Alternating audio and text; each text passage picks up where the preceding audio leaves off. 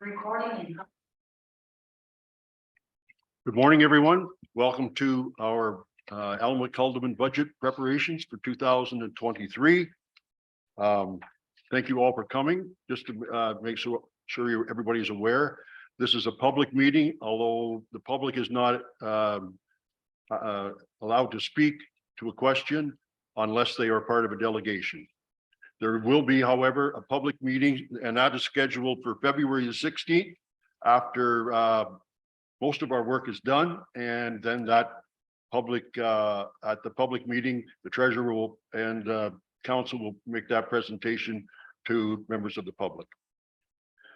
So I'll call the meeting to order at 9:36.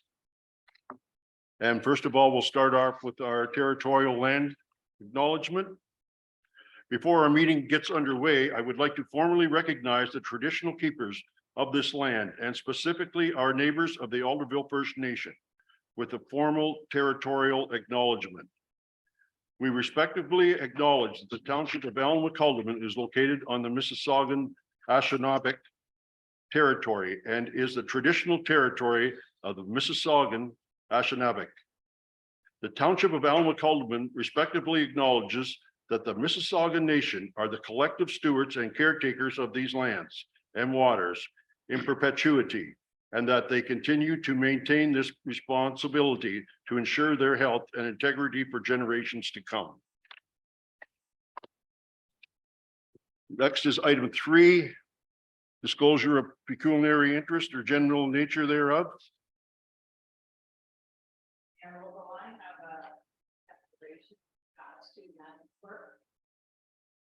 Let me start over again. Mayor Logal, I have a declaration to pass to Madam Clerk. It has to do with the presentation from Grafton Green Thumbs.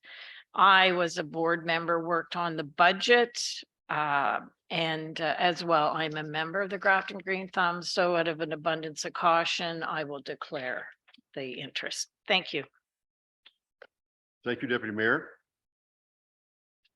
Any others? Seeing none, well, that'll be recorded. Moving on to 4, approval of the agenda as circulated. Be it resolved that the agenda for the budget session of Tuesday, January 31st, 2023 be approved as circulated. Got a mover and a seconder? Moved by Deputy Mayor Stober, seconded by Councillor Ainsworth. All in favor? Motion is carried. Before we start, I just want to make a couple quick comments. This can take a long time to go through a budget. So I'm going to ask council members to ask specific questions regarding the budget and try not to get carried on to other subjects that might seem to be relative, but they're not actually part of the budget. That's for other meetings. I mean, I'm not going to stop you from asking questions because that's what we're here for, but try not to divvy off way off the subject. And if you do get way off and I feel you're too far off, then I'll ask you to stop. Okay. And I know I'm not sure who all the delegations are, but I think Nicole, you know who's here to present the delegation, so you'll let them know when they're to speak. Thank you. You have the floor, my dear. Good morning, everyone. So I'm sure everybody would like to know why I'm here.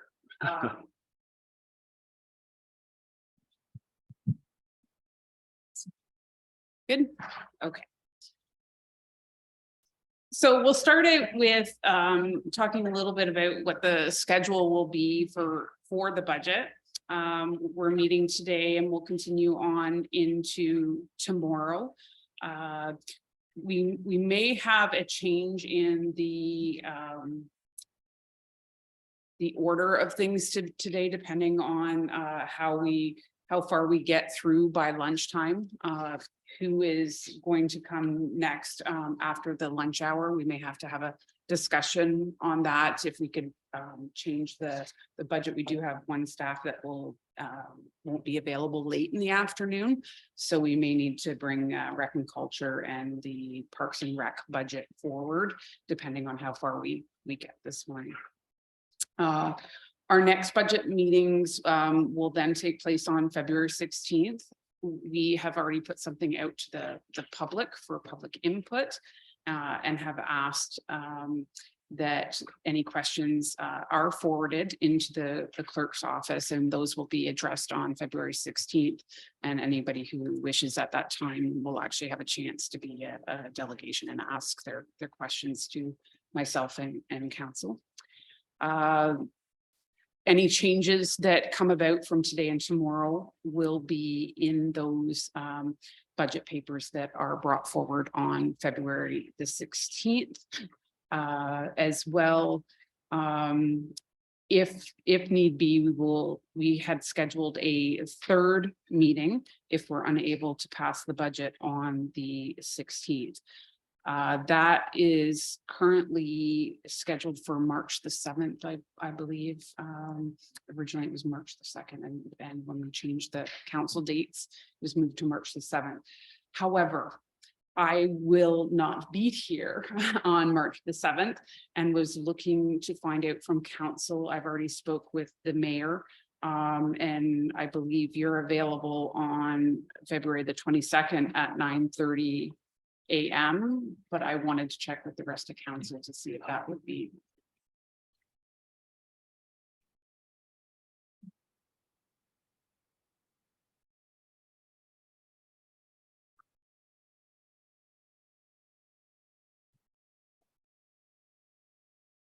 That's a Wednesday, I believe, February 22nd. Yes, it's Wednesday. I'm available all morning.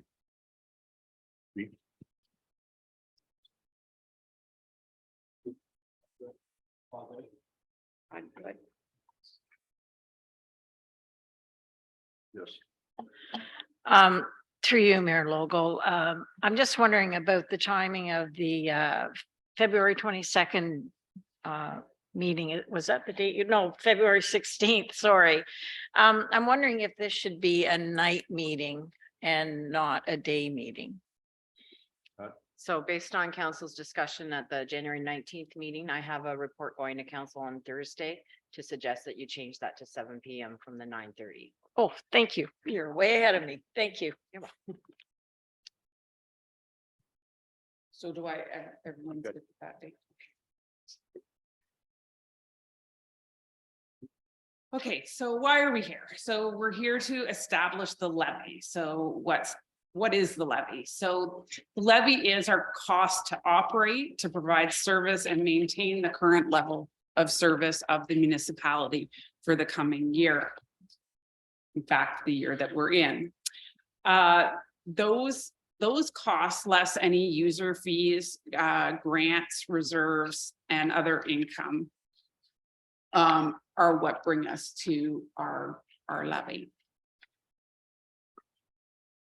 But what is the amount the taxpayer ends up paying? And what some people misunderstand is that they think that when we say we're having a 5% levy increase, that automatically equates to a 5% increase in their taxes. And that is not the case, because our assessment role is always changing.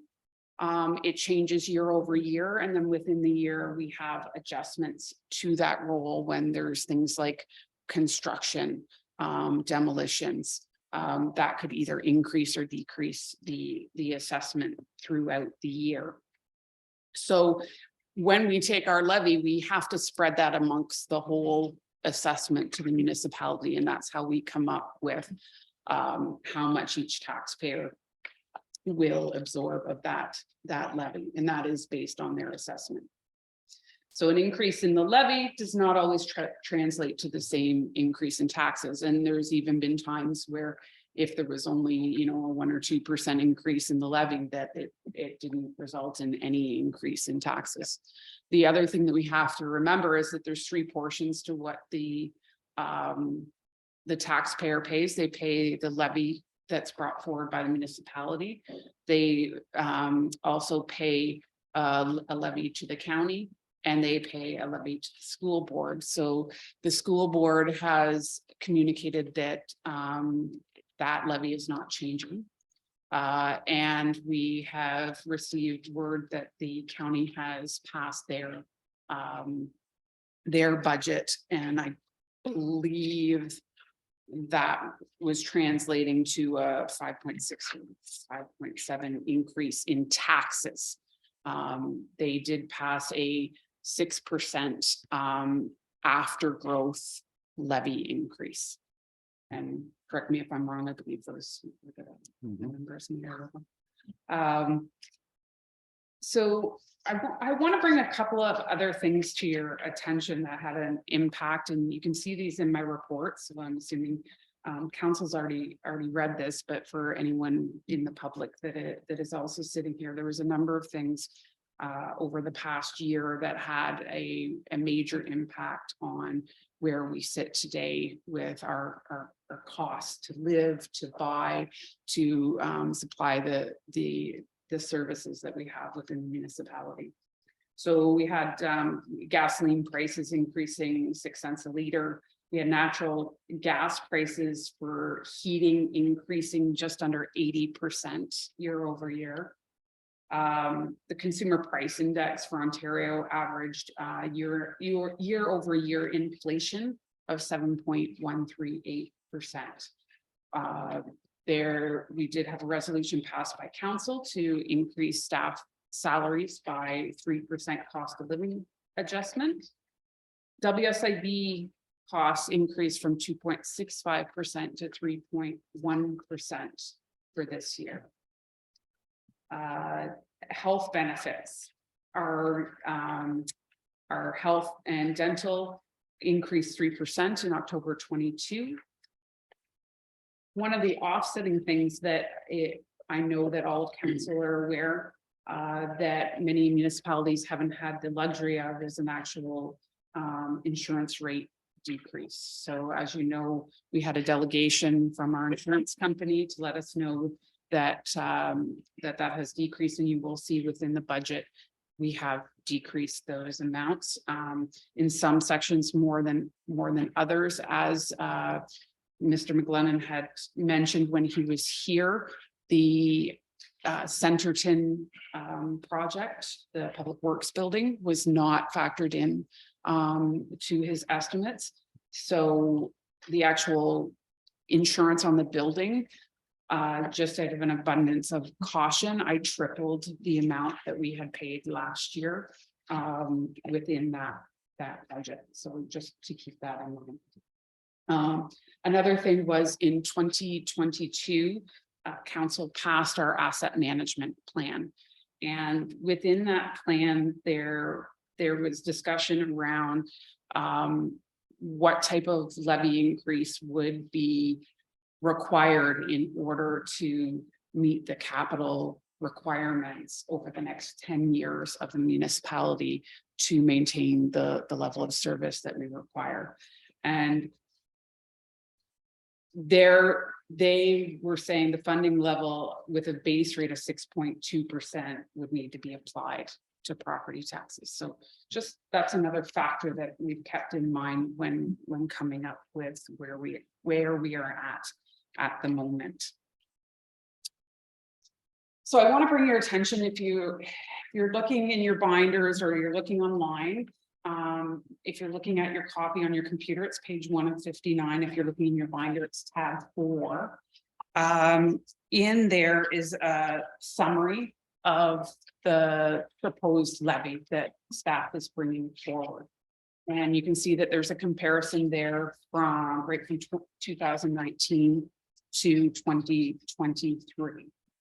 So the proposed after growth increase is 6.16% or 6.2%, 6.2%, and a 7.7 before growth.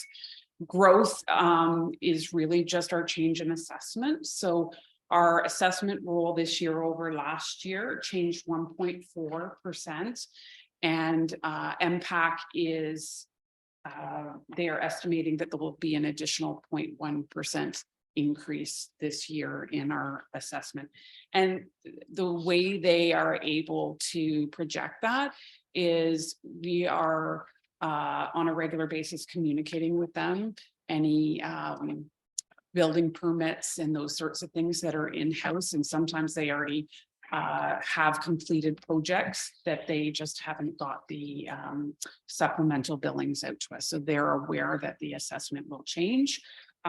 It just isn't reflected in the last rule that they released to us in November of this past year. So that's the overview. Also in tab 4, or in your electronic package, you'll see an issue paper listing. And that listing is really a summary of any of the major capital items or major items that are outside of normal operating that staff are bringing forward to council for a resolution when we're done. And after discussion at our planning meeting, I would propose that we will discuss each of these as we go through each department. But at the end of day 2, we would go through each of these individually and ask council to give us some sort of resolution, whether they would like to go forward or not, or whether they would like to change any of the recommended funding sources. So on this list, you will see that we are letting you know what we are recommending, whether these items be funded from the levy or funded from our current reserves. This morning, when you came in, you would have found a listing on your desk, and that is a list of our current reserves that the municipality holds. It is a draft. It's not audited. It's not the final, but I did spend a fair amount of time on it in the last couple of days, trying to make sure it's as up to date as possible. So it gives you an idea of what we actually have in reserves.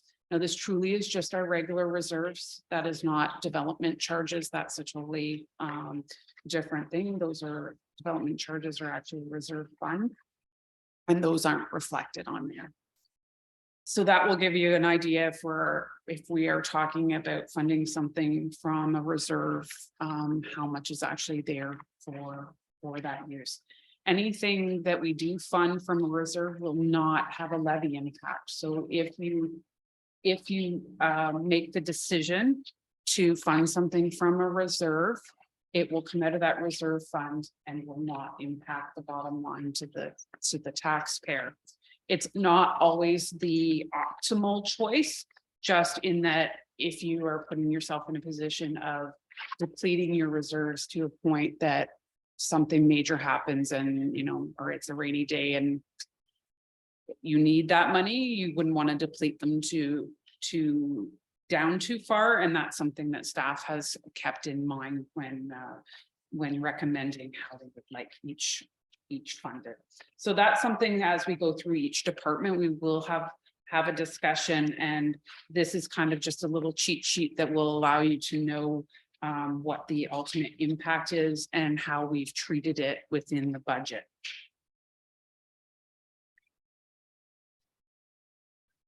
So the process for today, I've already talked that we will discuss the issue papers for each department. I will also be doing just a bit of an overview for each department, letting you know what some of the major changes are. I will be letting you know for each department what the overall impact year over year in the increase in budget will be on the levy. So that will give you a dollar idea as well as a percentage. And then I will be asking each department head as we go through if they would like to add anything, provide any further comments on their issue papers, and then we'll open it up for each department to council to ask questions. So that being said, that's truly my my summary. Before I go on to the donations and commitments section, that's where we're going to start today. We have a few delegations and we have a few that are just here in case council has any questions. There are 5 in total. Does the council have any questions thus far before we proceed? Just one quick question. Was there anyone that filled out the application that we've already turned down, or is this the list of everybody that applied? So through you, Mayor Logal, this is everyone that has applied. We Thank did you. not receive any further applications. you. Mayor Lobo. Yes.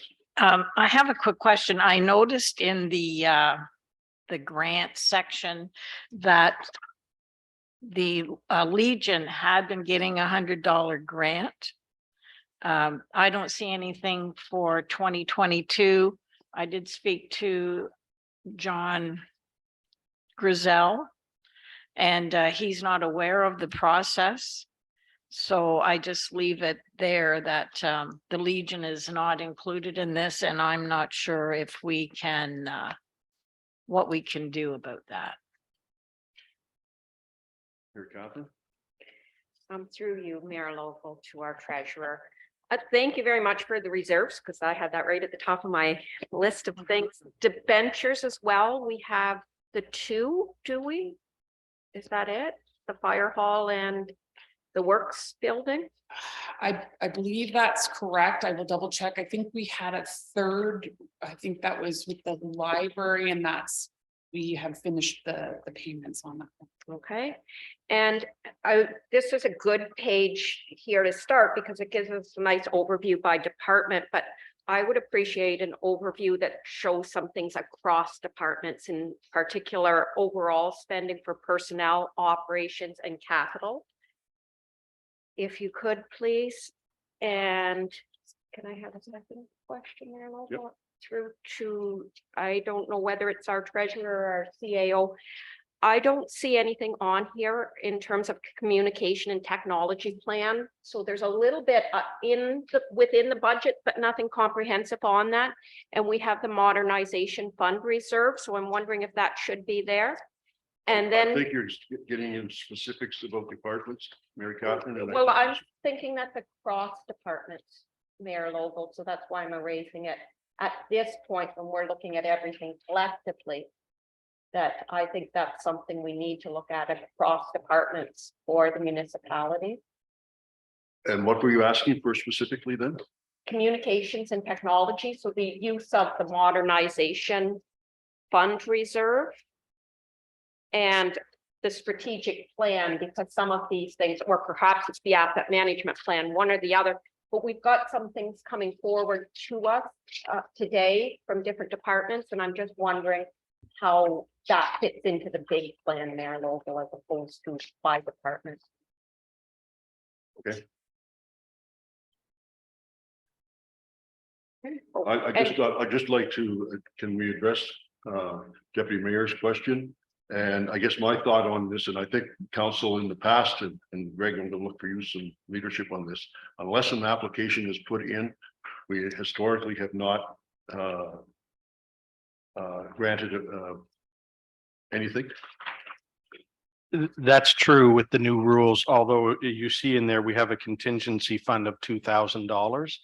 So that if the Legion, as you say, Deputy Mayor didn't know about the process, then they could come to council, make a presentation, and then we have up to $2,000 that we could give to the Legion, or that also was in there if any new community groups form during the year. So just to keep track of it. So there is money there. I believe the treasurer in the past, and don't quote me, sent a letter to all the groups saying that this was the new procedure, but it's possible that maybe the Legion didn't have it because there's some groups on here have not applied for years, right? But there is a contingency fund. Okay. I guess I thought that was more for Santa Claus parades, but maybe that's someplace else. Well, I think we put it in there because in past councils, groups would come to us and ask for donations, and council was just handing them out, and there had to be some kind of, okay, listen, you know, it's got to come from somebody's budget.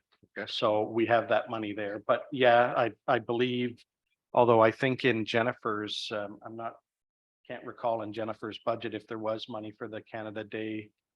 We'd have to look at it, but there's $2,000 there, and we're talking $100 for the Grafton Legion, which is nothing, right? Okay. So what are you going to do? I will get a copy of the letter and send it to them, or through you, Mayor Logo. Is this something you send out, Nicole? Through you, Mayor Local. There is something that's sent out. I believe when I sent it out this year, it went out to anyone that we had sent anything that we had given any donations or commitments to in the past year. So I don't recall sending one to the Legion. I They would didn't have to get double check that. I believe we have the process posted on the website, so it can be downloaded, but we did also send a mailed out copy to anyone who had been given a contribution in the past year. So everything is downloadable, I believe, on the website. And I think we had I want to say the deadline was like the 1st of October or something like that. We were a little bit later getting them out this year, so we actually gave an extension on those coming in. I just note through you, Mayor Logal, that they had got $100 a year. 2022, they didn't get anything. And this is towards the Poppy Fund. So it's for a specific fund, so. What Which- is our policy called? Do we have a policy in this? Yeah, so as Councillor Booth indicated, if the grant applications weren't in. However, there is that contingency fund when somebody misses the deadline. It's up to council whether or not they want to allow it. Okay. And it would come from the treasurer if you want something sent to the Legion. Okay, thank you. I'll get you the information. Thank you.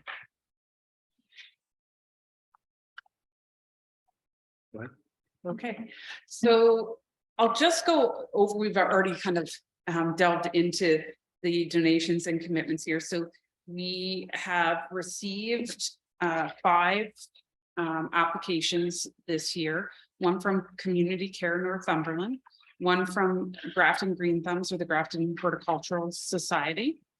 There's one from Cornerstone Family Violence Center, and one from Roseneath Agricultural Society and Fairground Board, and then the regular commitment to the physician recruitment plan through Northumberland Hills Hospital.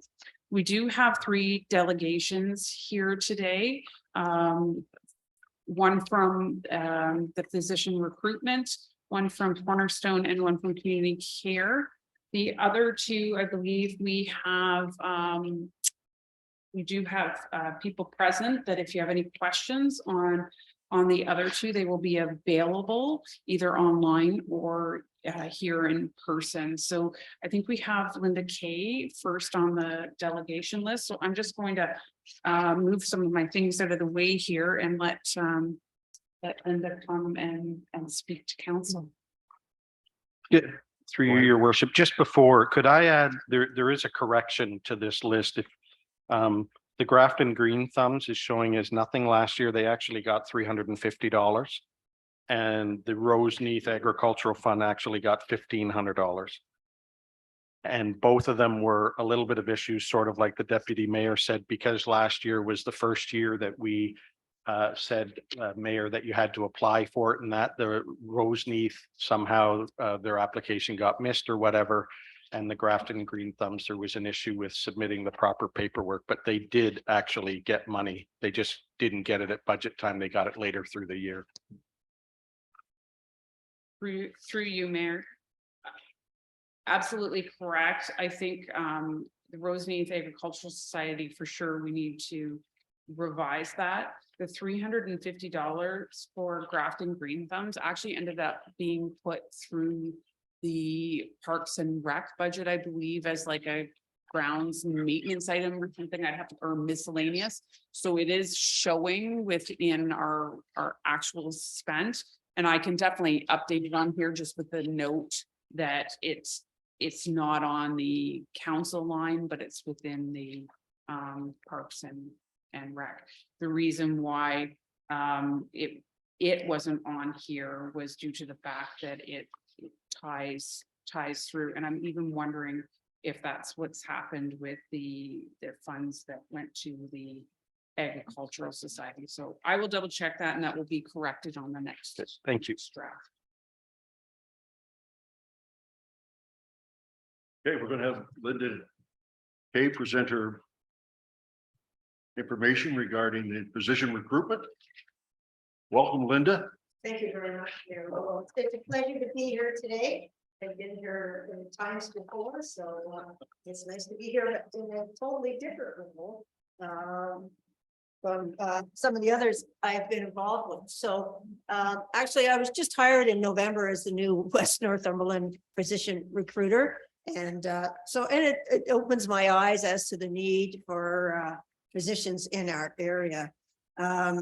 I've given you a copy of my presentation, so you have one. The committee has been 100% funded, been a funding partnership between the 5 municipalities, the municipality of Port Hope, the town of Coburg, the township of Alderman, Hamilton Township, and Grammy Township. Looking back on sort of the history of the committee, it was actually set up in 2001. And it was really established through, it was an ad hoc committee with members of the Chamber of Commerce, but also municipal representation. And from the start, they've had a part-time recruiter. The committee has been instrumental in recruiting about 25 doctors over the last almost 20 years or more.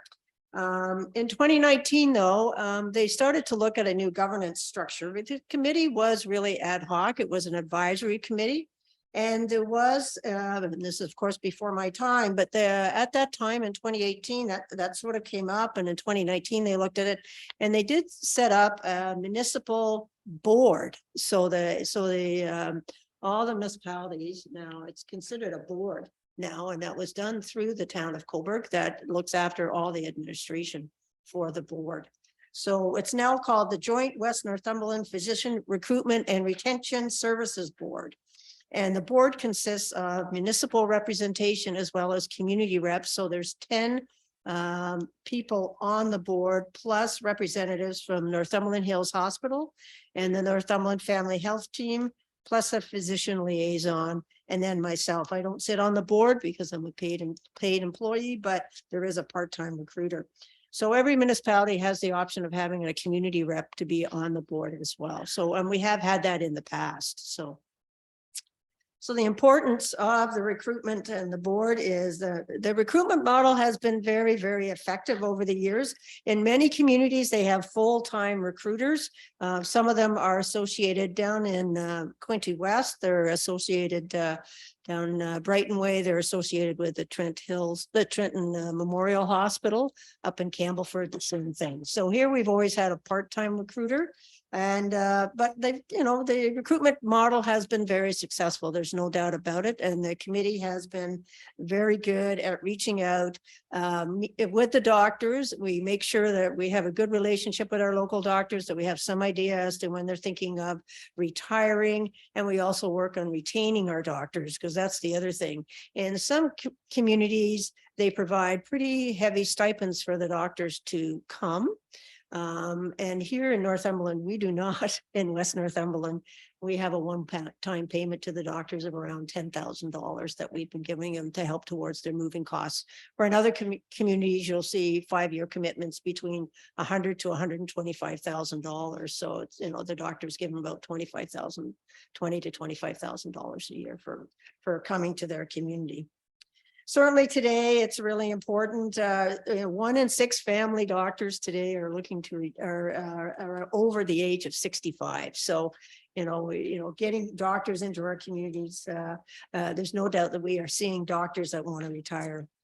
So the role of the board really is to meet the primary healthcare needs of the residents of West Northumberland.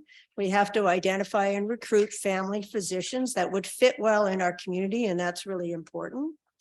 We certainly work on retaining the doctors that we have, and we work with the docs that are considering retiring on succession plans with them. And we also hope that they give us at least a year's notice before they decide to retire, because it can take up to 2 years to recruit another physician.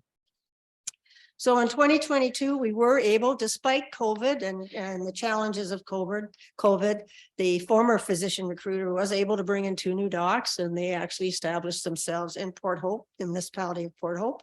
They actually took over a retiring doctor's practice. Dr. Durante retired, and Dr. Ali and Dr. Awan came in. What was nice about them coming in was they also reduced our Healthcare Connect waiting list to 0 because they took on new patients as well as taking over Dr. Durante's patients. Healthcare Connect, I'm sure, has now gone up to about 500 or 600 people that are waiting for a doctor again. The other issue we have is, of course, there's lots of people that live here that have moved here, have retained their doctors in Oshawa, Toronto, Peterborough, down Quinte West Way, because right now we don't have any doctors taking on new patients. So our challenges right now is the retirement of family physicians. We're anticipating we could have up to 6 doctors retire over the next 2 years within the West Northumberland area, partly due to COVID. Doctors that were thinking of retiring actually didn't retire during COVID, but now they're starting to make plans to retire. 25% of our family docs are over the age of 60 and 15% are over the age of 65. So here, of course, we have a growing and aging population. And the grads today also have changing expectations when they come into the community. They really want to be part of a clinic. They really want to be part of a family health team. They don't really want to be a standalone fee-for-service doctor. And reason being is there's a lot of supports that come with being part of a family health team, being part of a clinic. So it's really important. But one of the things we lack right now for recruiting of doctors is a lack of office space within existing doctors' offices and clinics. So in the last doctor agreement, I believe that was made with the province of Ontario, the doctors can now add to their FOs. So the FOs are a group of doctors. And initially, you know, we've been replacing doctors as they retire. But one of the things we need to do is be able to bring in new doctors to take on patients and people who are living here who are orphan patients and new patients. And the doctors haven't been able to do that. They've been able to bring in another doc when a doctor retires, but they couldn't add any additional doctors to their FOs. And they didn't have room to do that. So now they can, but we still having a bit of lack of office space for clinics. So I'm here today just to talk about our funding request. Actually, the budget for the physician recruitment hasn't increased. I think in the last 10 years, they've always brought you 4 years worth of budgets. This year, we're bringing one for 2023 alone because we have to sit down and because we have a whole new committee too. That's the other thing. The first committee meeting will happen February 8th and pretty much everybody's going to be new to that committee. So we're starting from scratch, but we're requesting $6,100 from Alnwick-Haldimand. That's less than $1 per resident of Alnwick-Haldimand. And that has been the same for, as I said, for about 10 years. It hasn't moved.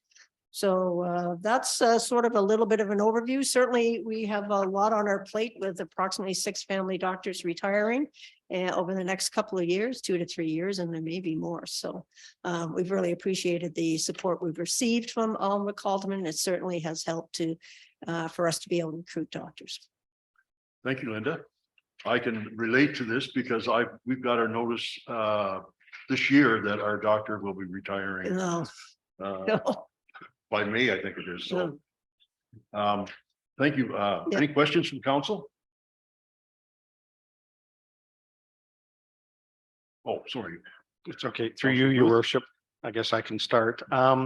Thank you very much, Linda, for the presentation you did. I guess I have a couple of questions and I'm sort of torn at this request and I have been for years. My belief is that hospitals and funding and stuff like that is a provincial responsibility. And I'm looking that over the last 10 years, we've given the hospital recruitment $64,000, which is a lot of money. And in my going around knocking on doors and that, people were talking about lack of doctors and that out of that money that we've paid, I guess I could ask you a question, in the 10 years, are there any doctors in A&H? Not that I know of. In Alnwick-Haldimand? Yes.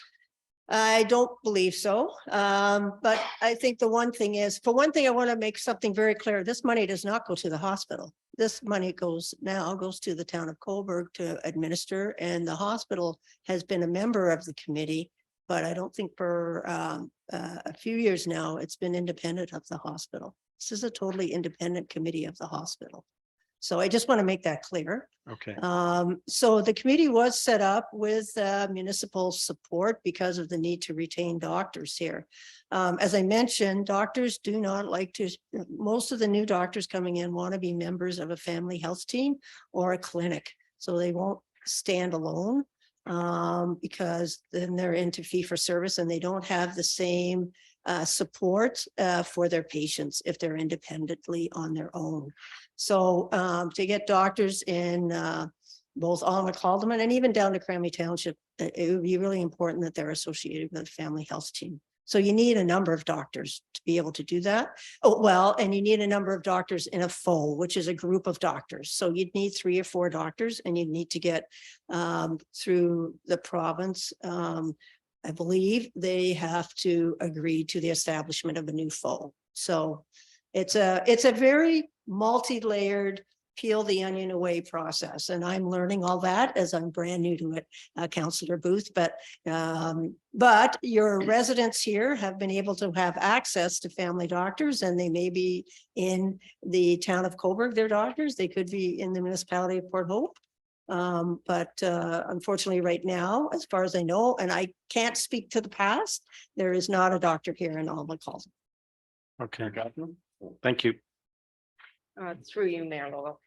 So I am the representative Right. for our council, and we did have some extensive discussions. And so what came out of that is we want to look at the possibilities of more creative. And when you're talking about family health teams, not just the doctor, but the full health team, looking at nurse practitioners, you're mentioning some things that I see as potential. We have space here.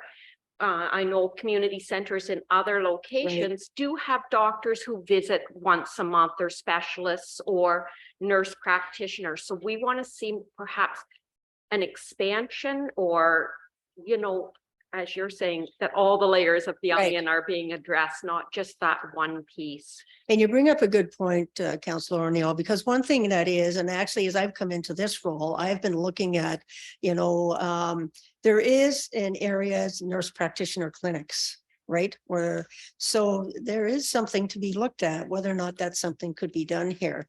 And so down in Colburn, they now have the outreach center down in Colburn, and they have nurse practitioners going in there down in Colburn, and that was done through the Ontario Health Team Northumberland. So certainly that's something to be looked at, and something I have already had some discussions with the Ontario Health Team about here in Northumberland as to one of the things from their strategic plan was to look at primary care and how, what is the access of primary care here throughout Northumberland County. And certainly nurse practitioner clinics is one option. So, and that's one thing the committee will have to look at. And as you come on board, the committee is to bring that up at the committee, because I think in some areas, the physician recruitment does look at recruiting nurse practitioners. So, I mean, I think you're right. We are going to have to look at some creative ways to look at primary health care. Thank you. Any other? Go ahead, Deputy Mayor. Through you, Mayor Logal. Thank you for your presentation. It has answered some questions. I do see that I'd be happy to see your you look at different avenues as well. As I guess an easy way of saying it is how to stretch the doctors, because I know of one clinic where there's like 4 nurse practitioners and 1 doctor. So maybe the model that you're looking at is not going to be good moving forward. You're going to have to try to come up with ideas on how to utilize the doctors more. Deputy Mayor Storer, I have heard of that, that a doctor can oversee nurse practitioners who end up having their own patients. So that is another model that's out there. So these are all things that will have to come to the committee and we'll have to discuss. And certainly things are changing, as you know, from the province of Ontario and their recent announcements for provision of healthcare through private clinics and accreditation of nurses and such. So things are changing. So I agree with you that this is all going to have to be looked at. I mean, we have to look at also bringing in doctors to replace doctors, but we also have to look at what else can we do. I totally will agree with you on that. Thank you. Well, knowing Linda, She's very aggressive at coming at things in different ways, and I'm sure your group is going to be well led by if you're taking control. Well, myself and we have a great board of municipal representatives and community reps. So, and it's really important you're heard at that table and that we're looking at solutions. Thank you for your presentation. Thank you very much, Mayor Logan. Thank you very much.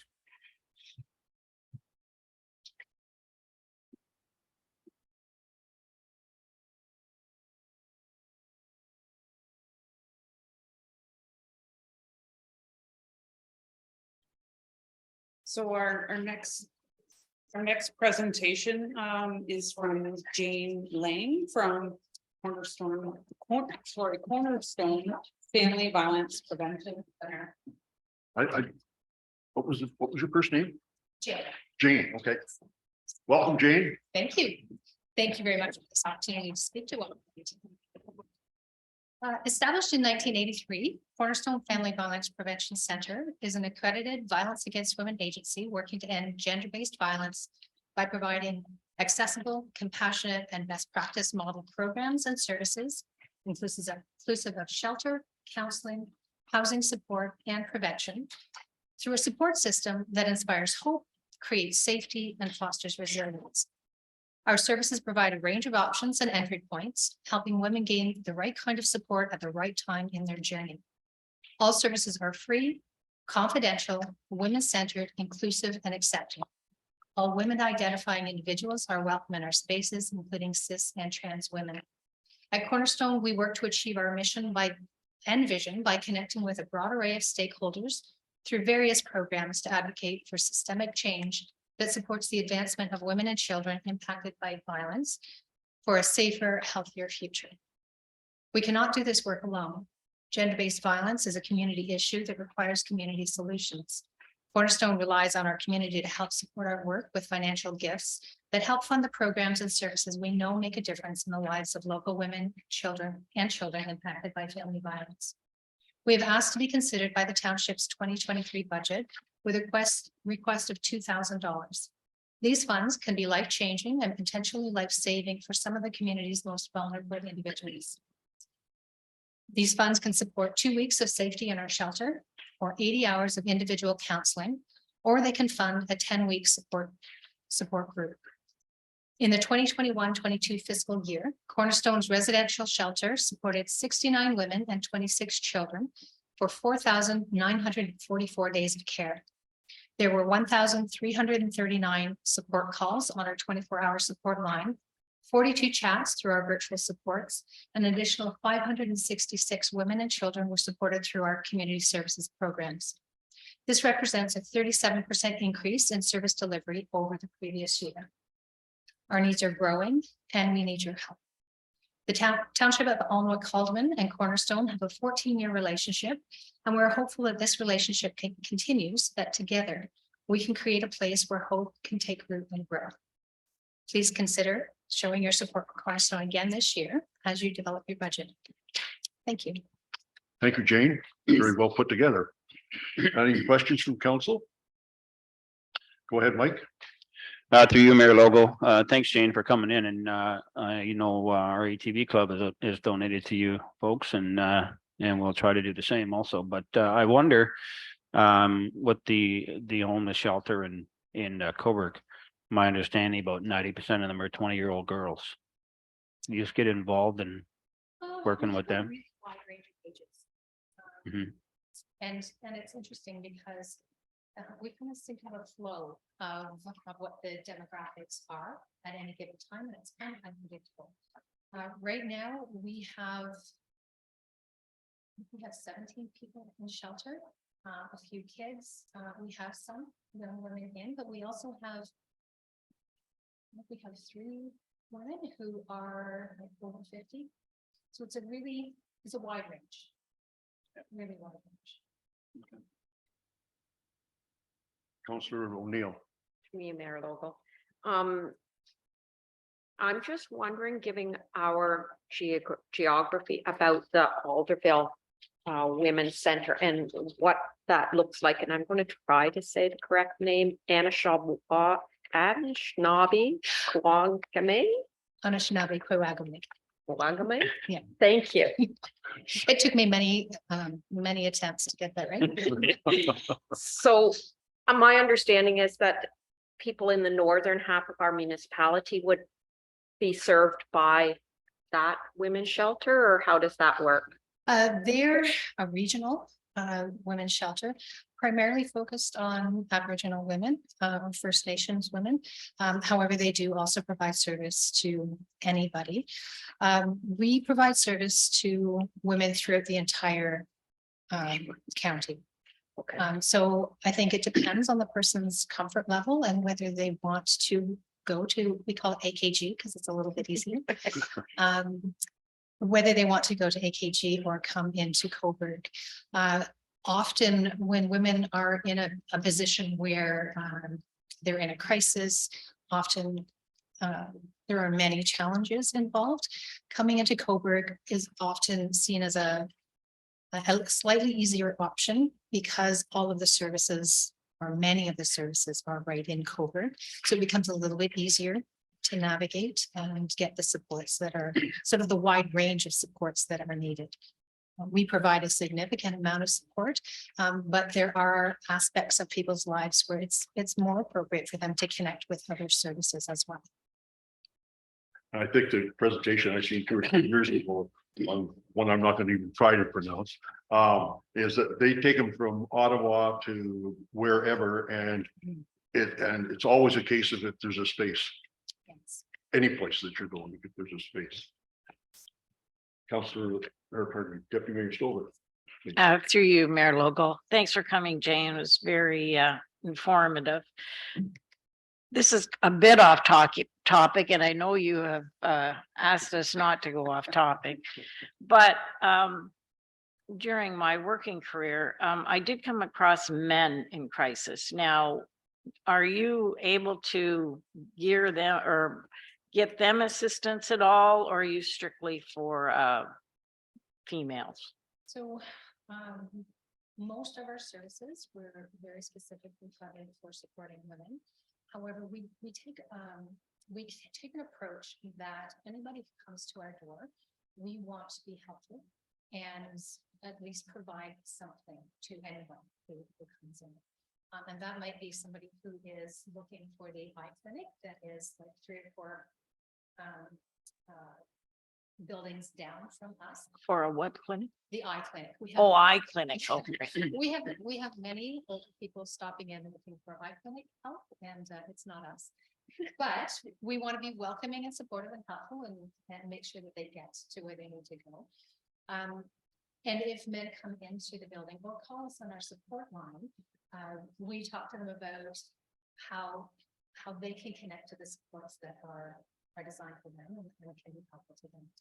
We also have a family support program, and that program is designed for anybody, whether it's male or female, who has been a victim of domestic violence. So we are able to provide support to them to do that. Sure. Through you, Mayor Lobo, it might be helpful too to put that in your presentation that you are assisting the males, the gentlemen, or what that need assistance as well. But I do understand the importance of Cornerstone. Mike, go ahead. Through you, Mayor Logo, just one more question. We have a Falcon Crest out on Burns Road South. Do you have anything to do with them? Because they're like right in our municipality. Not a lot. No. Could you reach out to them? We could, but for what do you? Just for support, just in, I mean, it'd be nice to see some of our funds going to something local also. Right? So Just a often, thought. If other services are looking for information or supports or presentations or learning opportunities, we absolutely always respond and we would reach out and do that. So if you have a connection with anybody there and they're wanting they wanted to connect and receive those kind of supports. We would have to do that. There have been many times when I've gone. Okay. There's another agency that is local as well. And I've gone to speak over the years a few times just about workplace violence and sort of the impact of family violence and gender-based violence in the workplace. And yeah, so we do that sort of thing. Okay, thank you. Okay, Okay. thank you, Jane. Thank We'll you very consider. much. Thank you.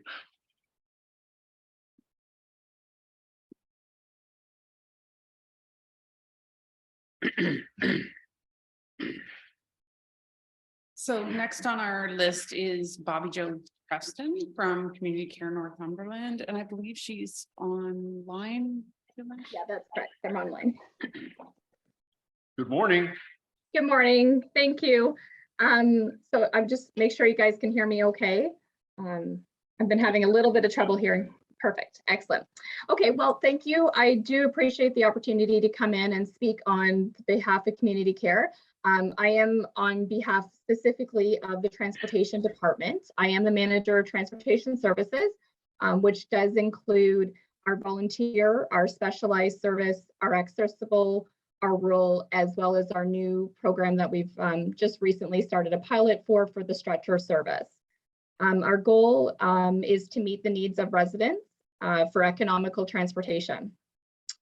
With the rural area, it is often very difficult as well as very expensive for many people to be able to obtain transportation to the local areas for different services. On a regular basis, we run 4 days a week in the local area, taking clients into Cobourg or surrounding areas for training, work, medical appointments, and shopping. In the rural transportation, in the rural areas, transportation is at a downfall. There's not very many cab services in our local area, and this often can be very limiting for our clients. We often get a lot of last-minute phone calls where a client has been unable to obtain a cab in the area, or just for cost-effective wise, they cannot afford to obtain a cab for the cost to go into Cobourg. So what we've recently been doing during COVID, it was a little bit more off a schedule. It was more on demand based on the needs of the client directly. We do offer our service 4 days a week, Monday, Tuesday, Thursday, and Friday. We do also offer Wednesdays if there is a need for a medical appointment or if somebody is obtaining services or work related. Often these do mean that the client goes in the morning and comes back at the end of the day, and the service only costs them $5 each direction. So a total round trip of $10. Whereas a local cab can cost upwards of $35 to $51 as prices that were often given just for a one-way location.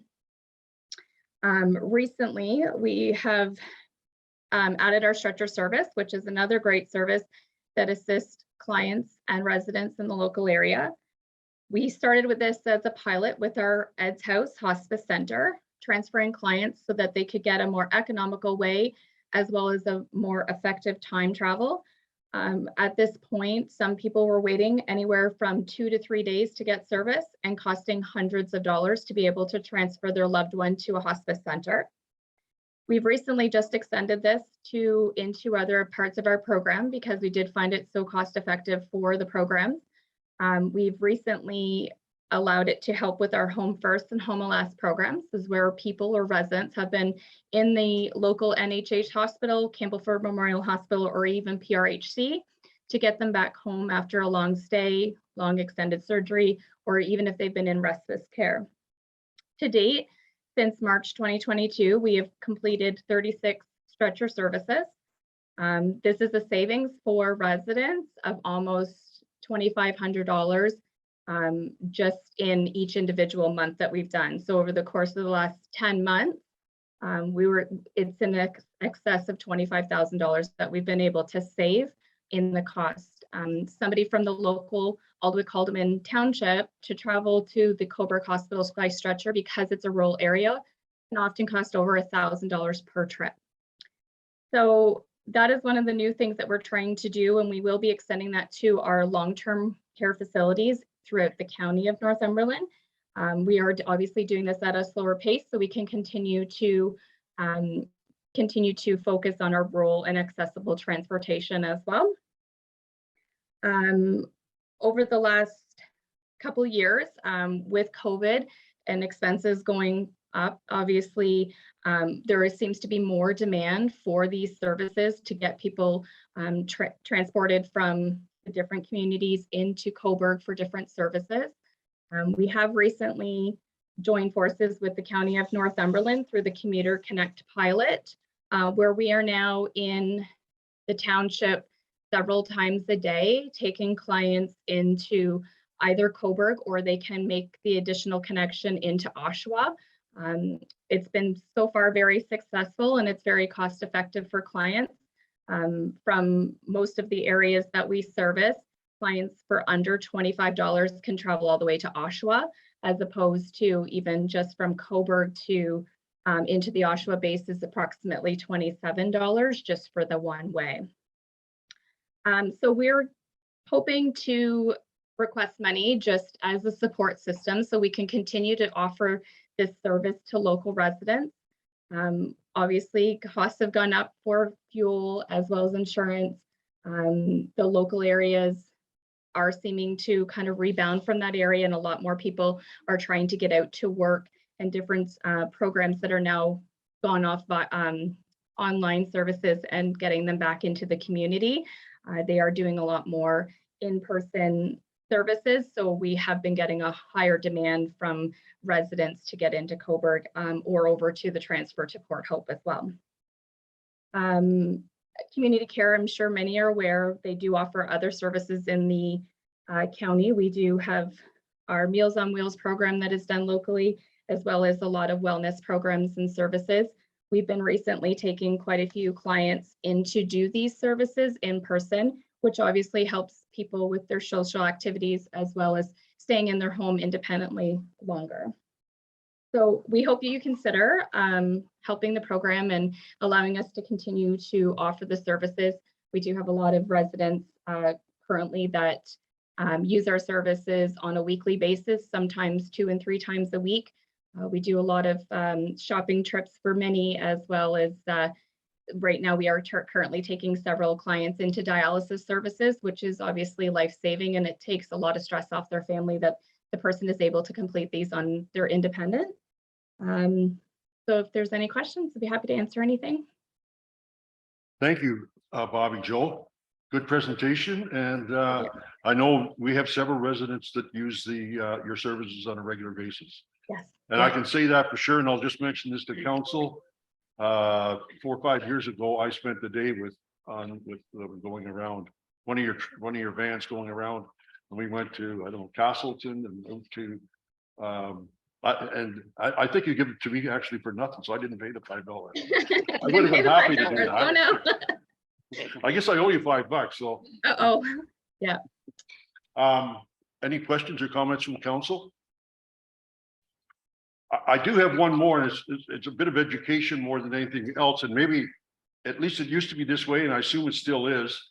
The community care gets a grant from the province of about, I'm going to say it's $25,000 or $30,000, and that goes directly to you, but it's a contribution from our township and Crammy, but Crammy gets the credit for it. I don't know just why that is, but it's, I believe it's a gas tax, but I'm not 100% sure. Yeah.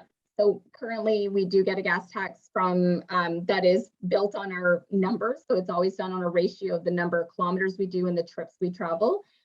So obviously the more we can promote our trips, the better that becomes for, the service and rendering funds. And so in the last couple of years, I've been here for 3 years. I became the manager just as the pandemic hit.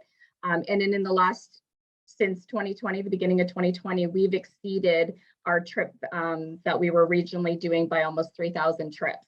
So we are certainly adding to that. And with this new Commuter Connect as well, we're reaching different parts of the county, different parts of Aldwick-Haldeman even, that certainly help our numbers. We work with the shelter, bringing clients in as well, out of Roseneath, as well as, you know, into work programs, and all those count towards it. So that certainly does help with the funding. Part of that is that, you know, when we get money from the municipalities, that offsets that additional cost, and it allows them to show that it's sustainable. So that allows us to stay in that gas tax program. Thank you. That's a good explanation. Thanks. Councillor or Deputy Mayor Silver.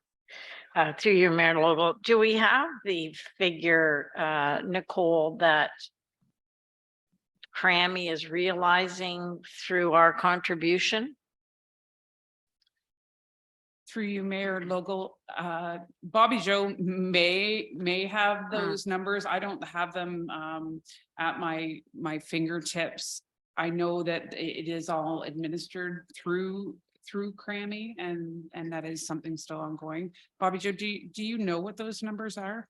So in 2021, there was an awarding of 56,700 and change. In 2022, with the increase in our ridership, we were 80,400 and something. And those are based on ridership, right? The mileage that we put through. So then there's a direct reflection of cost as well. But I mean, at the end of the day, that's where that's contributed through. I do believe your municipality also gets back money by being part of that agreement. I do believe that there has been a changeover from who was the treasurer at Crammy. So there has been a little bit more delay in it for this past year, but there hasn't been the finalization. So that has just been done. But yeah, I mean, again, it is very significant, and that certainly offsets the cost of, you know, employment and salaries and stuff like that as well. So. Go ahead. Through you, Mayor Logal. So that money that Crammy is getting through I think us. we should clarify that. Crammy's not getting the. Oh, no, pardon me. That we are giving to Crammy so they can put for the program. Where does this, is this in the grants section? Is that where that? But it's not money that you give to their. Oh, I understand that. Yeah, so what it is that your participation in the having transit allows for them to apply for the gas tax funding. So by having that participation, so if you were to, so right now it's Crammy and all of the Aldwick-Haldeman and Western. So all three kind of get looped in together for the numbers. And by participating in it, so by giving something towards the program, sustaining the program, that's what allows you to be in that program. So based on that, that's what allows your municipality, so your roads department and stuff would get a gas tax as well. Thank you. Any further questions? Go ahead. Just for you, Mayor Logal. Bobby Joe, I wonder, I don't see on here, and I wonder if it could be something, because I think what we can do for our elders is very good, but like computer scans and social media scans and banking and stuff for them, because of they're probably not that skill level for that. And I know it's an issue. Sorry, I know it's an issue for them. Yes. If there's something, we have been talking about that as the managers.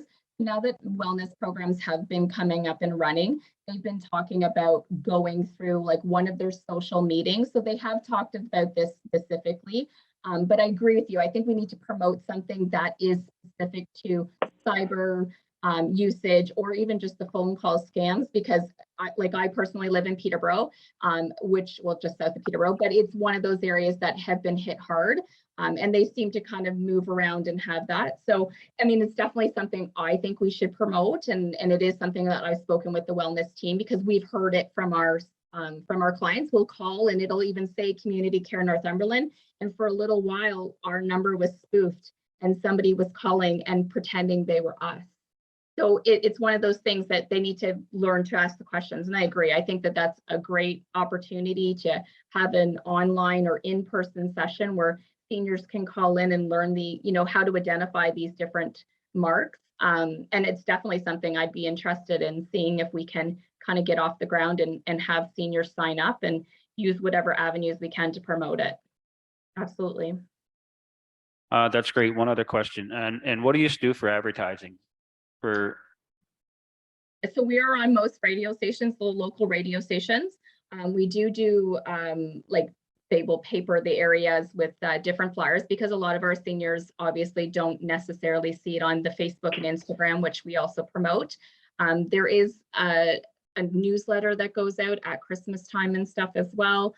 We take every resident, whether they're using services or not, and try to promote the different services that are available to them, because oftentimes people will be very surprised that there's a rural transportation or very surprised that they can get meals delivered.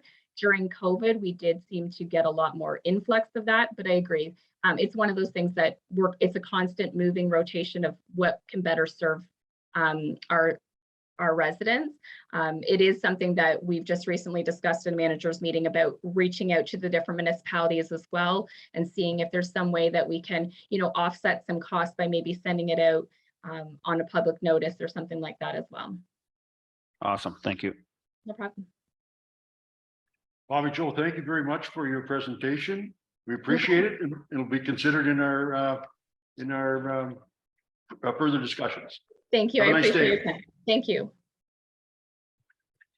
Okay, so we also had an application come in from the Grafton Horticultural Society or Grafton Green Thumbs for $1,000.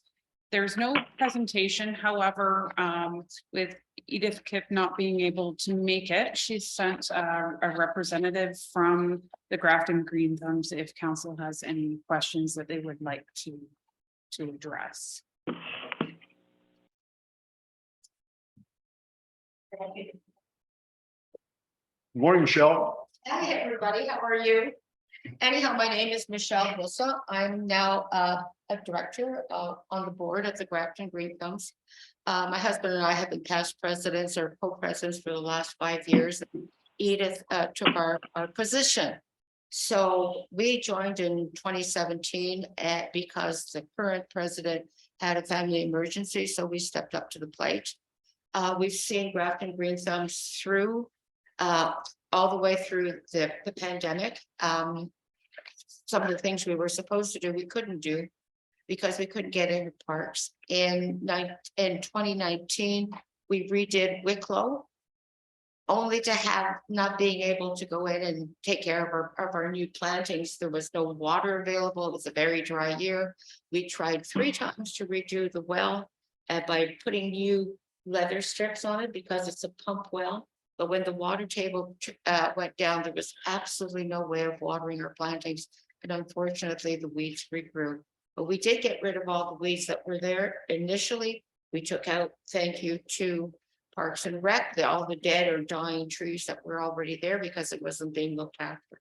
So this is some of the things that the Grafton Green Thumbs or the Grafton Horticultural Society, a local organization, a volunteer organization for the township. Anyhow, so our mandated through OMAFRA, as you may know, and we have $1,000 grant from OMAFRA. It's in our budget as well. Your $350 from last year. That, sorry about the, it wasn't in one thing or another, but it is in our expenses. Our expenses, I'll be very short about this as best as I could. Our income last year was $4,660.25, and our expenditures, our expense, what we did, and we will probably continue to do that. There's a $1,200 difference that came out of our own budget. Okay, so what's going on is that we meet all the criteria of interest. I'm going to make this short because you've got a long afternoon. Okay, project is Emil House this year, as well as redoing the Heritage Garden out front. Because it's really gone to waste. I've weeded it 3 times with Bed Silk last year, and Ralph's been there. And Olivia's been there for as much as she could. And it really needs a redo. And this takes time and effort. The effort is ourselves and the time is ourselves, but we do the best we can. Again, hopefully there'll be enough water that if we redo Emerald House and we redo the planting out here, that we will have some, Parks and Rec may be able to water it at some time, maybe once in a month, because we have no water available for any of the projects in this area at all. We did do once is we trucked the water down and ran a hose across the road here to water it 2 years ago, because it was so dry. Anyhow, so what do? Monthly speakers on horticultural education for the community. Our budget has increased because the speakers themselves are costing more. Where we could budget $100 for a speaker, now it's 150 to 200 or more. And every time it goes over a certain limit, our own board has to agree on, are we having this person or not? Can we turn down this cost? Can we apply it to some in another way? What workshop can we hold for how much? How much can people bring in of their own material for a workshop? How much will we have available for them so they can enjoy the workshop? Educational programs. The public school greenhouse is something that is open again this year. Also too, last year what we did is we went out there, there's 8 raised beds, and in those raised beds, they're all made differently. They were weeded right over, thank you to COVID. So we dug them all out, turned it over and replanted everything in carrots and beets and things like that. And all the produce from those raised beds went to the fair share. They went to the food bank. And we held a thing in front of the, one Saturday morning in front of the arena where we had donations. We had our own canned goods that we gave to them, as well as anything that we could grow that we could salvage and edible in a food bank as fresh fruit and vegetables. We certainly gave it to it freely. Also, we do donations. Anybody can come to our meetings once a month on second Tuesday. And all we ask anybody to come, and we enjoy, the more we have, the better it is for the speaker. And we ask for a donation, and that donation goes to the food banks. Okay. So care and maintenance of community gardens. What do we do? Haldeman Court, Town Hall, Emerald House, Wicklow Heritage Park, hopefully, as well as the Heritage Garden up front. We do all this, and it's all volunteer work. Average age, I would say, is 50 plus. But anyhow, we get out there, and yeah, we do wear sensible shoes. We're the lady with the sensible shoes, except for Ralph, he wears his sensible shoes too. That's my husband. He's in there, and anybody that we can get. My son has really helped out. He's part of our membership. He lives up north, and he will come down and give a hand as well, because it's heavy work and he's used to work. Even your former counselor, Jim Felt, can be recruited into doing heavy work because he's our neighbor up the road. Okay. We put in community planters in Grafton last year just to make the place look great. The planters, as well as the planting, cost $1,100 plus. Okay, we gladly gave our effort to put this in to make the place look good, because we like to see people come in, enjoy the shops that are down here, as well as anywhere else, and not just bypass this place altogether, because it is a little kernel of joy down here, and not enough people know about this area. Okay, we put in a new bench at the post office. This cost over $800 because the bench was falling apart, and it was a detriment to the community because they had nowhere to shift their mail or sit down or whatever, or park their stroller, let alone their dog. In the between time, we went to Taylor's and finally agreed, and they finally delivered. But once they delivered and we paid over the $800, we had to find some way to secure the bench so it wouldn't walk away. So that was Ralph and Bev and a few others. Secure the bench, so it never walks away. It's there for everyone, not just for people. Okay, so, and our biggest one for coming up is to fix Emil House. Emil House needs brand new plantings. They're exhausted. Same as part of the plantings over here across the street.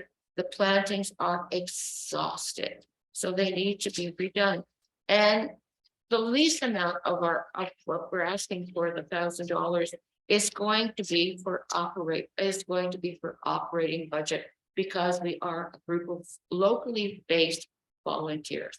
Our programs, as I outlined, as well as projects that I've outlined. So I'm open to any questions anybody may have. Like I said, short and sweet. Michelle, thank you very much. You're And more than welcome. you were asking me this morning if I'm a member of your club, and I used to be, and Yes. I got away from it. But Joan can't say too much because she's part of or was part of the board, but I can say it's a great group, and I should be getting back to it, and I probably will, because it's a very good group. They're very hardworking and they care about it. They So- do, they do, and our board meeting now is on Zoom every month, so we stay current to what's going on. And I would like to say one more thing, and then I'll pass it around to the idea of putting the pots and the flowers in, that was, the idea was good, but the results, it just made the village look so much nicer. So I really personally want to thank you for all of that hard work. You're very welcome. Mary Catherine?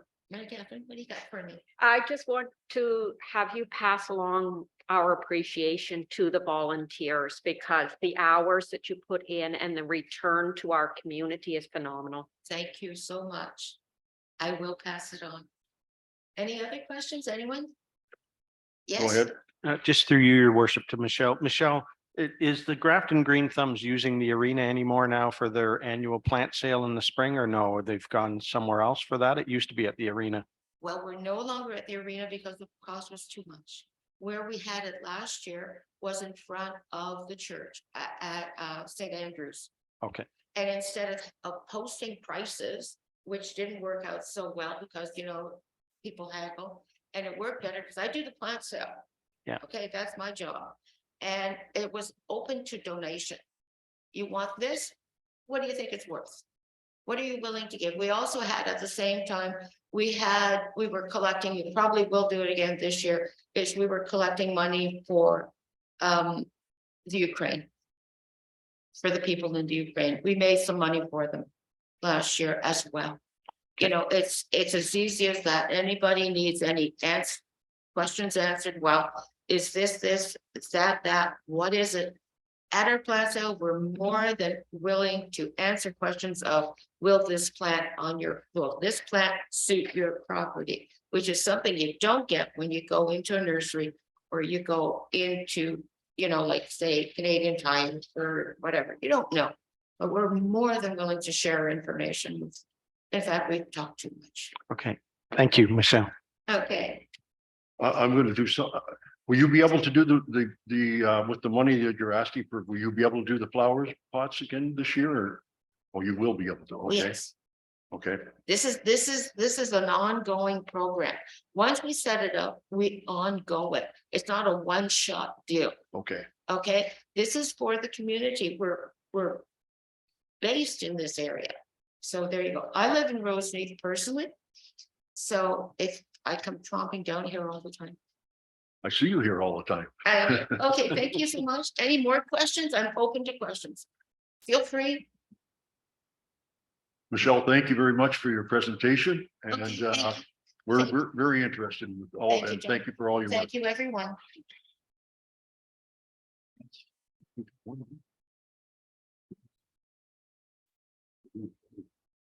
So the last donation or commitment request was from the Roseneath Agricultural Society. Yolanda, do we have someone online to answer questions? Oh, okay, Shelley Newton is on the line. Do council have any questions? Good morning, Shelley. Good morning, Mayor Logel. How are you? I'm fine, thank you. Nice to hear your voice. Do you want to kick anything off or are you just there to answer questions? The only thing I would like to do is correct Counselor Booth. He made the comment that we received 1,500 last year. In fact, we only received 1,000 in April 28 of 2022. Other than that, Barb has the form filled out and I'm open to questions. Okay. I stand corrected. Thank you. Questions? You're from- welcome. Any questions or comments from council? Mayor Catherine? Just a comment that this is the largest event in our township, and so congratulations to the Fair Board on running it. It certainly builds the connections within our community. It builds on our understanding of the farm community. And the rest of council may not be aware, but when they had their AGM, they were able to have a board of 24 people in place, and some of them young people, which is fantastic, and 8 backup members. So certainly it's good on the Fair Board for getting people involved in the community. I didn't know that. Here. That's really good to hear that they have that many people in wanting to get involved.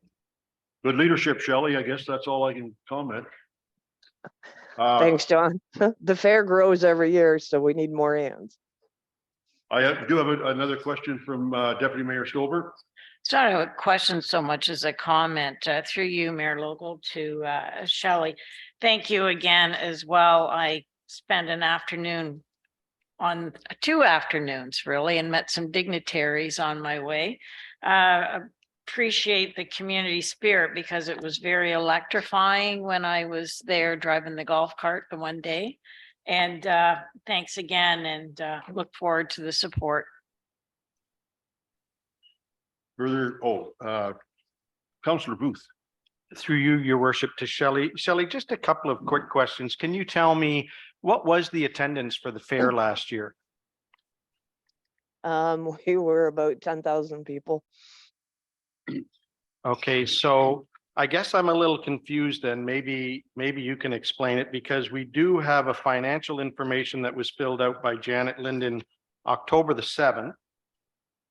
Telling us about how much money in that is in the bank account, which they said was 50,500. But we have the summary that was, I guess, at your AGM meeting that shows that you actually have 115,442. I'm confused. Which one's correct then? Just a second, I'm flipping papers here. Okay, so the 50,500 was filled out. That would have been prior to the fair being included, because the form was filled out as noted at the top, October the 7th. So the fair proceeds would not have been processed when they filled out this paperwork for this application. Okay, and I guess just one more question. You said how many did the fair have in the admissions? You said it was 10,000? That's 10,000 people. Yeah, so my basic math is 10,000 people times $10 is 100,000. And you're showing is 56,000 as your admission. So is that's roughly missing 4,000 people for admission. Is there a, is That would be the children that are free. We would Okay. include 10,000 people would be the total number of bodies. Not everybody pays admission. Children are free. Okay, thank you. You're welcome. Go ahead, Mayor Catherine. Just add to that comment, also presenters, like when your 4-H members are showing calves, those kinds of things, those people aren't necessarily paying the $10 to come in. But a question through you, Mayor Local, to Shelley. Some of the, if you could just give us an idea of some of the other activities outside of the fair that go on through the Fair Board, please.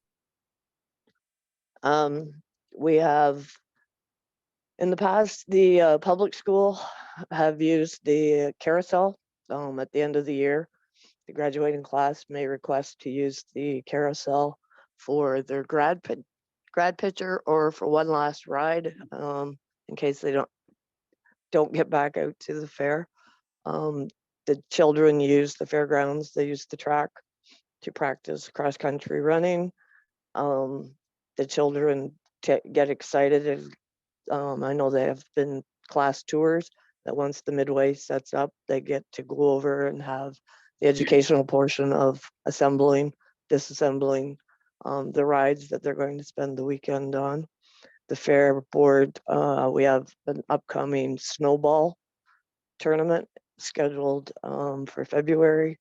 There's fundraising, dances, ball tournament in the summertime that all involve the community. The picnic shelter has been rented out to various centers to come for music nights. We have a local horse club that uses the fairgrounds on Sundays, one Sunday a month for their horse show. I think that's about all I can think of at the moment. That's quite a bit. Go ahead, It's a Michael. busy spot out here. To you, Mayor Lobo. Hi, Shelley. Just some thoughts. I wonder how much connection the council and the fair board has, and if there's room for some of the things that we might be thinking about when it comes with Parks and Rec, with some of the facilities that you have out there that we could share, and to bring some things to the Roseneath area. Mike, we are always open to have new ideas, whether it be the village of Roseneath or whether it be through the fair board. We would just have to sit with the board of directors. Our meetings are the first Wednesday of every month. Hence, this Wednesday is the directors meeting, and everyone is welcome to attend. If you would like something on the agenda, just please reach out to Barb Foreman, our secretary. Okay, well, I'll reach out to you. Thanks. I think that's it, Shelley. Okay, Mayor Thank you Logo. very much. And we'll talk to you soon. All righty. Thank you. We take that. Can I get a motion to take 10 minutes maximum? Moved by Councilor Mike, seconded by Councilor Booth. All in favor? Carried. We're going to take a 10-minute break. We'll be back at about 11:20. Thank you.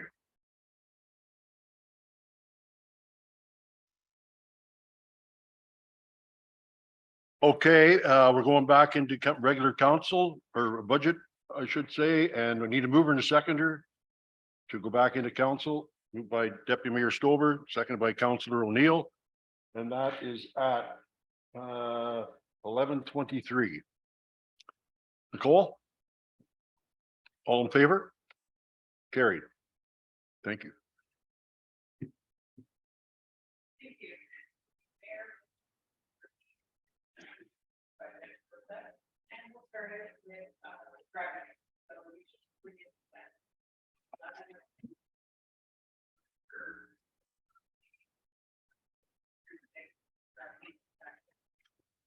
What this section shows is based on recommendations that staff are bringing forward, there would be $7.4 million being brought in taxes. The other numbers below that are all the other forms of revenue that come in through the taxation process. And why I think the taxation process really here there will be supplemental invoices or adjustments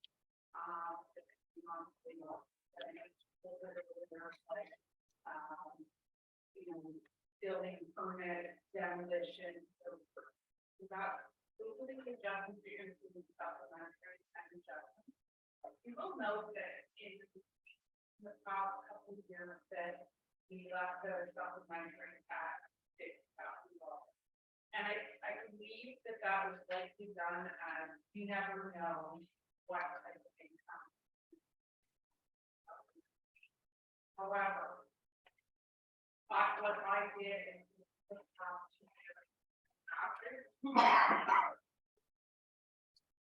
and increased the budget this year to a lot for that.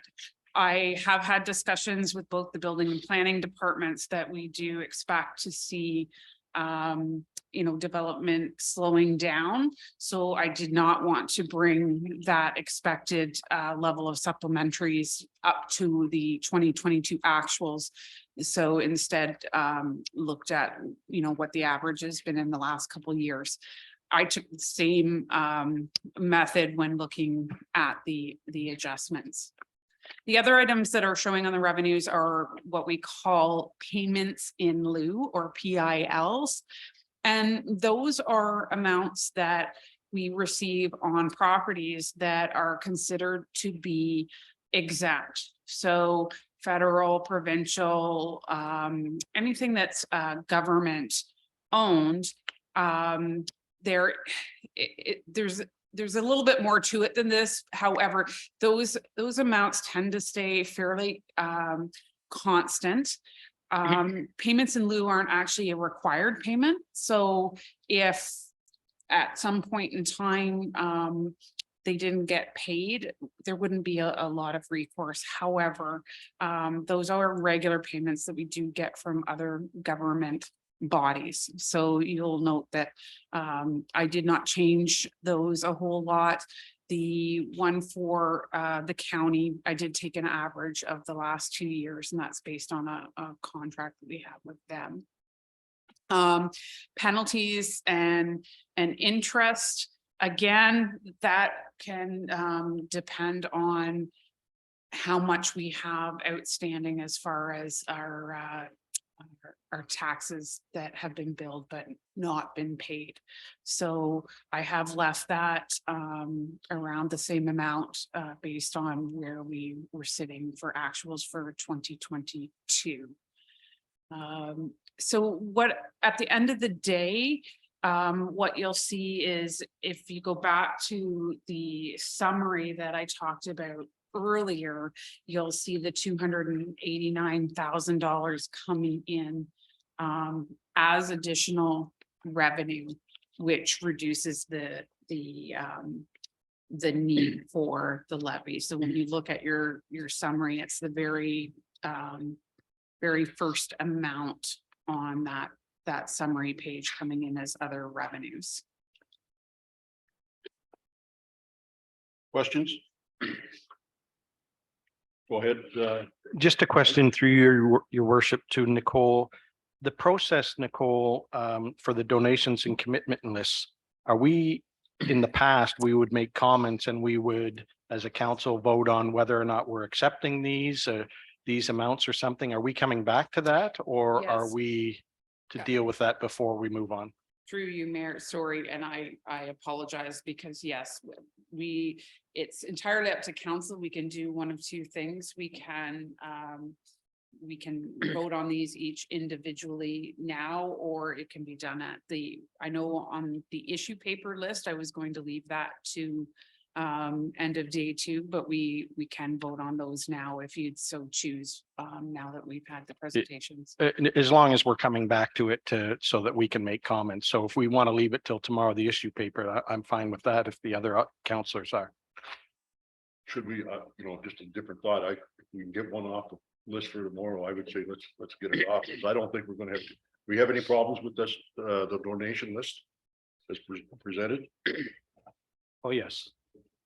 Okay, So you want to deal with it now before we move on? It's good. It's probably all fresh in our minds. People made their presentations and to discuss it.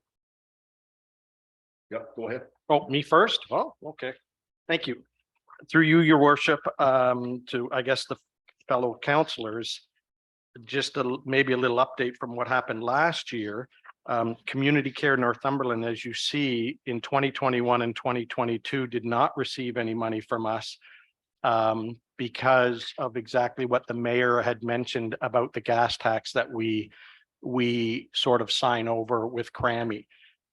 I could be wrong on this number, but I believe last year us signing it over with Crammy is roughly worth and don't quote me on this, somewhere around $6,000 or something that would be a bonus to the Northumberland community care. So we decided that we wouldn't donate any money. I don't know if we're doing them, are we doing them, make a comment on all of them, or are we just going to do one at a time? How do you want to? Okay, let's do one at a time. So that was my comment about the community care is councils in the past had decided because we were signing the gas tax over that we wouldn't give them any donations or that. Anybody have got any comments on that? Go ahead. No, go ahead. Well, to you, Marilyn. I would hope that, I guess it's $2,000 is going to be a program stopper, but it is something that we need. But I do see Councillor Booth's reasoning in that, so I would not vote to support it. Okay. Mary Catherine? I may have misunderstood the presentation, but it sounded like we needed to make some sort of at least a token thing to say we were supporting it, so then we could redirect the gas money there. But to community care, it is extensively used here. And as she pointed out, there was a 37% increase, and they're leaving it at 5% or $5 a trip, which when we're looking at ODSP and seniors, who are the two main groups using it, they have not seen any increase. So this program is going to need to see a revenue increase from somewhere. Comment, Mike? Yeah, through you, Mayor Logo. I like their platform and for reaching out to our seniors. But I like I said, when I talked about the advertising, there was many seniors that I talked to in the past year, and a lot of things that they were talking about, community care could have helped them. And obviously they probably didn't know anything about it. That's why I talked about advertising. And I would say that if we're going to donate money to any of these groups, I would like to see it go with some kind of what we expect or what we would like to see from them. Well, I'm in favor of giving them the $2,000. And but I don't have any problem with Mike, the staff to say that in giving us 2,000, we expect more information be made available to the residents. There's something wrong. Is that what you're suggesting? Yep, it is. And along, I know we're going to do one at a time, but every one of these groups that we're donating money to, we should have like a working partnership with them. We should have some kind of lines of communication to see how they're doing. And I know it's not a lot of money, but it's we need to see where it's going to benefit our municipality. And certainly, I agree with you 100%. I think that's our responsibility to go seeing what we're getting. And if we're not happy with it, then we bring it up next time. But I think an awful lot of work to put on to our staff to do that for everybody all the time. But it's a good thing. We should be making sure that we get them. Mary Catherine? If we were another municipality looking at having some sort of public transportation system, and this is what constitutes a public transportation system. And if we get that for a few $1,000s from an organization, and certainly I heard and know of many people who are benefiting directly that are our residents. You've swayed me. Okay, I listening to everybody, I think this one's okay at 2,000. Anybody else have any concerns? Unless you want to bring it up and Correct me if I'm wrong, Pat, don't we have to make a motion then? It's each one is voted on? You can vote on them individually or as a group. It's up to council. If you're going to vote against what the majority are, you may want to have it as a separate motion. I'm just thinking that some of these, there's 5 of them, there's some of them that we're going to have obviously disagreements and talking about it. And I just don't know if you're going to vote on everything, at once, all five, we'd all have to agree on all five of them. And if there's any dissension among any of them, then we're gonna have to split them up. So we might as well split them up. So we can do that, not a problem. Okay, you have a motion? No, it won't be me making the motion. Okay. Per- Does anybody have a motion, want to make a motion, Mary Catherine? I move that we support the Community Care Northumberland request for rural transportation support. For how much? Seconder, For how much? The request was 2,000 and I'm fine with it. seconded by Deputy Mayor Stover. Further discussion? All in favor? Opposed? Motion's carried. So that's the first one. The next one is Grafton Green Thumbs. Further discussion? Do I get a motion then, please? Oh, sorry. I guess it's me again.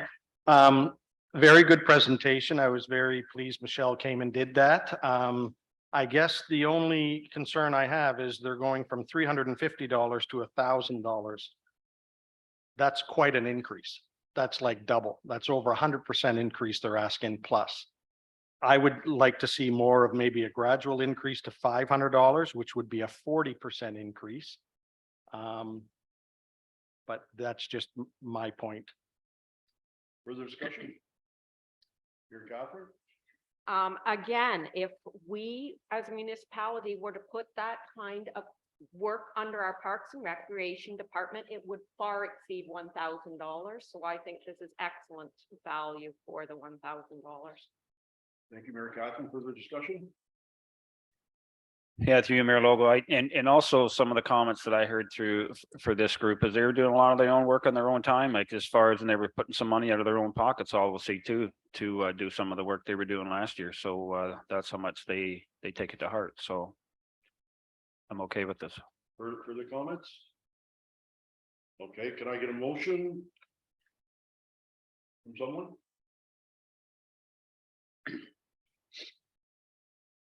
I'm sorry. Mary Catherine, what's your motion?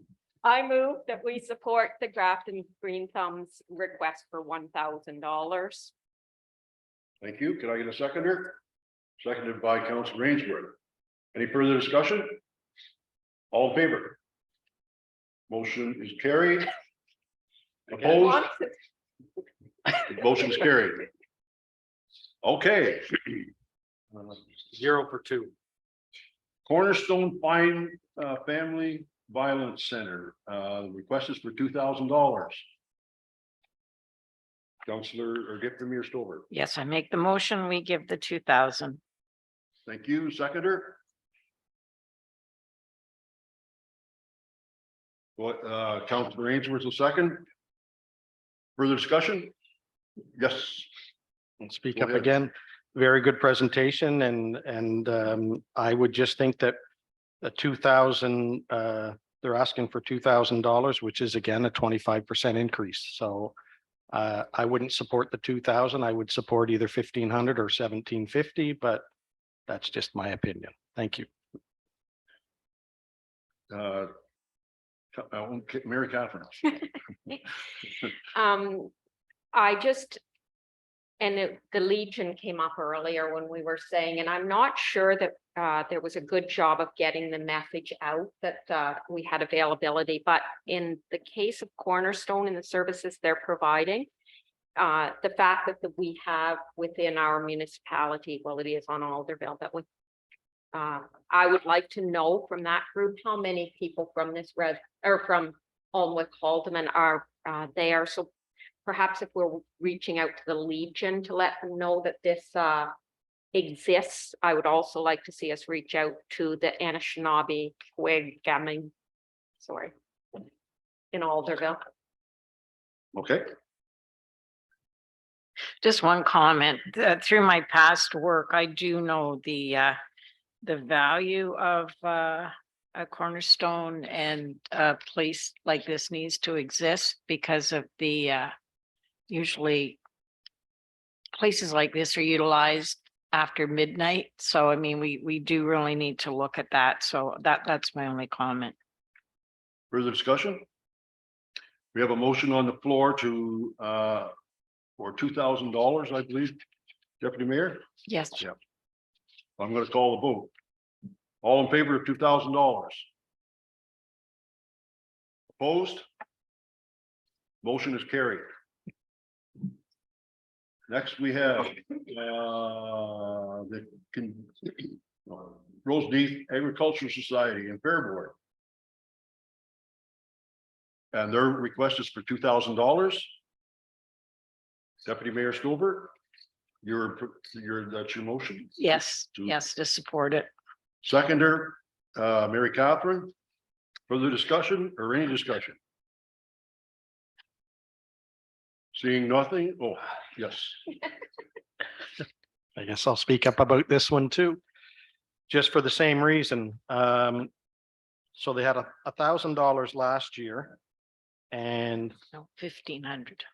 no, it was actually corrected me. It was 1,000. So, Oh. and I know that would have come out of the contingency fund, but I do want to just say that for the 2 years that there was no fair, we still donated to them. And I know this is going to come up in the future with negotiations with them, and I think the fair is great. I volunteered for it. It's great for the community and everything, but I look at it as if they received $1,000 last year, they're asking for two, that's 100% increase. And I think as counselors, yes, there's value in it, but we do have to make sure that we're counting every dollar, and I think it starts with this. So I wouldn't support $2,000. Councillor O'Neill. I see this event as being important in the same way that Canada Day or a Santa Claus parade, and what kind of support would we give for those kinds of initiatives? And the second is that I think we do need to recognize the other things that are happening at the Fair Board, including the maintenance of the carousel, which was seen as such a valuable historical item that they made a stamp about it. So I think that we're not just giving to the fair, although that is the largest event in our municipality, but we're also giving for some of these other things that are happening there as well. Thank you. Further discussion? Go ahead, Councillor Ainsworth. I just wonder, like, the Fair Board seems to have a healthy bank account, so they seem to be doing good. And I would incline to agree with Councillor Booth on this one here, and I'd also like to just again to see a better partnership with council and this Fair Board. Thank you. Further comments? So we have a motion on the floor, correct? Mover and a seconder? Okay, I'm gonna call a vote for $2,000 to the Fair Board. All in favor? Opposed? That motion is carried. Contingency. We have $2,000 for that. Councillor O'Neill. I'm wondering if we shouldn't have more in that, given the potential to need to deal with an event.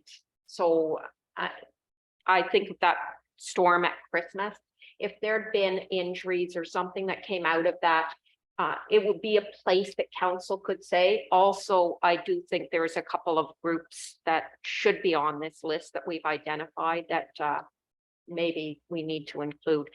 But I just think that I would be comfortable if the total budget of donations and commitments was more in the line of 20,000, which would increase our contingency, which is only $3. It's less than $3 per resident, Mr. Booth. So I think that, again, I'm all about getting value for money, and I think these volunteers and these groups are giving excellent value for money, and that there is no way the municipality could provide these services at anywhere near this cost. Nicole, do we have anything in the budget at all for Canada Day or Santa Claus parade, or, and more important, as important as that as anyone's, is the September 30th? Through you, And Mayor. by that, I mean the Truth and Reconciliation Day for Truth and Reconciliation. And is this the proper place to put it, or should that go under council initiatives?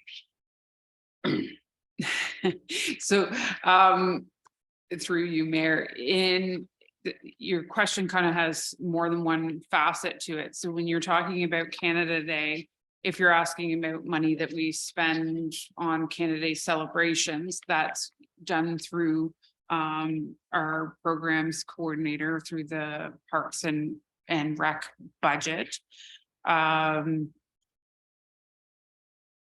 The other part you were asking about was, Canada Day, Santa Claus, and the recognition of Reconciliation Day, which is September 30th.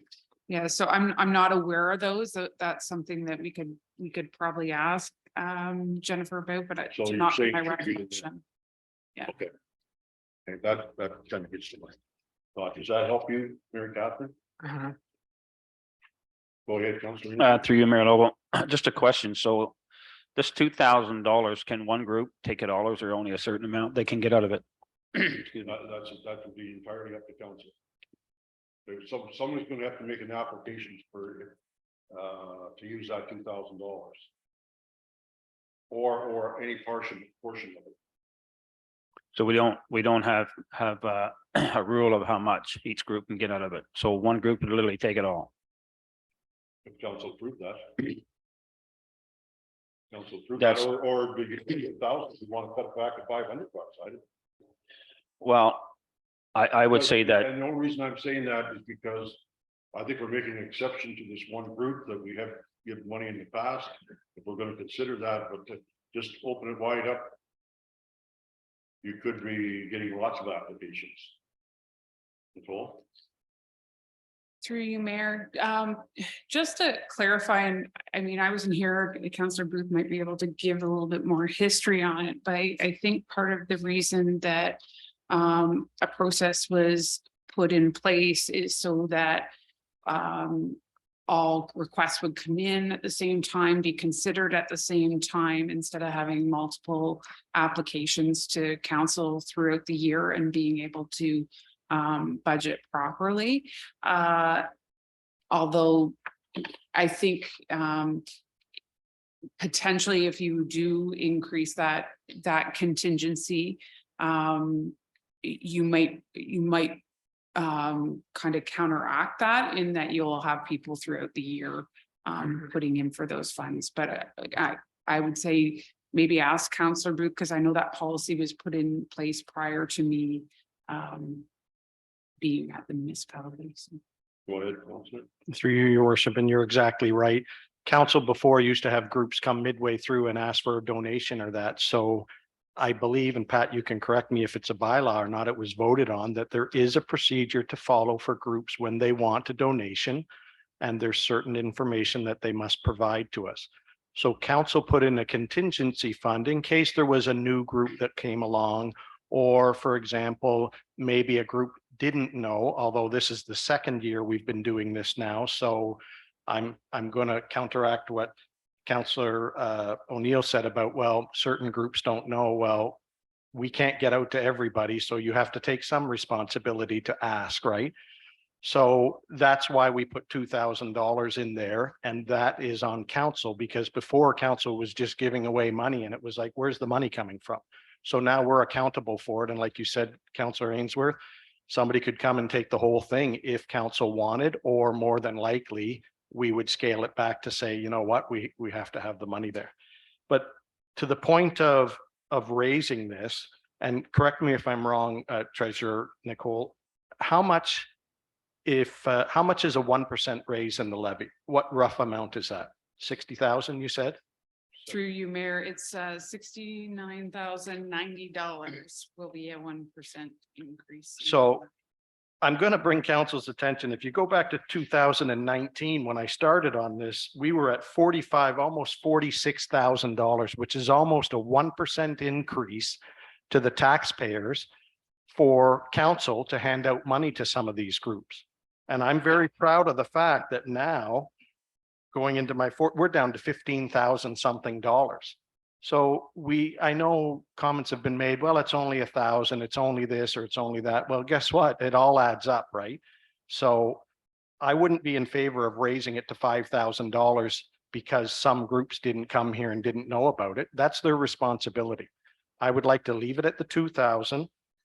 I mean, I tried to be reasonable with the other ones to say, you know, they're asking for larger 25% increase, and council in their wisdom gave it to them. That's fine. That's democracy. But I don't think we should be making a $5,000 contingency fund. So we're going to go up to roughly 20,000. So we're looking at a quarter to a third of a percent on the taxpayers are going to be paying for this.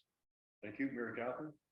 I can concur that leaving it at 2,000, but I think it behooves us, if that's our system, that communication, which was the #1 thing at the door, it behooves us this fall and us as counselors to make sure we're reaching out so that we're not sitting here next year saying, where are these other groups? But I also would like to draw Councillor Booth, since you're the one who directed me to look at Hamilton Township.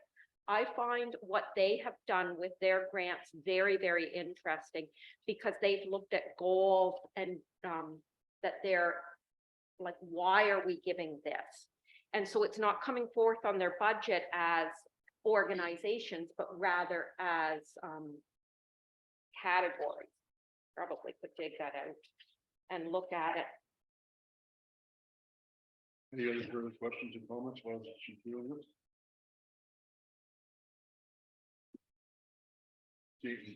Go ahead. Yeah, through you, Mayor Logo. No, I just want to agree that, you know, with the impact of this budget, I would say that the $2,000 is sufficient. Sorry. And from Hamilton, they have health and safety, community services grant, heritage, accessibility, climate change, and physician recruitment. So they've put it into Grouped it. categories and then distributed the money rather than as we are doing by organizations. Can I just ask one more question through you, your worship, to Nicole? We had the $2,000 contingency fund last year. How much did we spend out of it? Do you know? Through you, Mayor. Technically, we would have spent the $1,000 because we did not end up budgeting for the Rosemead Agricultural Society that had been removed out of budget. So $1,000 would have come out of that contingency line. There was also the additional 350 to the Grafton Green Thumbs. However, we actually offset that again in the rec and culture. So in answer to your question, we spent $1,350, but $1,000 of it would have actually hit this particular line. Okay, thank you. I guess my only comment is $2,000. I tend to agree with you. $2,000 for a contingency looks like an awful lot when you only got $15,000 in it. So if it was $1,000, I'd be even happy with even 500 or $1,000. It looks like it's an awful lot to be in a contingency.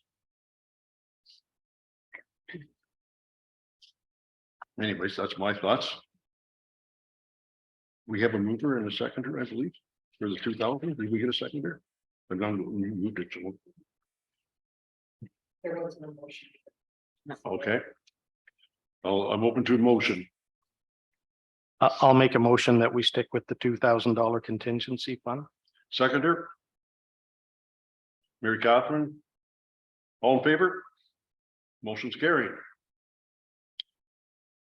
And the final one, although we've already discussed this before, so I think it's decided. And that's the $6,100 for Northumberland Hills physician recruitment. And we're not even going to ask for a motion because we've already approved that, correct? Yeah, you should approve it though as part of the budget. Okay, part of the budget, thank you. Mover and seconder to accept the application for $6,100 for Northumberland physician recruitment. Can I get a mover? Moved by Mary Catherine, seconded by Deputy Mayor Stover. Further discussion? All in favor? Carried. We're done.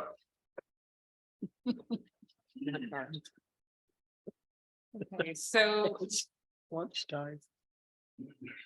Anything? So I was speaking about revenues. I'm assuming we're going through the donations and commitments. Does anybody have any questions with regards to the revenues? Seeing none, we'll move on. So the next tab in your binder is council, which is page 4 of 59. And it's tab 12. You will note that we're actually showing a decrease of $16,389.41 to the council budget. That's an 8.2% decrease from last year and a 0.24% or 0.25% decrease in the levy impact from last year. In summary, when you see that decrease, it's because of a couple of things. One is the legal costs. We've reduced the budget for legal. We've also reduced the budget for donations and commitments. As you saw, we had one commitment that had been ongoing that is no longer this year. So that created just over $11,000 decrease in donations and commitments. We did, however, increase the conference cost to reflect the bylaw, which allows for each council member to have a maximum of $3,000 in conference costs. So we did increase that, also knowing that in the last couple of years, a lot of the training and conferences had been done via Zoom. So that's definitely an item that should be open to discussion from council. However, we did put it in based on what the bylaw says. We also budgeted for the salary and benefit increase of 3% based on the cost of living allowance that is given to staff as well.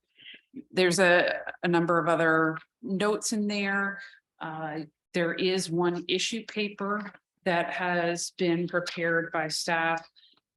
And it is issue paper number 1 for council chambers. It is also in section 12 of your binder. And that is being proposed to be funded from reserves. It's from reserves. So that issue paper at the moment is not showing any impact on the levy. If council chose to go forward with that issue paper and did not want to fund that from reserves, it would then become an impact on the levy. Probably looking at a couple of percent on that item if it was funded from the levy. So I'm going to, at this point, I'm going to pass this over to Troy, our CAO, and just ask him if he'd like to add any further comment, and then we can open this budget line to council for questions. Okay, thanks, Nicole. Through you, your worship.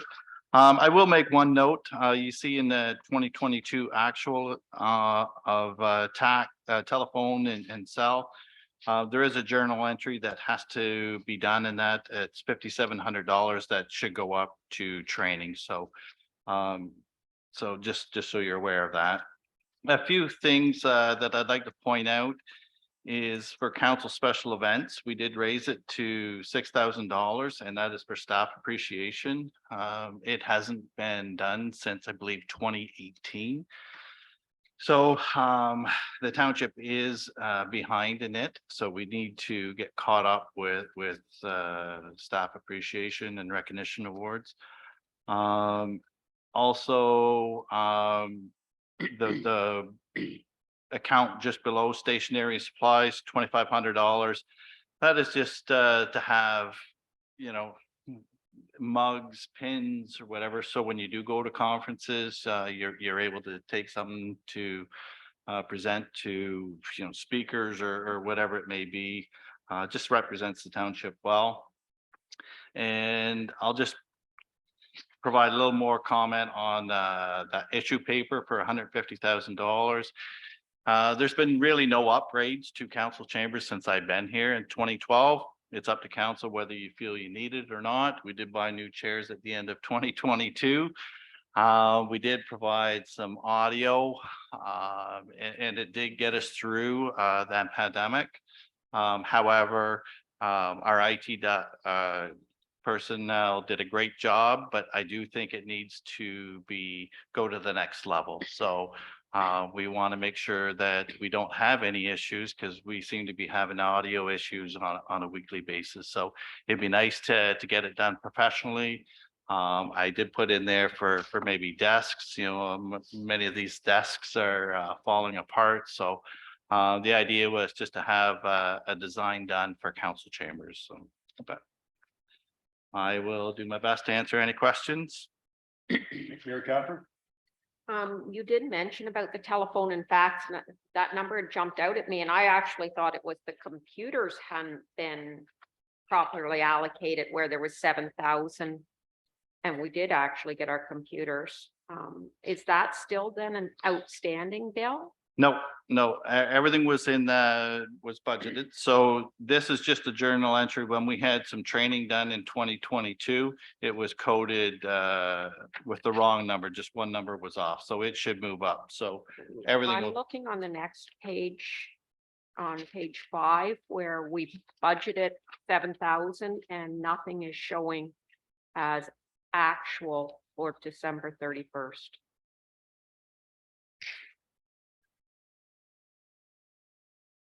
For the Council computers. for computers. Oh, I see. We'll have to look into that, but I know that they're all paid, whether it came out of administrative or what. We didn't, I think we only purchased one new computer.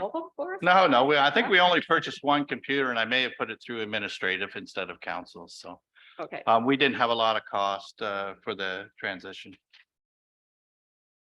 Other comments from council? And I don't know if the council chamber computers that are listed here are for like the one we use at the presentation and the one that Yolanda uses, because we've also had some challenges with those, so. Go ahead. Through you, your worship, to either Nicole or Troy, just a couple of questions or comments. The telephone fax cell, thank you for doing that. I'm not sure I agree too much on the $2,500 for conferences, for pins and pens and stuff like that. I mean, I would be hoping it's more around maybe the $500 mark or something. I do realize that sometimes we have special speakers and stuff like that, and you give them a shirt or a hat or something like that, but I could see that maybe. I do have a question about subscriptions and memberships, and I guess I ranted about this last year, and I guess I'll do my rant now early, that when I add up all the subscriptions and memberships for the town, we're at $31,186, which is huge. And I'm just wondering in the future, Nicole, if it's possible that we could break that out to say what exactly memberships is and what subscriptions. Because I know some memberships, like in the arena side, there was Orpha, which was $750, which you had to pay if you wanted to belong to the organization. And I'm sure that's with the planner and CBO and everything. So I'm just wondering in the future if we could have it broken down to how many are memberships and then how many are actual subscriptions, because then we could look at the subscriptions and say, why are 3 departments paying for, Lawyers R Us or something like that when we can just have one? That's just a comment. And maybe this would be to Pat, but under elections, Pat, on page 5 of 59, it talks about contracted services, $1,272. Do you know what that was for exactly?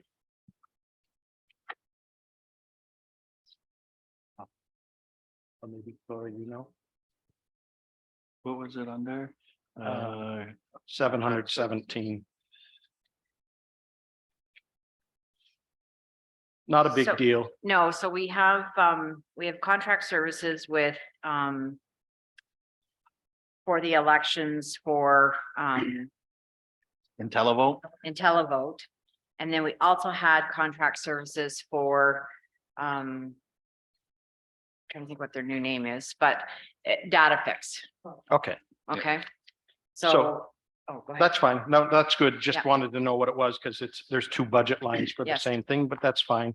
Just a note for counselors then that the cost for the election, and correct me if I'm wrong, was roughly $28,862.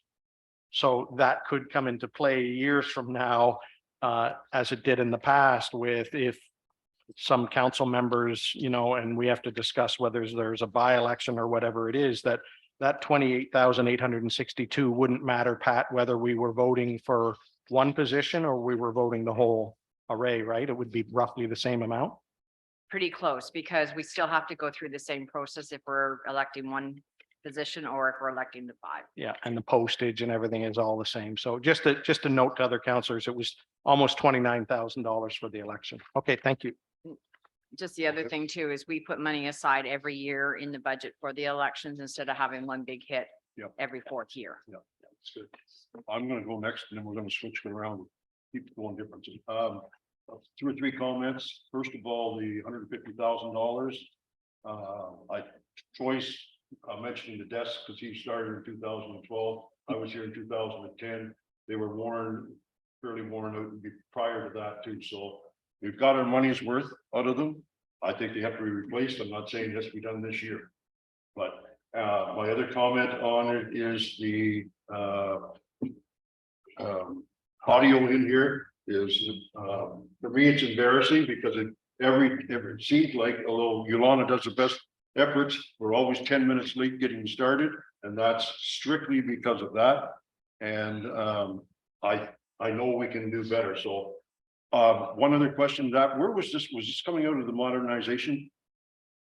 Or has that been considered yet or not? Through you, Mayor, I believe I had noted it was going to come out of the working capital reserve. Okay, Uh, is that a better place, or that's up to you to decide that, but, or I guess it's up to you to make the recommendation. just lost my time in here. Yeah, so we had recommended that, because we do recognize that at some point we have to do some advancements to our IT. We hadn't been proposing anything further at this time for modernization.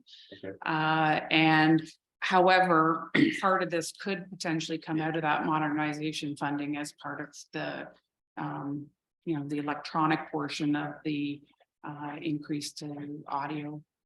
I do have, I'm gonna keep moving along very quickly, the legal fees. In my opinion, we can do a better job on that, and I would suggest we cut that 13,000 in half. The bang the table, I think that's something we haven't used yet, but we're going to use it extensively, or my recommendation would be we use it extensively for the 2024 budget. Similar to what the Hamilton Township did, where they send out questionnaires as to people what they thought they should be spending their money on. So I'm 100% in support of that. And the Integrity Commissioner, we spent $4,075 last year. Did that include the training? Or is that a bill to come yet? We've received that invoice. I would assume it's been allocated. I don't know. Through you, Mayor, depending on when that invoice came in, these December 31st actuals would not include anything that's come in probably into January of 2023. They will be reflected in the next budget update. We'll have to check in order Yeah. to, So it could be, a lot of that could be that spent on that $5,000 already. Correct? Okay, that's all on my comments, Mike. Yeah, through you, Mayor Logo. A number of things here for me. Again, I agree 100% with Councillor Booth when it comes to the subscriptions. In past, in my working life, it was pretty much a waste of money. And a couple of clarifications for me also is the advertising, $1,500. So for council, what is that?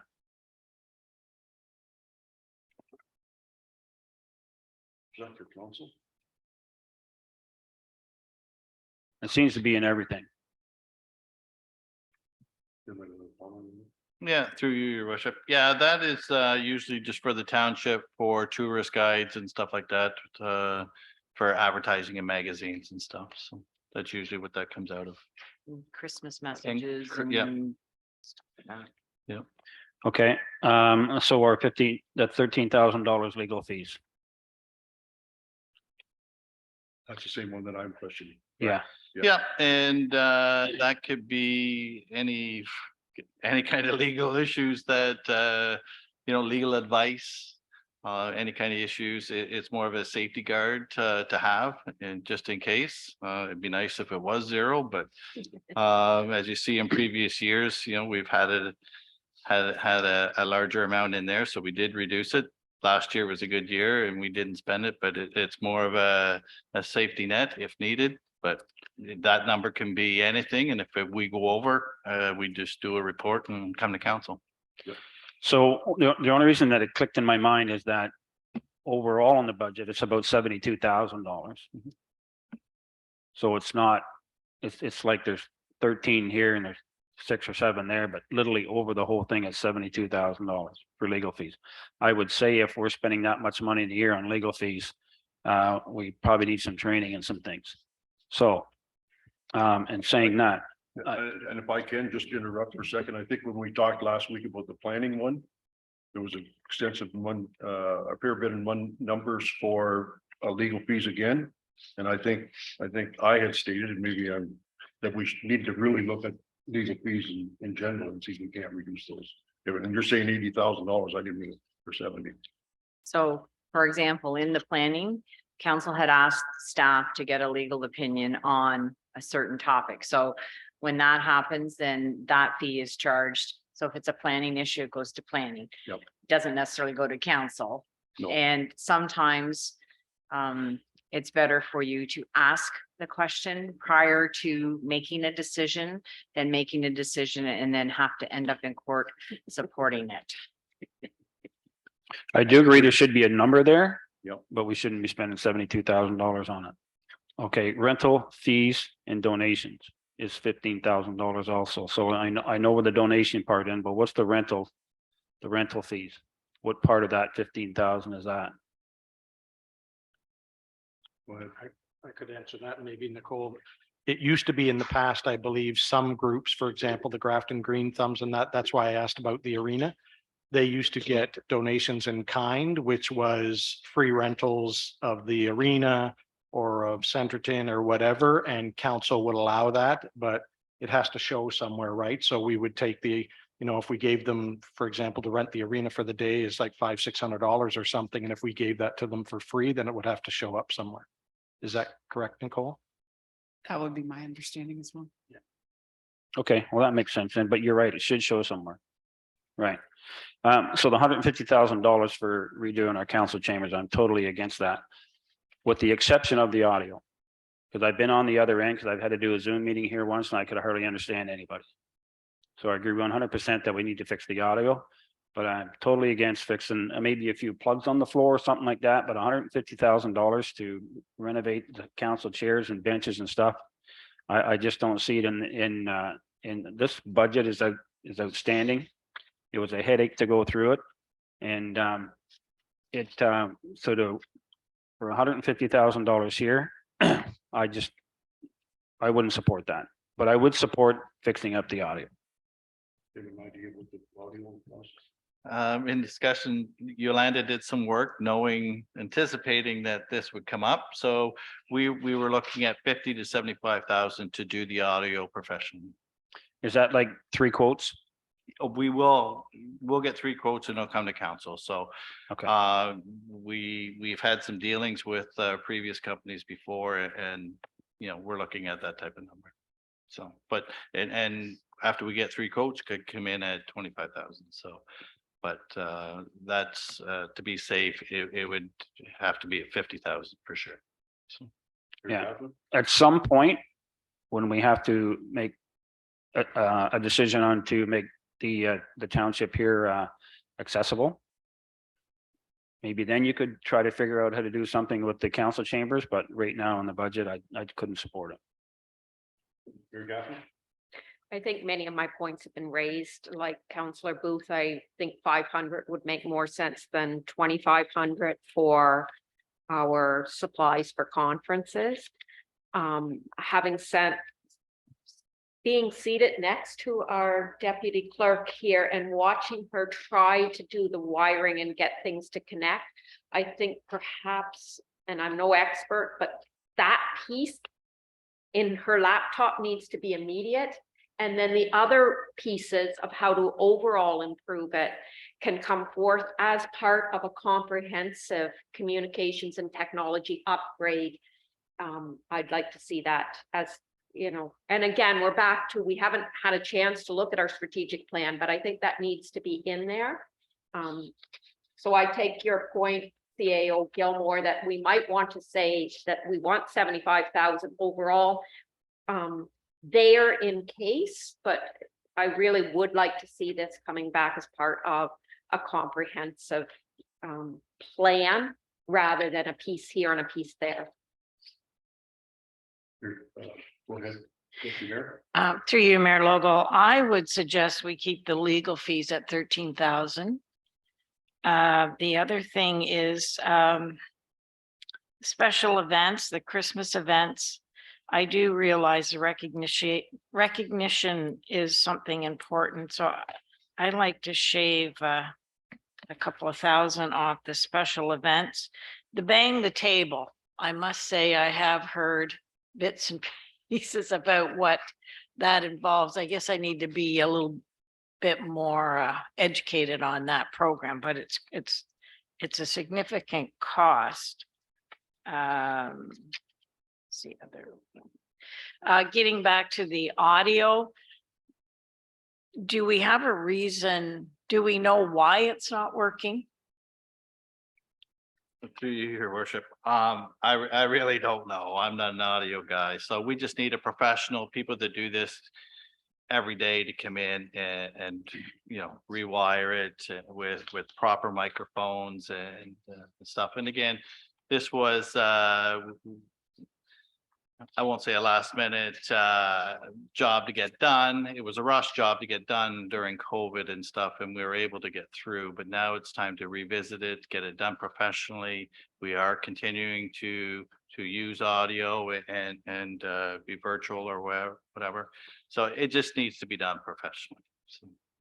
So through you, Mayor Logo, I like to see. I don't know. I hate the word consultation or. Consultant. It seems if you had somebody look at it to see what is actually needed in here, is this sufficient? Is it working the way it should? If it's set up right, I don't know, because that would be quite a bit to replace it. So I mean, I see Yolanda, you're working with it, and you might be. And we already have steps, you know, we already have the screen and stuff. So there could be things that, you know, the next company that could definitely utilize or whatever. But that would be part of the whole RFP process. Come in, see what we have and go through it.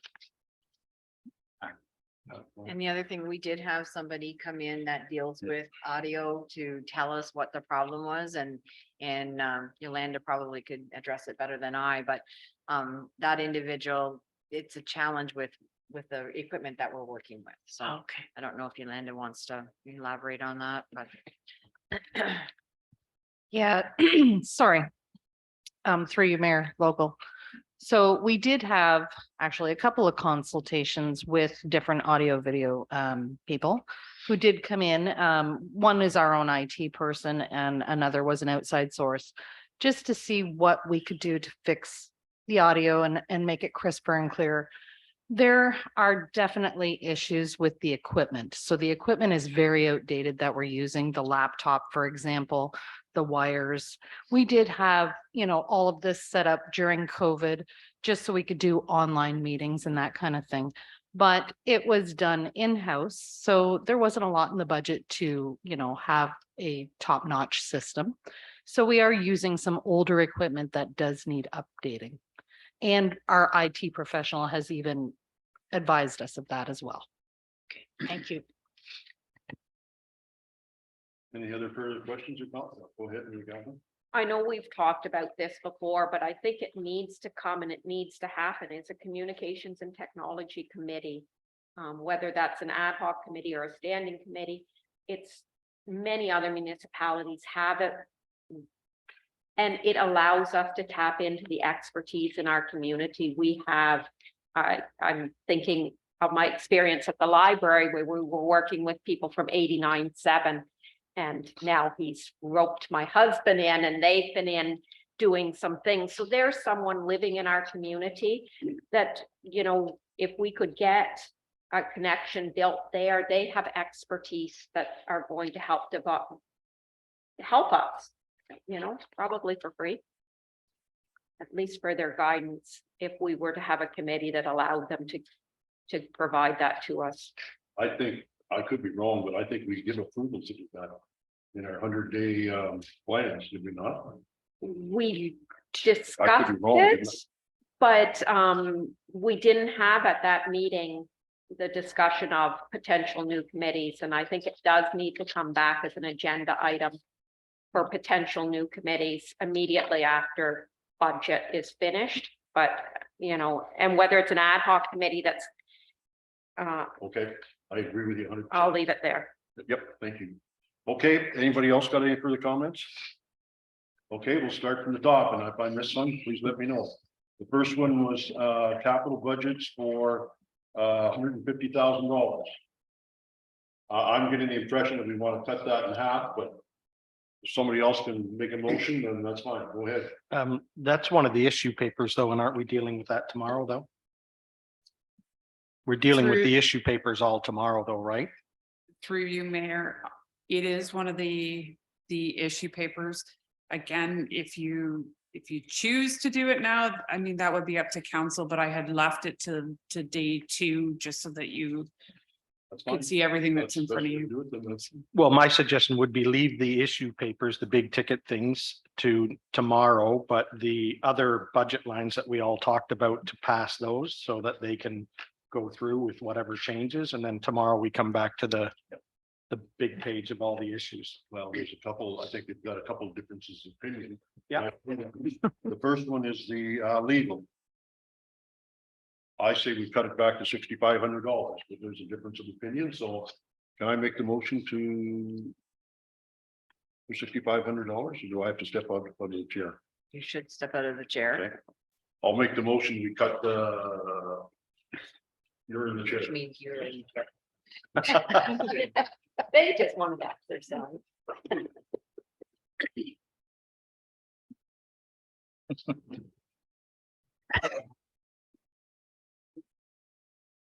You have a seconder to that motion to cut the legal down to 6,500. I'll second it so we can have it on the floor to discuss. Thank you, Councillor Booth. Any discussion? Yep, I'm first to get, so I should get the first. Mayor Lobo, go ahead. Microphone. Oh.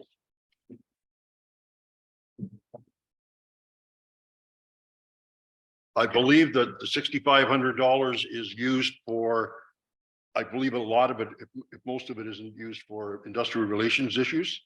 And we've hired an industrial relations person part-time, and that should cover that cost. That's all I have to say. Any other, go ahead, Councillor Booth. I could agree to that as long as exactly what Pat, the acting clerk, said to us, just to remind all of council, when we're in meetings and we always default to the, let's get a legal opinion. Well, somebody's got to pay for that, right?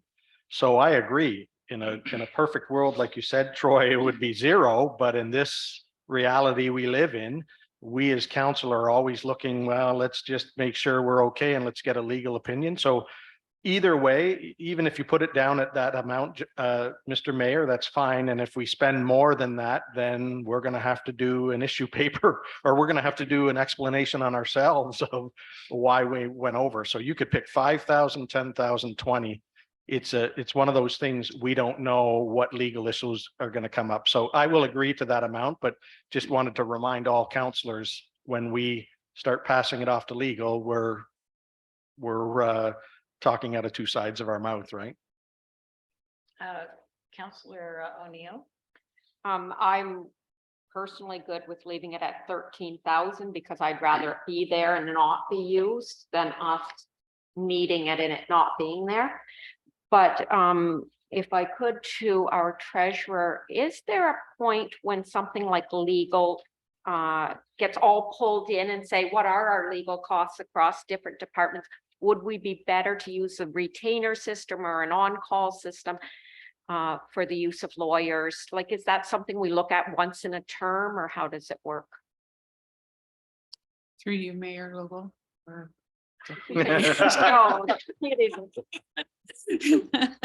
Deputy Mayor Stover. So I don't know that we have done it that way in the past, and I'm actually going to defer to our CAO. As far as accumulating the costs and looking at all departments, I don't know. I know since I've been here in the last year, we haven't sat down and looked at them all together. We've only done them as part of the budget.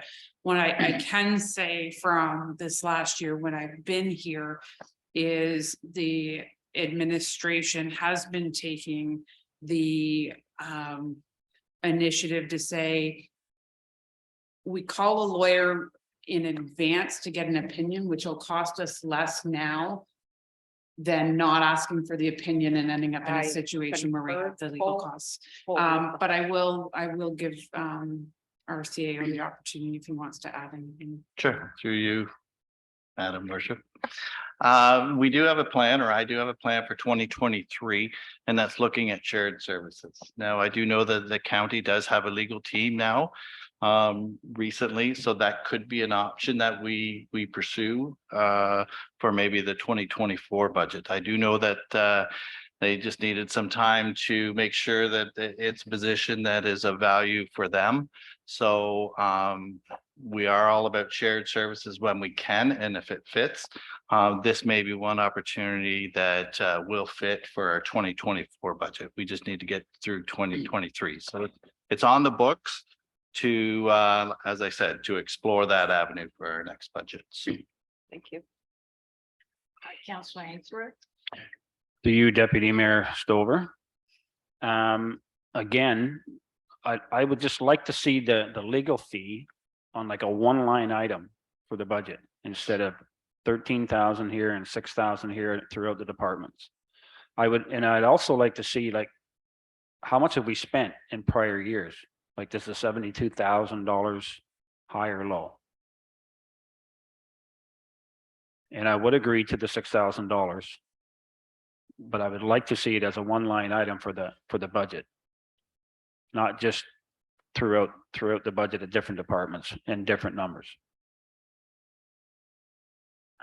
Counselor Booth. Through you, your worship. I guess the only concern I would have with that, Mike, is that I like it when it's broken out. Maybe you could combine it all like we did the memberships and subscriptions to say at the end, but I'd like to know, like, how much of the legal fees are because of a council decision, or how much of it is because of a planning thing or a bylaw, or because with short-term rentals coming up and everything this year being a big thing, there could be possible legal fees involved. And I guess we'd like it broken out to say, what is it costing us to enforce these bylaws, or what's it costing us for council? But I agree, that's a high amount. And maybe at the end we say, you know, Troy can say we're at 70 something thousand, because I guess I caution us, because in 2021, we actually spent $30,000 in legal fees. I can't remember why, but obviously there was a lot of legal stuff with the council at that time. So if we put 6 in there and we spend 30 again, I agree with what you said, Mary Councilor, we're going to be searching for money, but then that's on us. So like I said, the amount, what you're putting in, John, really makes no difference. It's an account that we don't really know what we're going to spend on until, excuse my language, it hits the fan, right? Okay, I pull one more comment. I guess you know, you may be right. We could put in $6,500. We could put in 30,000. We could put in $100,000. I think we got to set some, a tone here that says we're not just going to spend. And I'm going to go back to 10 years ago or 15 years ago. I'm not sure if it was right, but before 50 cents was spent on legal fees, it had to come to council and be approved before they would spend 15 cents on it. And I guess to respond to you, Mike, I think you need that. I like the fact that I'm looking at how much is it costing us, but at the same time, I would feel not too good if the Treasury Department was to say, okay, it cost us $30,000. We have 10 departments, so we're going to send them each $3,000 to pay for that, where all of the expense really should have gone to council or the planning or bylaw. So I think you have to have it split up. Are we, I would just like to add one comment as well, that $13,000 is what is listed here. And from my past experience, most lawyers are getting $500 an hour. So keep that in mind. And I mean, to cut that down is cutting it too short in my mind. So I guess we are ready for a vote. All in favor of keeping it at 13,000? there's a Oh, motion on the floor. at Madam Chair. 6,500? Yes, Can I- So the motion is to keep the legal fees at 6,500. No. Not take to the set, 65. them at 6,500, Oh, to take it down to 6,500. correct, yes. Oh, sorry. There's 13,000 in the budget, and the motion was to reduce them to 6,500. Right. Thank you, Madam Clerk. You're welcome. Good, all in favor of that motion?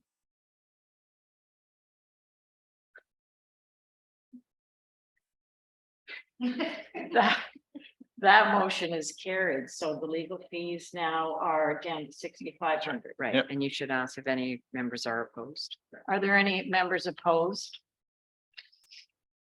Okay. Yep. Thank you.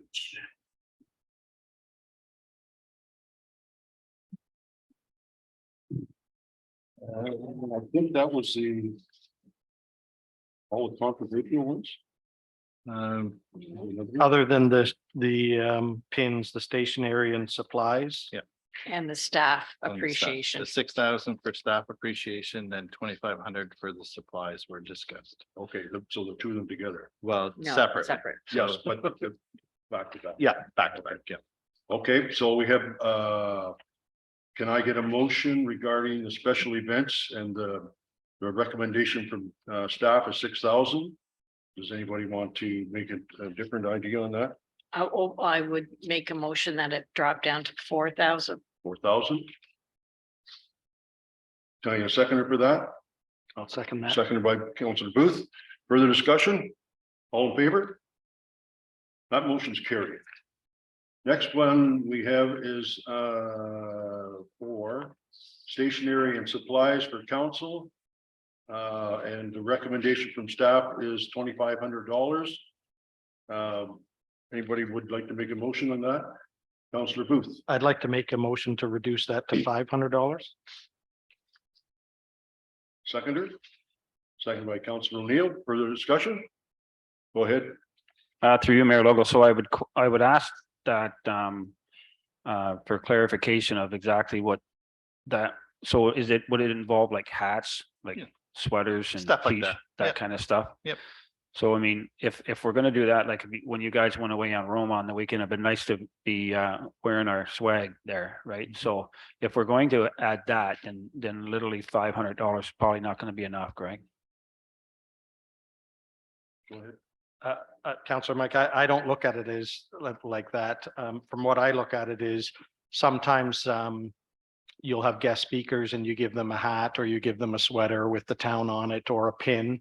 But when we went to Roma, we didn't take anything with us to hand out, and we didn't wear anything that was, if you wanted to buy something from the town and wear it, then you wore it on your own, right? So this is more gifts that we buy, I see, to have at Yes. town hall, that we have a guest speaker or Deputy Mayor, you had the ladies thing yesterday or something, and if somebody was doing a guest speaker, the mayor or somebody could hand them a, something from the town or some pens or that, but not for us. I've never gone to a conference where we've actually handed stuff out. For It's the other way example, around. we're running low on pins, so we need to restock pins and we can get pens and just the little things like Councillor Booth said. So when we have a group or a guest speaker, you give them a pen or a coffee mug or whatever with A&H on it. Mary Catherine? I'm the one who seconded that motion, and then Councillor Ainsworth made me think that I actually would appreciate having a shirt that said Councillor Mary Catherine O'Neill, so that members of the public didn't keep referring to me as that little lady on council. What is that for another line? Would there be another line? Well, you would have to create another line because you don't have anything built in there for clothing, Uniforms. correct? Uniforms. So. And I think it would be a one-time as the first year of our thing. I don't think it would be a returning budget line. I can make a comment on that. I agree with what you're saying, Troy, is I think that has to come under a uniform line if you're asking for something like this. This is just talking about stationery and supplies. That's why I said $500 I thought was enough to just have some pins in that in case you hand out a mug or a pin or something, not for us to How council. much is a bag of pins? I don't know. No, I don't It's been a while since we've done $100 that. bucks? be in that area. Yeah, under 200. Go ahead, Mike. Again, through you, Mayor Lova. So if we were gonna buy some township swag, it wouldn't be like free. People could buy it, right? We could sell it for exactly what we pay for it, just so we break even and we get our name out there. And just like Mary Catherine says, we could all, if we're at an event, we could have councillor, deputy mayor on our suits or shoulders or something like that, or a coat. And, all that stuff could be purchased by anybody. So it's not a freebie. Maybe the township would like flip the money to get it going and then get the money back as they sell it. So that's more like kind of what I'm thinking. And when it all came out, that for the supplies and stuff, I would like to see that in there if it's possible. Or we can add it to this, or Nicole could bring it back tomorrow as another line item or on Thursday.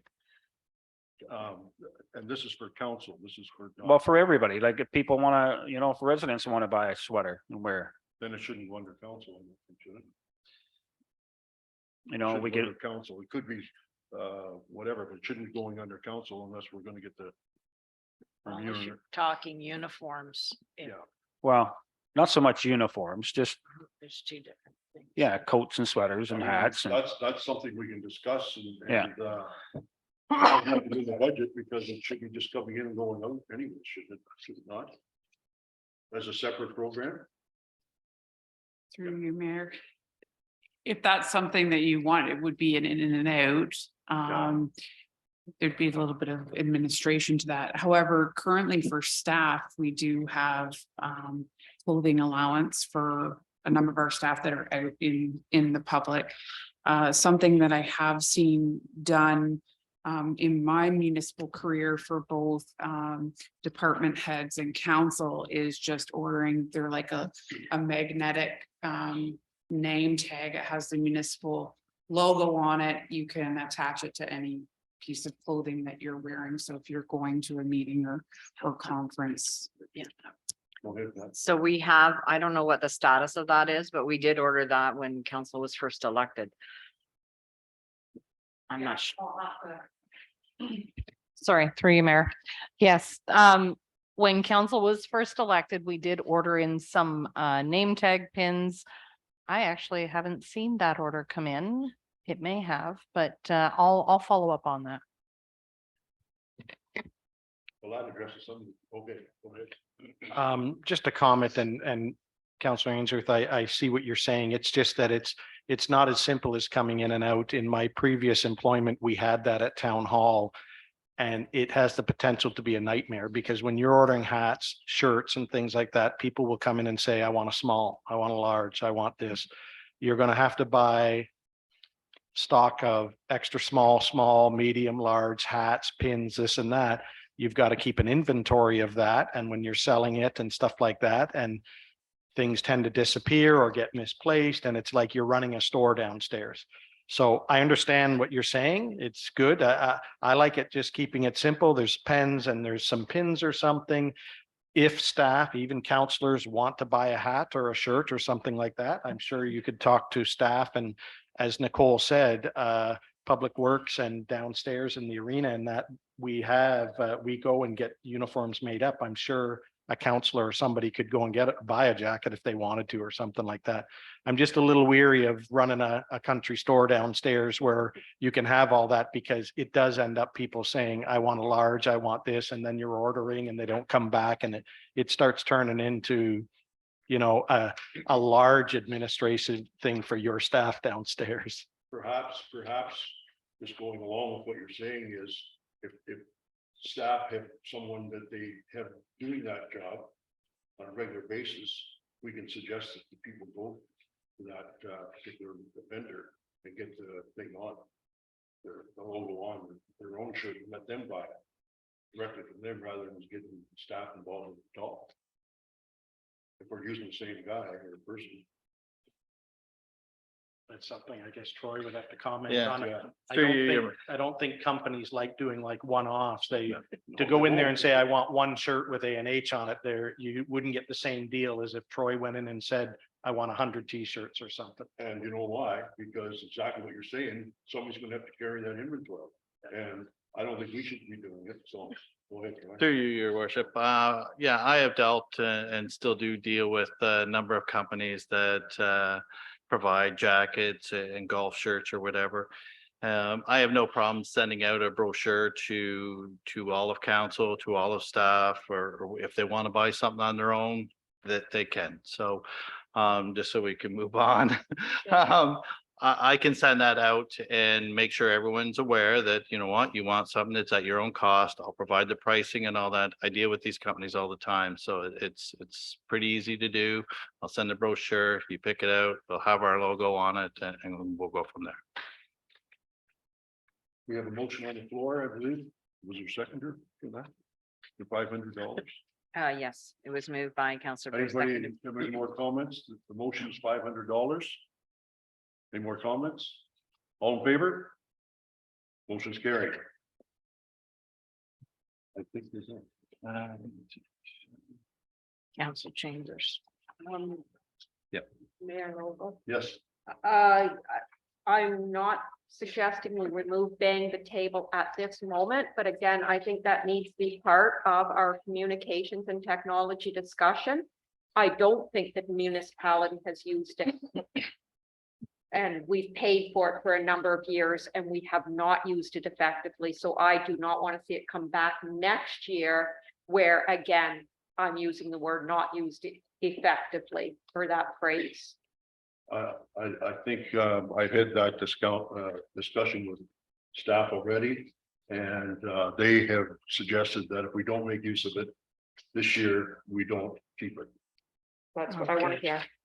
Okay. Just a quick suggestion, in order for it to be successful, we all have to help promote it.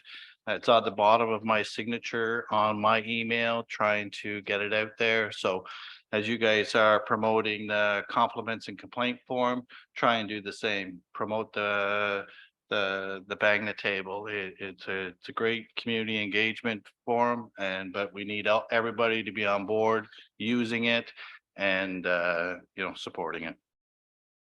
And as just so I can probably to answer Deputy Mayor Stovers and Mayor Catholic. Is there an opportunity to use it today? Can I pull up that and answer, put in response to the questions that are on there now or not? Go ahead, Pat. So for example, our budget is on the bang the table. So yes, you could go on there and provide a comment, ask a question. The documents are attached to the Okay, bang the table so that someone can pull up the actual budget documents. so if I go on the website, I can look at the bang the table and there's a budget and I can say, I don't like that. Yep. Okay, good. Are we monitoring it as this goes on? Pardon me?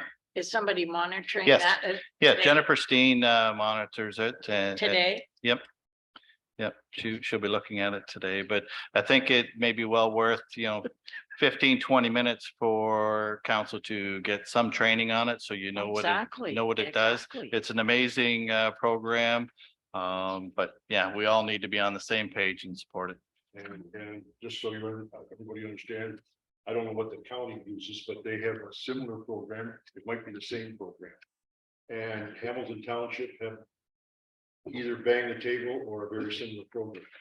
And I can't say it's used by thousands of people, but it is being used, and they're making decisions based on it. Is there a counter through your Mayor Local? Is there a counter on this bang the Yes, table? yeah, Jennifer Steen would have all the numbers and stuff on everything. So. Thank you. Go ahead. So could I make a motion that the rest of the budget for the council be approved, save and accept? We're going to look at the issue paper of the $150,000 tomorrow. Because there was no more issues with anybody. Was there? Go ahead, Mike. Only the subscriptions. We hadn't decided on that. Okay, so I guess I won't make that motion then. Well, what are we gonna, My only comment is that in the future, if we could actually see what was a subscription and what was a membership, if it could be broken down, and it's probably too late for this budget, but maybe in the future, Nicole, that when maybe you can have two budget lines, right? What is a membership that they're actually paying for that we have to, and what is a magazine subscription? Through you, Mayor Logal, I think I've taken a few of those comments as far as being able to break down subscriptions, break down legal costs for different departments. And I think Councillor Neal had also mentioned, having breakdown for capital and those items. So my hopes would even be on my second draft to show that breakdown, have an extra little summary in there. And through you, your worship, and I will say, and Nicole, you can correct me if I'm wrong. So we have a budget of 5,200 in subscriptions. Remember, that's pretty much all of Bang the Table. So there is not a lot of subscriptions through that, the subscriptions that you're thinking of, like magazines and all that. So we will get into that in the administrative portion where we have group memberships where everyone gets a magazine and stuff like that. So majority of that cost would be Bang the Table. Cool. Through you, Mayor. Just so that all of council is aware, is yes, when we budgeted for that line item, that is Bang the Table. I have a couple notes here that say there's an annual cost and there's maintenance. And I believe when I checked with Jen's team, we were like in a 3-year contract, which I think expires either the end of 23 or early 2024. I have to double check because I didn't make note of that. And that's why we did budget for it again, because there was discussion around, usage of it and what we're paying for it. But we were contractually, we had to include that 5,200 in the budget to make sure we're covered. thank you. So I think I'm going to entertain your. Well, I'll make the motion then that we approve the rest of the things, save and except we're not talking about the issue paper, right?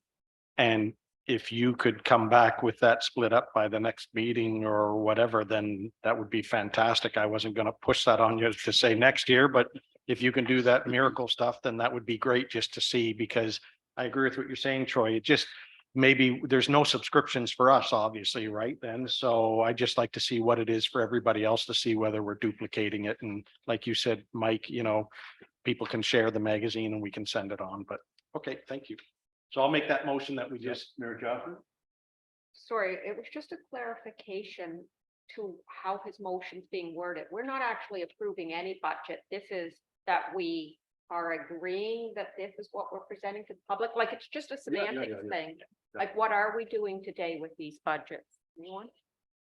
We're basically going to, if we haven't got specific instructions, then Nicole's going to continue on with that plan. So the motion is that Nicole then would update based on our discussion?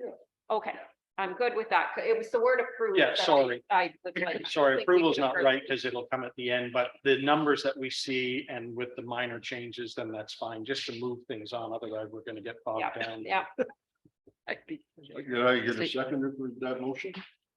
seconded by Mary Catherine. All in favor? Motion's carried. You guys want to take a 20-minute break or continue on? Let's get some lunch or we'll We be a little better- angry on you. Yeah, we better take lunch before we get to admin. To where? We should take a lunch break before we get to admin.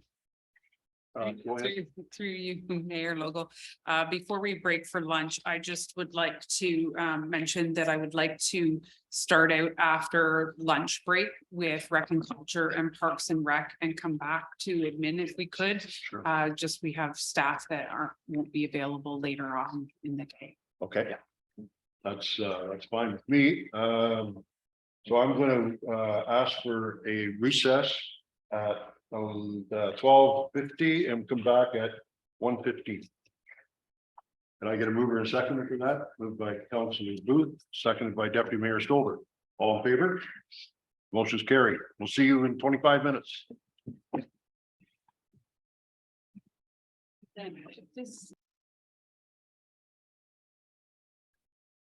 Good afternoon, everyone, and we're returning back to our budget meeting after a quick lunch.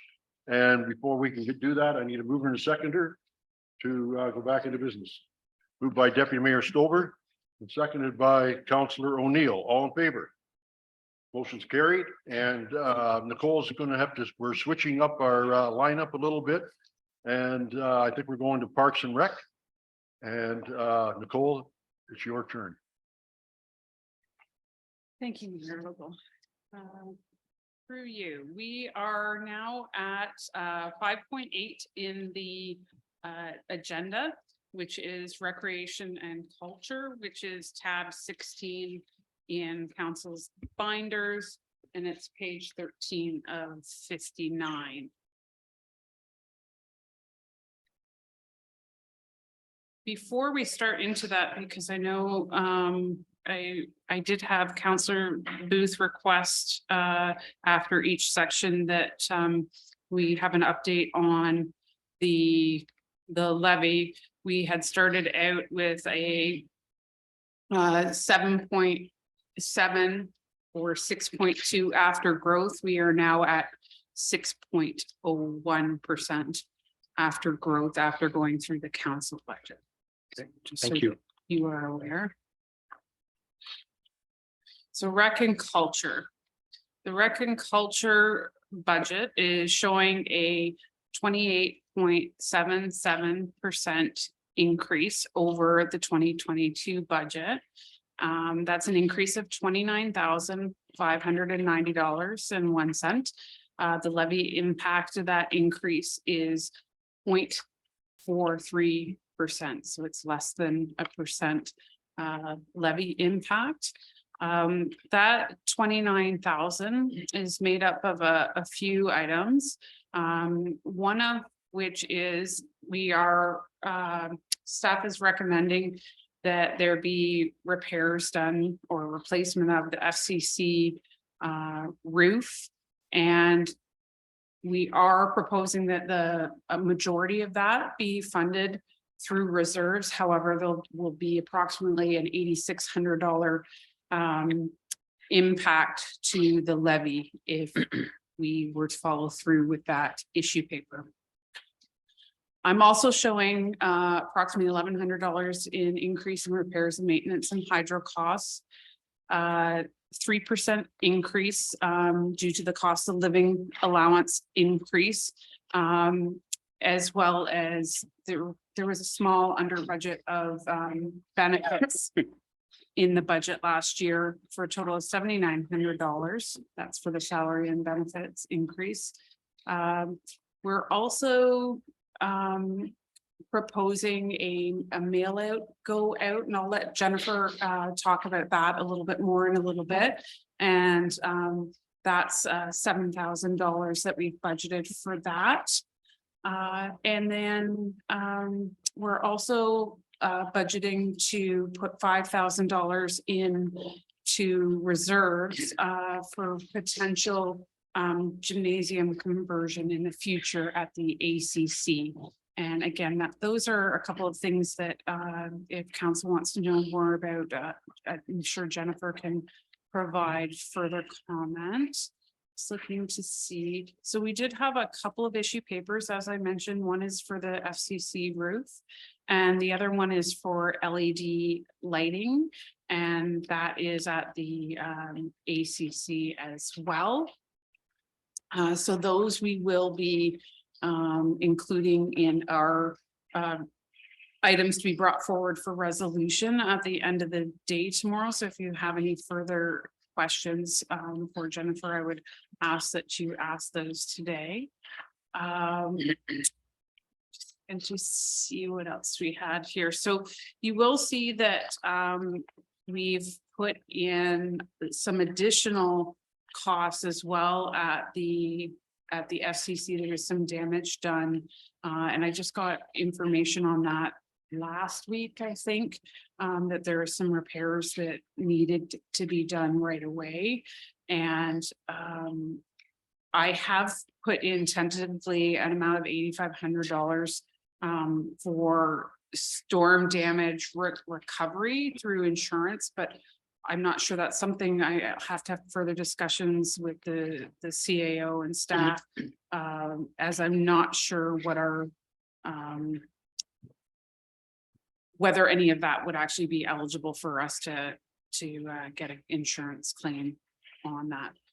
Other than that, a couple of items to note, you'll see a lot of discussion within the Rec and Culture and the Parks and Rec budget about OTF grant. So we did get funding approval from the Ontario Trillium Foundation in 2022, and we had until late April, early May to use those funds up, and they were to cover a few different things. Two were changes to the reception areas at the arena and the ACC for COVID purposes and screening. There was also funding for the outdoor fitness equipment that I'm sure you're all aware of from past council discussions. And then there was also a small portion in there for software funding. So we have received some of those funds in, and you will you see that on the very first line of this budget. It's showing in the actuals as coming in as an OTF grant, but in 2022, we're going to be moving those funds into reserves because the expenditures aren't actually happening till into 2023. So you're going to see a portion of that, a small portion in the Rec and Culture, but then once we get into the Parks and Rec budget, you will see where we're bringing that back out of the reserves. And Jennifer will be able to correct me if I'm wrong. I think the total funding was 8,500 or something. It was just under 100,000 total to do all those projects. So other than that, I think what I'm going to do is let Jennifer have my seat for a moment so she can speak if there's anything that she would like to add, point out, and then we'll give you the opportunity to ask some questions. Thank you. Jennifer? Welcome to budget. Thank you.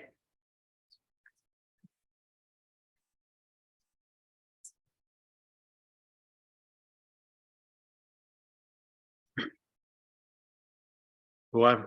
Okay, thank you. Through you, Mayor Logo. I think Nicole did a pretty good job of going through the items there, so I'm just happy to answer any questions that you may have. Okay. First, Nicole, I'm from 13 to page 19, I believe this is the portion we're discussing right now.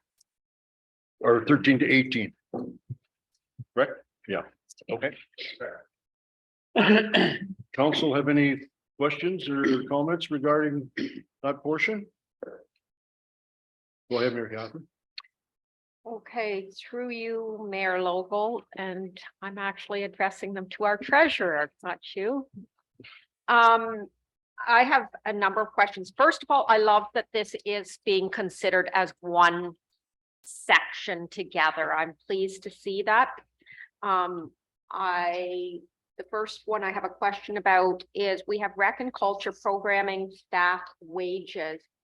Now, that doesn't look like that's our program committee coordinator's wages. So what is in there and where are her wages showing up?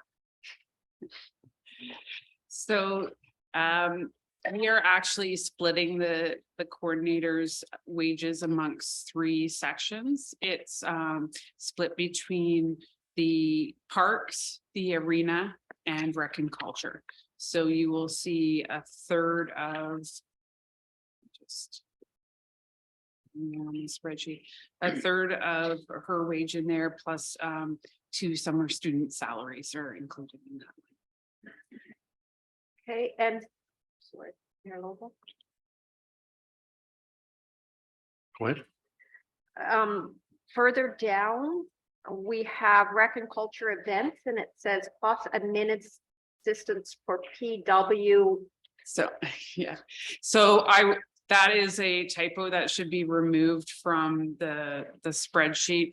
What's happened is there was more than one tab highlighted when a change was made in the public works budget and it overrode the notes section. So that isn't So there. that can be removed. Okay. I'm letting you go ahead, Mayor Catherine. I've got some more then. We are getting into, and I think it's worthwhile to preface what I'm saying. We've been working on the mandate for the Parks and Recreation and Culture Committee, and our program coordinator, Steen, has been talking about having a strategic plan and working on that, and then getting input from the committee as well as feedback from the committee. So I think that some of what I am saying is stuff that I anticipate will be addressed over the coming year and coming back to us differently. However, the Fenella Community Center, that has been an issue since at least 2018, when the Parks and Recreation master plan came out, and it comes back to us year after year. And we do have the one rental group, which is the Alcoholics Anonymous, which I'm very sensitive that that's something good and beneficial. But outside of that, it's my understanding that this building is costly to upkeep and not extensively used. And I'm probably saying what was in that report back in 2018, but I don't think we should have any capital spending until after we determine the direction for the Fenella Community Center, and to seek ideas. And this is where we can use our bang the table, because I think it could be better used to serve the community, whether it was affordable housing, seniors care, some of the stuff we were talking about with physician equipment, things. I know certainly people would love to see as something similar to the pharmacy here in Grafton up further that way. There's childcare issues that we can be looking at. So I think I'm not sure how this exactly fits in and if this is where we want to fit it in, but I think we need 2 things coming forward: the strategic plan, but to open that discussion in a very serious way in Fenella, say, how can this building better serve the community? Thank you, Mary Catherine, and good points. And I think council has to really consider that, especially when I look at the I believe it's the roof for $10,000 or $12,000 capital, pardon me, coming out of the levy, and another, I think it's something like $40,000 coming out of reserves, and not only the reserves from this facility, but reserves from all of the community centers, and almost to the point where it eliminates any reserves that we have. So I think it's well brought up, and I think whether we decide today here, what we decide to do is probably immaterial. We may have to put $50,000 into the budget for that roof, but at the same time, I think we should be putting a stop to not going ahead without council approval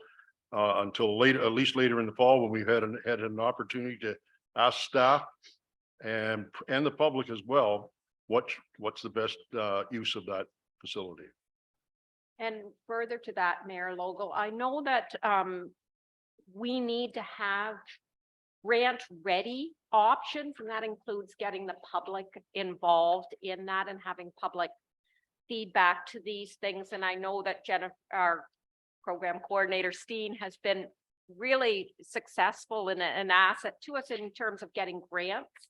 And I think we want to really support her by having things planned and that we're not doing emergency repairs. I can't believe that we've got multiple roofs coming to us this year. Those should have been anticipated and planned for. And I mean, we may have to do some emergency things, but I get the picture. I think everybody else does too. Thank you. Go ahead, Deputy Mayor. Through you, Mayor Lowell, I don't think we can base all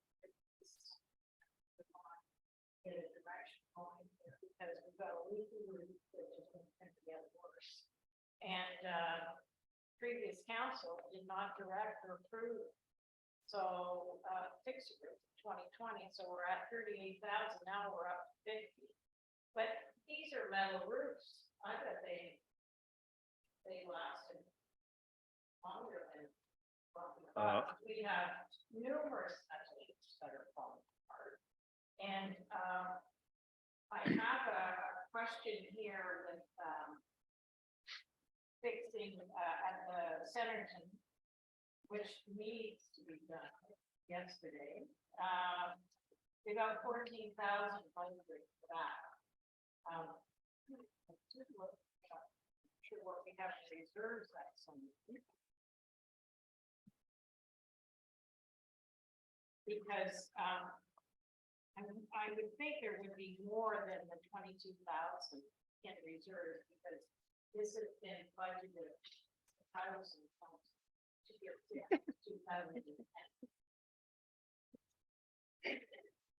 This has been budgeted for since 2010, so it still hasn't been worked on or moved forward. So this would be a project that needs to get done.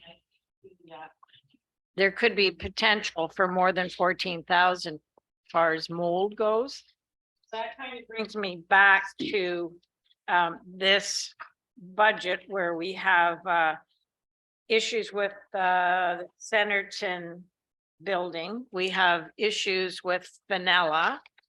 If we were to give the go ahead to get these buildings fixed, who looks after making sure that's expedited and moved along? Maybe Mr. CAO, you could provide me those details. The roofs have been under the direction of our building of CBO. So he will be, if approved, he will be going through the steps to get that fixed. And obviously I will monitor it and be with him to make sure it's completed. Are we talking specifically about Centerton? Is that Whatever one you approve. So. Okay.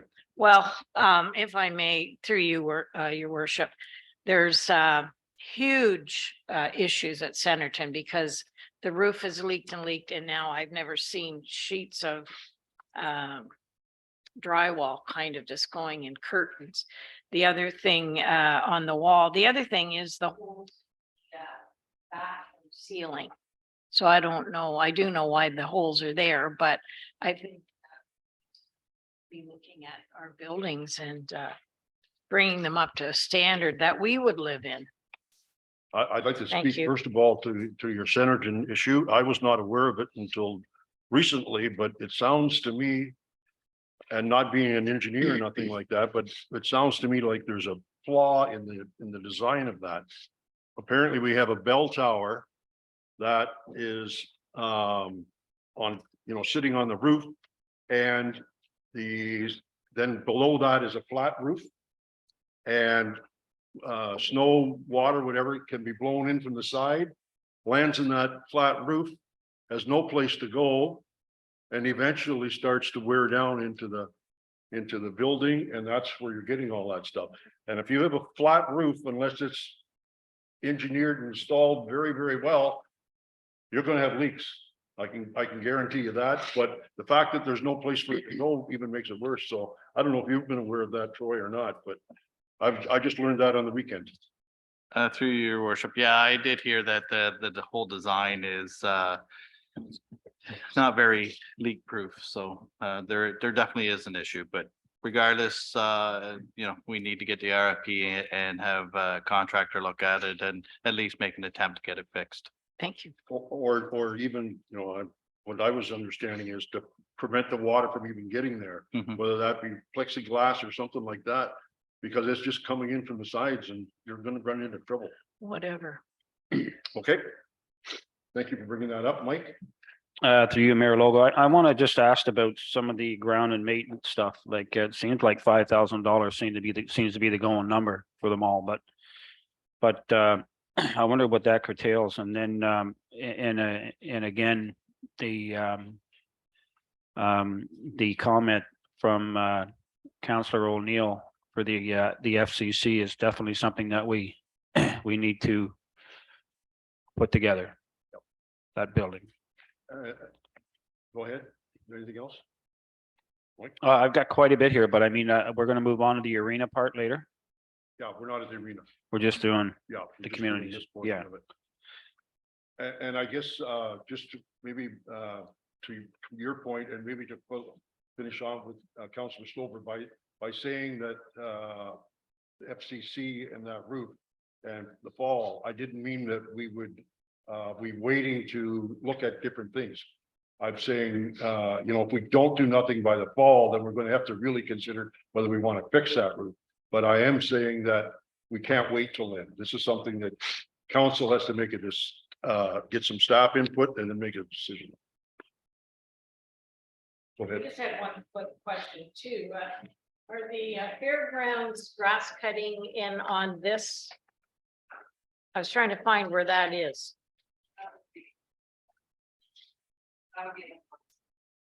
Ah, thank you. Mayor Catherine? It's just some of the system, and I know that you've inherited what we have to our treasurer here. But a couple of the lines, like the billing back, as Councillor Ainsworth has identified, billing back for the cutting of the grass, but also the billing back for the library. And it was my understanding that this system is supposed to be that they have a percentage based on their square footage of the bills.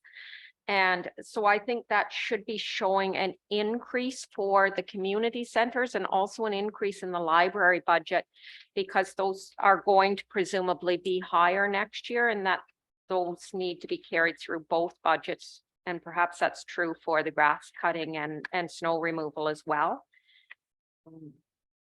See you shaking your heads.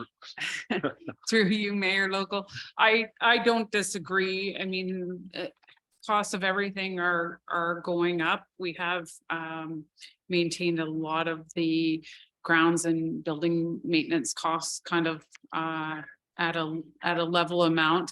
And some of the actuals for December 31st, I still have to go through and look and see what still needs to be allocated for grass cutting and snow plowing. And another thing, depending on the facility, we've done reallocations in past because all the grass cutting costs go through Parks and Rec, and then all our plowing costs are going through our public works. But truly, there is a portion of that that needs to be billed back. So when you see the account lines that say internal, at one time we weren't even showing them on the budget, but I've left them in because they are an actual GL account in our system.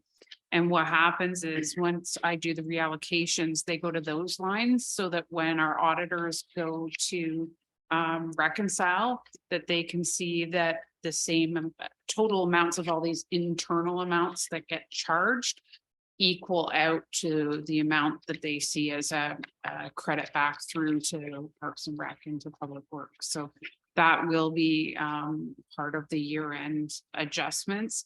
And truly what I would like to be doing going forward, as much that I've been doing with the library, is at a minimum on a quarterly basis, making sure that those reallocations have been done, so that when we do our quarterly reporting, it always has those allocations in there. So. Go ahead, Councillor Booth. Through you, your worship, to, I guess it's either Nicole or Jen. On page 13, it talks about rec and culture capital expenditures for 10,454. I can't find that in there. Do you know what that amount is for, Jen?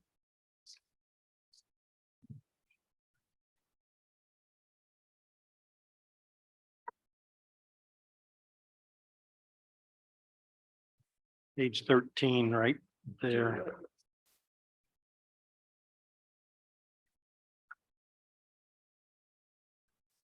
I don't see it in any of the issue papers, so it must be, maybe it's equipment or something, or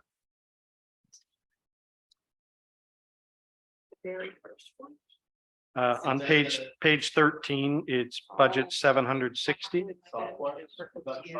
and culture. Yeah, you're right. Yeah. It's right there. So it is. Okay.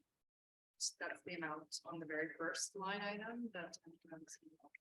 10,454. Yes. Been in and out on that one for the Soft software. management software. Okay, good. Thank you. That explains that one. That was good. I guess another question probably through to you, Jen, is where in here is it under events then that we're looking at the Canada Day celebration or the parade or movies in the parks? Is that all under that budget line there, the events? That's correct. Okay. And are we looking at, are we looking at movies in the park this year, which I think was very successful last year?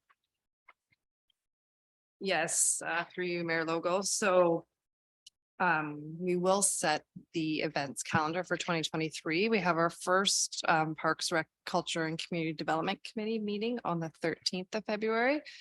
So I'm hoping that committee will, we can set our calendar of events, and that it'll be coming to council shortly thereafter. Okay, thank you. One other one is it talks about and 2 summer student salaries. So what's that for? Is that going to be a camp program or something you're looking at that you were going to do last year, but we didn't get off the ground, or? As through you, Mayor Logo, that's correct. So last year we did the same. We budgeted for 2 summer programming students. We received funding through Summer Experience Program for 1, but we're unable to hire anyone, unfortunately. So that didn't happen. So we're trying again this year. Okay, good. Thank you. And just a couple of comments. I agree with Councillor Ainsworth and Councillor Mary Catherine about the Fenella. I don't think 50,000 is a large amount of money to be spent on a roof when we don't even know whether or not we're intending on keeping that building. So I would hope either we could do some minor repairs if it's a bad leak or something to get us through. A metal roof, usually you can slap something on it if it's bad, or, tar or whatever, until we can decide exactly what the committee is recommending to us.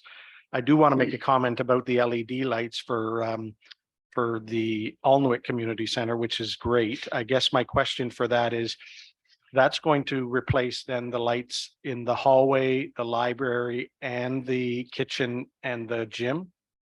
That's correct. Yeah, Okay, because the community room is done, right? correct. So- So yeah, the issue paper that you see is based on a quote received.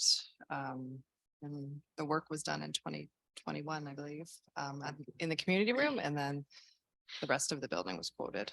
Yeah, To get done. That would be great. I'd love to support that, because I know in the library alone, it's pretty dim in there, and for Tim to go in there and replace a bulb here and there, you put the LED lights in and he probably won't have to touch another light in there for as long as his career with us. So that's good. Okay, thank you. I have a couple, well, Greg mentioned the one I'm wondering about is the new GL account for Canada Post mail out. I'm not familiar with what your plan is for that. Through you, Mayor Logo. So in previous years, we haven't had a line item for advertising for Parks, Rec and Culture. And I've heard from feedback in the community that they'd like to see the rec guide being mailed out. So currently, right now, we print it out and it's available for pickup at the community centers and libraries, as well as online. But this, we could print this out and mail out to every resident. So the cost there is for 2 mail outs for 2023. Okay. Go ahead, Mike. Hydro. We like are making Ontario Hydro like millionaires, so. Like, we either don't have any insulation in our buildings. Or someone's leaving everything on when they walk out the door, because $20,000 a month. For the Elmwood Community Center, that's $240,000 a year. So No, I think that's $20,000 in total for the year. for the year. Yes. My apologies if I read it wrong, but nevertheless, it's it just seems like a lot of money we're paying out in all these. I don't know whether we can do some kind of feasibility study or put some monitors on to see where the hydro is going to. Just so, and correct me if I'm wrong, but probably 4 or 5 years ago, the electrical baseboard heaters, that's what it's heated with, were all replaced. Which should have saved us, and I'm pretty sure it did save us some money. Putting the new ones in because they're much more efficient, but it still is a difficult way to heat a building of that size with baseboard heaters. And I don't think nothing's changed since then, is it? Yeah, that's why it's real expensive. And I think we perhaps have talked about it before, but I don't think it was anything ever been done, but the windows are the same windows when that building facility was built in 40 years ago or something like that. So that's another big eater of the hot heat and hydro. Just so you're aware, and it's something maybe we should be looking at in the future budget. Well, I mean, as we go through the budget, for myself, I see things like it's a waste. Right? And we go back and we talk about lean management. What are we doing about our waste? We can't just keep paying it. Right? Yep. So we need to look at it and find out why it's costing us so much for this kind of stuff. And, it's the burden on our taxpayers. It's a huge cost. Go ahead. I can make a comment on that too, Councillor Ainsworth. With ACC too, there's chargebacks because the library operates in there, and the post office.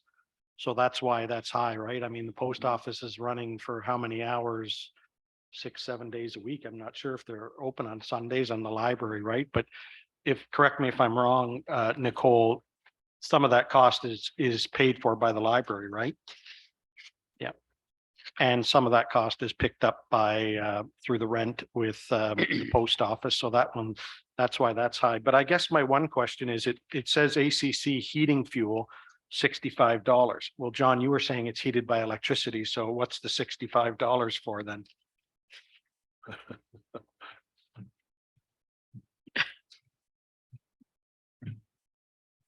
Lamp oil? I was just actually looking at that account yesterday when I was doing my library reallocations. And that $65 looks like it was posted to the wrong account. It looks like it's one of the water testings.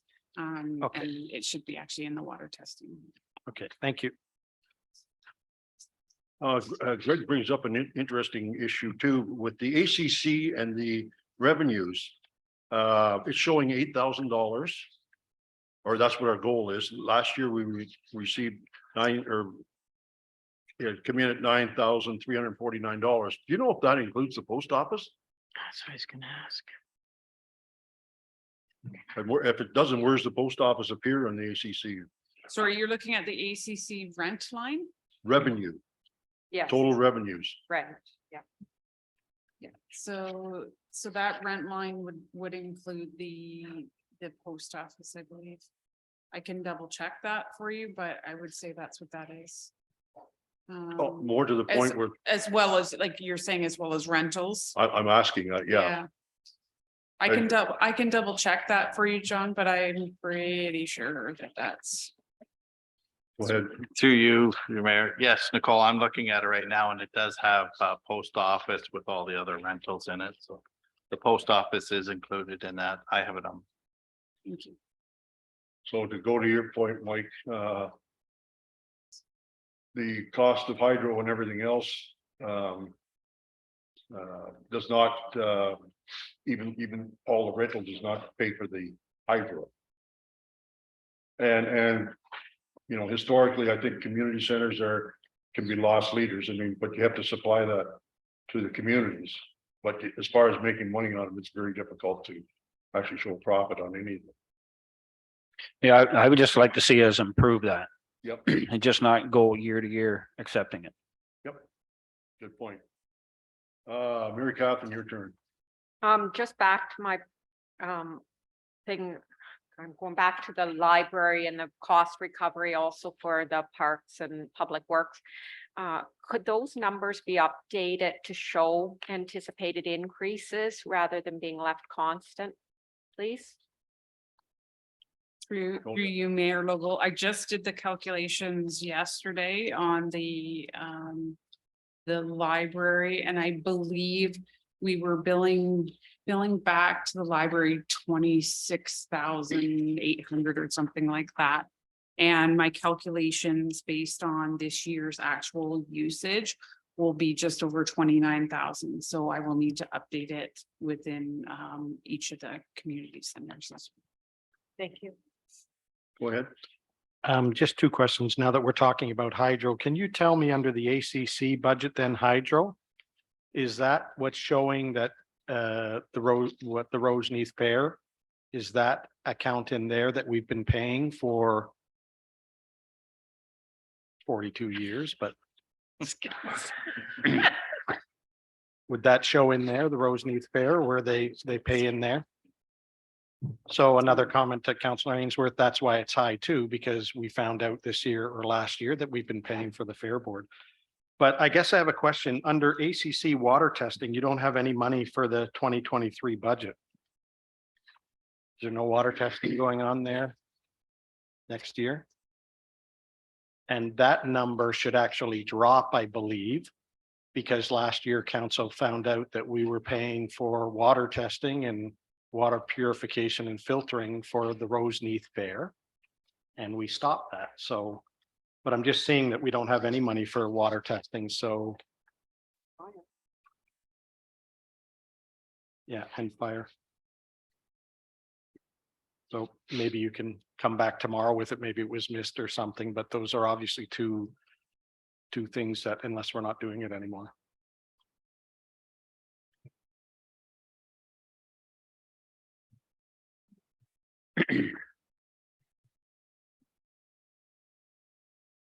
Through you, Mayor Logal, we'll look into that because I'm not sure and I don't have specific notes on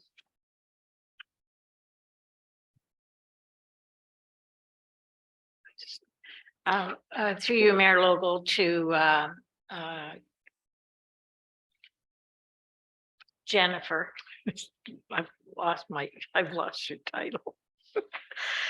When I look at the 75,000 for the mail outs, I 7,500. or what did I say? 75,000. I guess you'd be doing a mail out every month.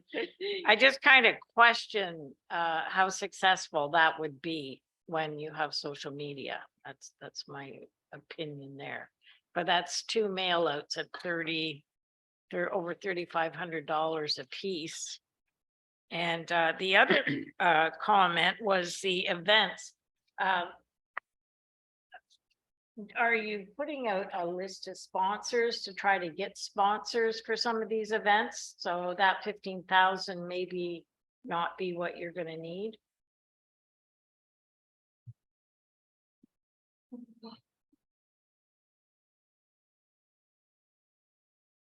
Through you, Mayor Logo. Yes, that's correct. So you'll see in the budget this year too, there was two new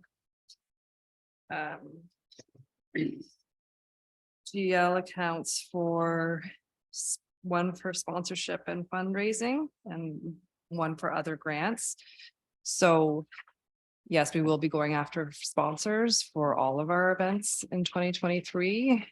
We were quite successful in sponsorships for 2022. We had a great number of sponsors for Canada Day and our Movies in the Park. So we will, based on what we bring in, well, that number could change. Yes. Thank you.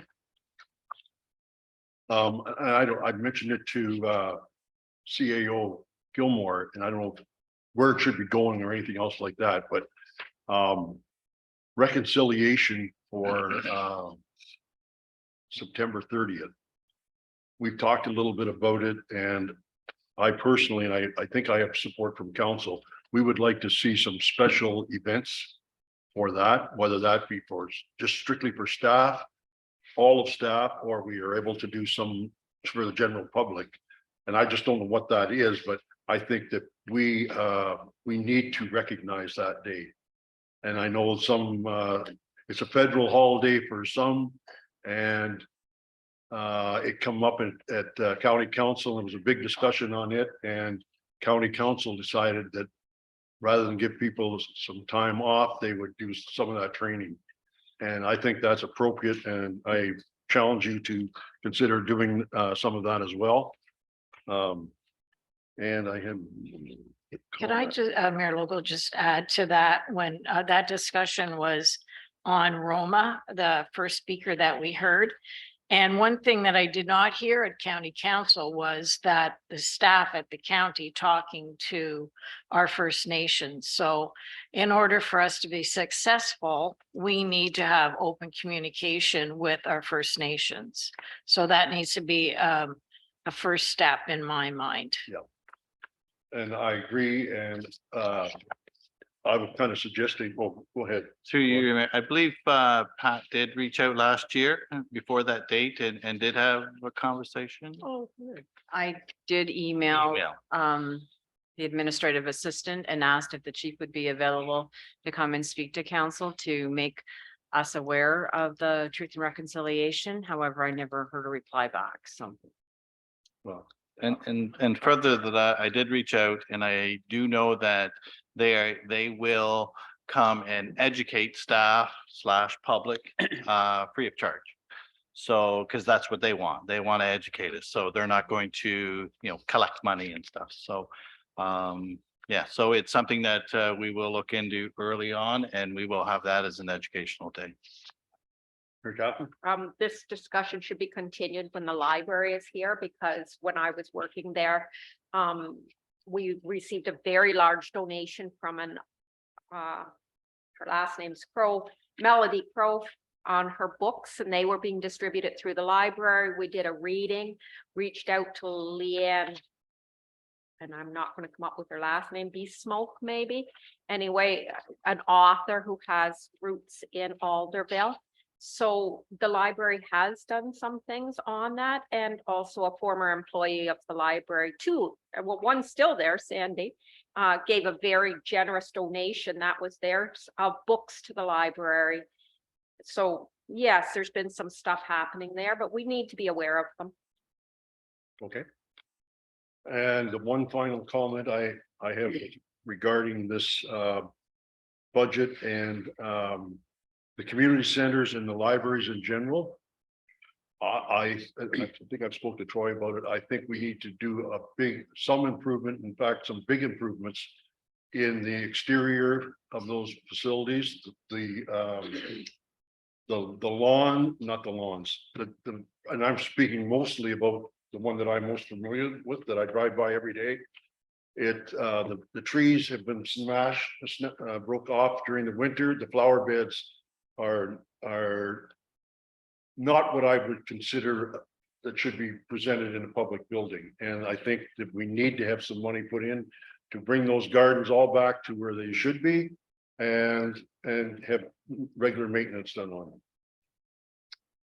And I'll make one final comment. I kind of mentioned that to one of the library ladies before Christmas, and her comment was, well, people have come in here and said to me, why aren't you looking after the gardens like you used to? So I think that's a challenge, and Troy, I hope you're going to consider that in some of your budget.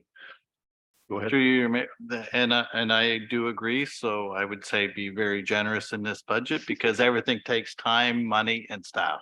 That's all I'll say.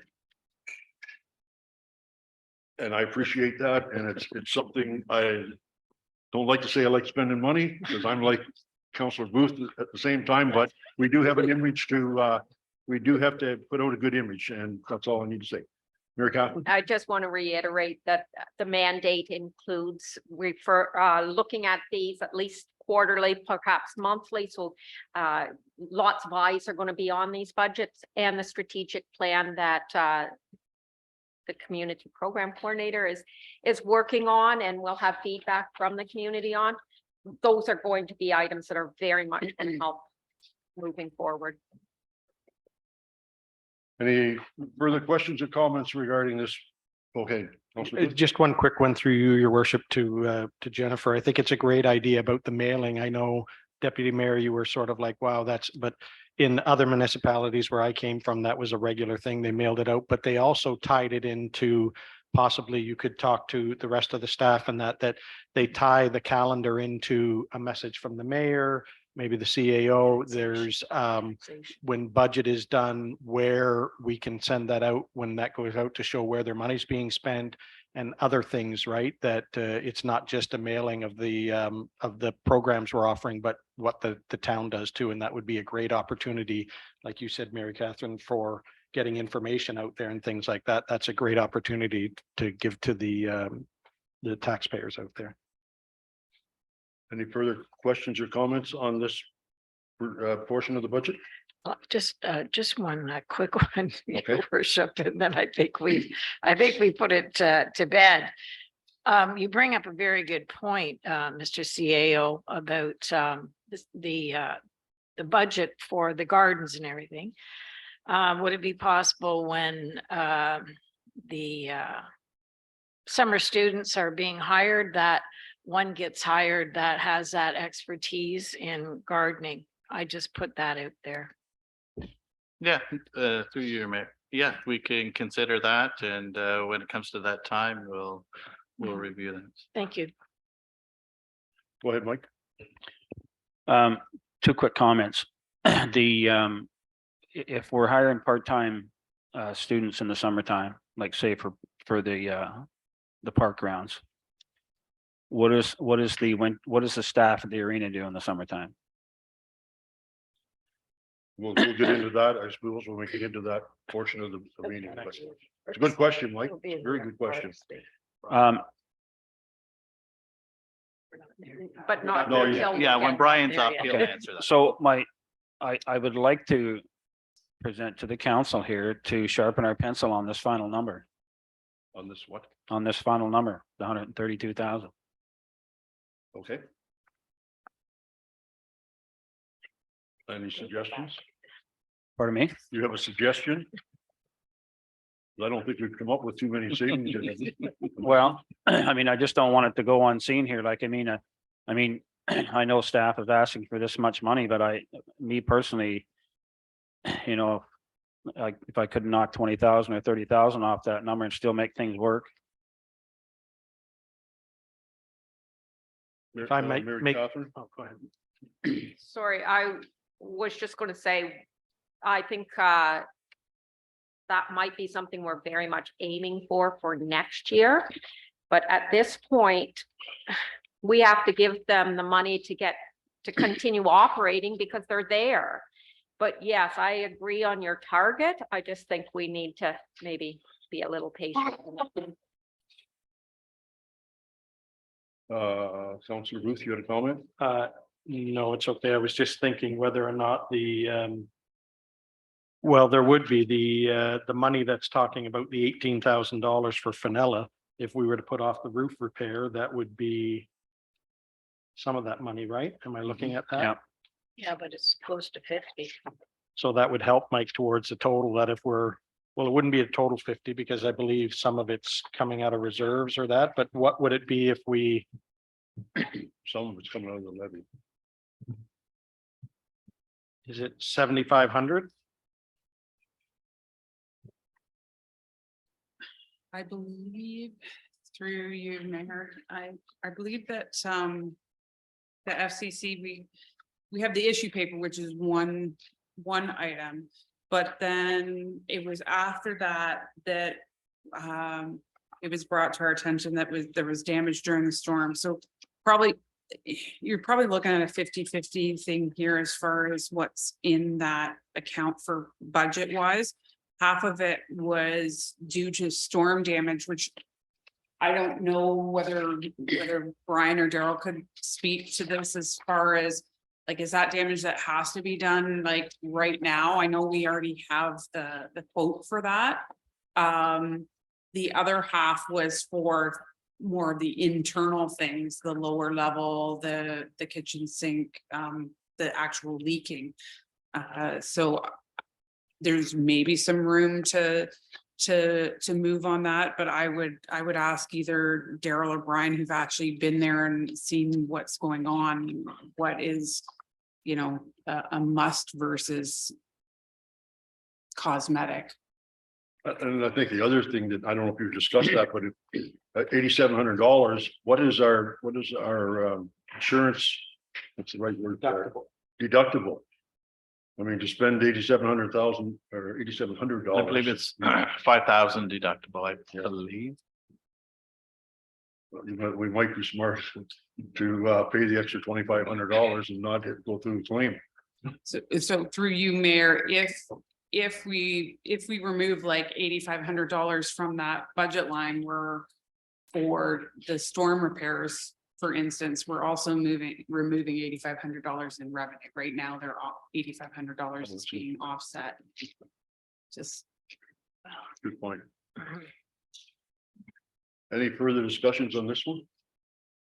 Can we give direction to Nicole? Is there anything you want to look at specifically? Okay, go ahead, Mayor Johnson. So I think to direct you to make the changes as we've discussed, including only doing the most critical and absolutely necessary at Fenella until we've opened that discussion of what to do next.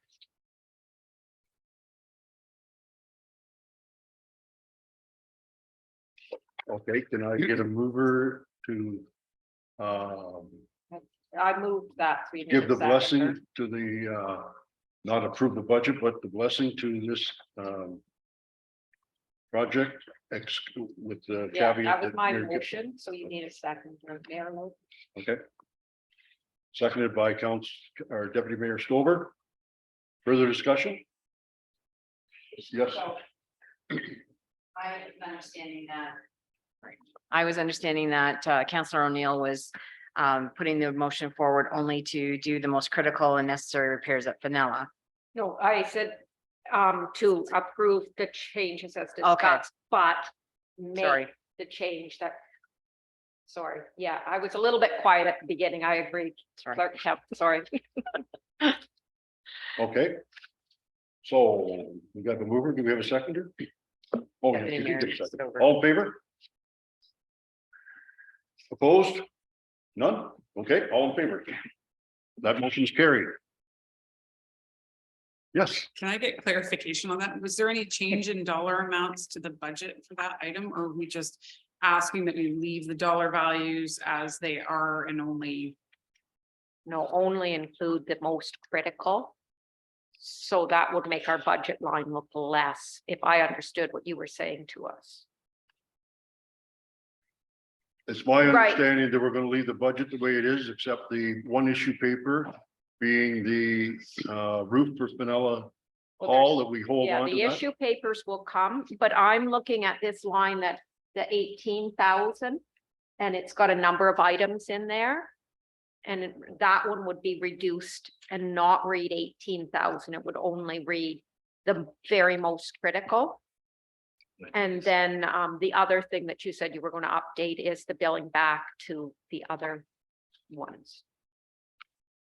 So just to clarify, are we reducing that by a specific amount? Or are you asking me to go back to staff to find out what those critical items are? That's what I. Correct, yeah. Okay. Sorry. We don't have an answer for that, is what's most critical right now. I don't have an answer on what's most critical right now. I don't know. Okay. Is Maybe, Daryl maybe Daryl, online? Daryl's online. He might be able to, you know, fill Bill? us in. I'm thinking we need an answer today on that. I'm thinking staff will make that change once they've had a chance to look at it. Okay. Are you clear then, Nicole? I'll discuss with staff and before we bring it back on the 16th. Thank you. I'll make what changes are needed. Okay. And we're not going to look at any of the issue papers. And we got to go back to parks yet, or we got parks? We haven't done talk about parks yet. Correct?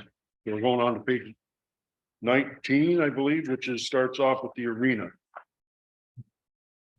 Correct, so, Oh, thank you, Jennifer. No, she'll be back. so Page. through you, Mayor, we were going to continue on with Parks and Rec while we have our coordinator still present. It is in section 17.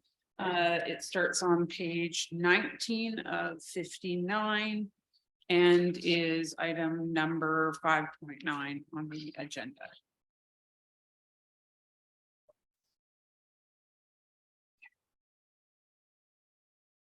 So this budget is for the parks and the arena. So this is all of the parks and recreation. The Parks and Recreation budget is showing $61,538 over the 2022 budget. That's a 19.6% increase or a 0.89% levy impact, so just under a 1% levy impact.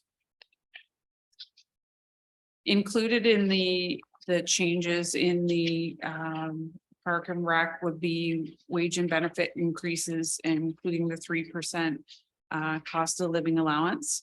And also you'll notice an increase in the possible OMERS costs. Because as of January 1 of 2023, we are required to offer to any part-time staff the option of opting into the OMERS pension plan. We had to include that in the budget for even our students. We have to offer that to every part-time and student that we hire on through the year. So And is that as a percentage of their wage? yes, so it's 9.6% up to the CPP limit, which I think is around 67,000. Anything over that is 14.1%.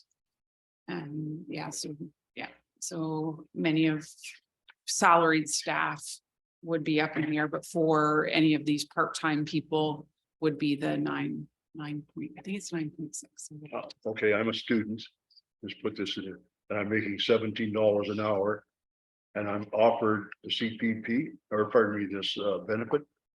What's the right? OMERS. OMERS, yes, pardon me. So I'm gonna be making an extra 10%, which is about $1.80 an hour more. I'm not making it more, but that's a cost to the So just to clarify, it's a cost to the employer and the employee. okay. So the employee would have that percentage deducted from their pay, and then the employer matches that. Oh. And then we send that off to OMERS for. So they may not. They Yeah, may, so they may not. there is a cost to the employee as well, so sometimes they will choose to not opt in. Yeah. But we don't know that in advance. And at one time that was offered to council, but it's not available anymore, or no? I believe it still can be. It would require changing our bylaws. Okay. Just out of curiosity. And at one time, 5 years ago, unless the mayor got on, nobody could get on. I don't know if you remember that, but that was the rule. Unless That's what the rule was, and I'm not trying to explain it, but that's what the rule was. Sorry, That's okay. way off topic. So, so that is a large portion of the increase that you see in this budget. You will see a decrease of $7,500, just over $7,500 in insurance. We're also showing an increase in arena revenues of $12,000 over last year's budget. We've included in here, you'll see there's a line for premium gas, and that was not budgeted for last year. But in review of the budgeted line items, when we were working on public works, it was clear that there was some fuel costs that hadn't been allocated back to the Parks and Rec budget that truly should be.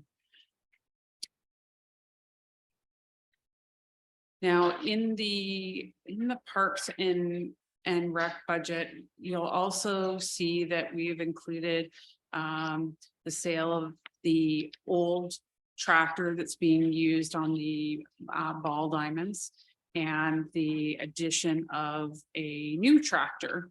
And that is the issue paper number 1 for Parks and Rec. There is also an issue paper that will be that is recommended for bleachers and benches. Issue paper 3 is for arena electrical panel. And the 4th issue paper is for condition assessment on the arena floor. So those are all items that have been budgeted for under this Parks and Rec budget. However, you will notice in your issue paper listing that none of them are showing a levy impact at this point, as it appears that we have more than enough in our reserves at this point to fund most of those items, if that's something that council would like to go forward on. As I mentioned in the Rec and Culture budget, some of this Ontario Trillium funding. So you will see that we have the fitness equipment in there as well. We're showing the revenues coming back out of the reserves. Some of it shows coming out of the reserve and some of it actually shows it coming in from OTF, just because we received we received 49,300 in 2022, and the remainder is to come in as the project progresses. We have budgeted for some summer students in there. There's some notes about that. I think that's most of the large changes that I see. There's a few other notes in there that if you want further information on, I'm sure either Brian or Jennifer could provide clarification. Brian or Jennifer, did you have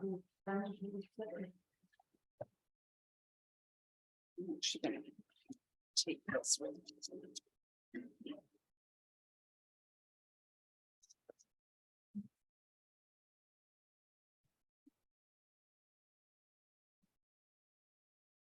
Good afternoon, Brian. Good afternoon, Mayor Logal and members of council.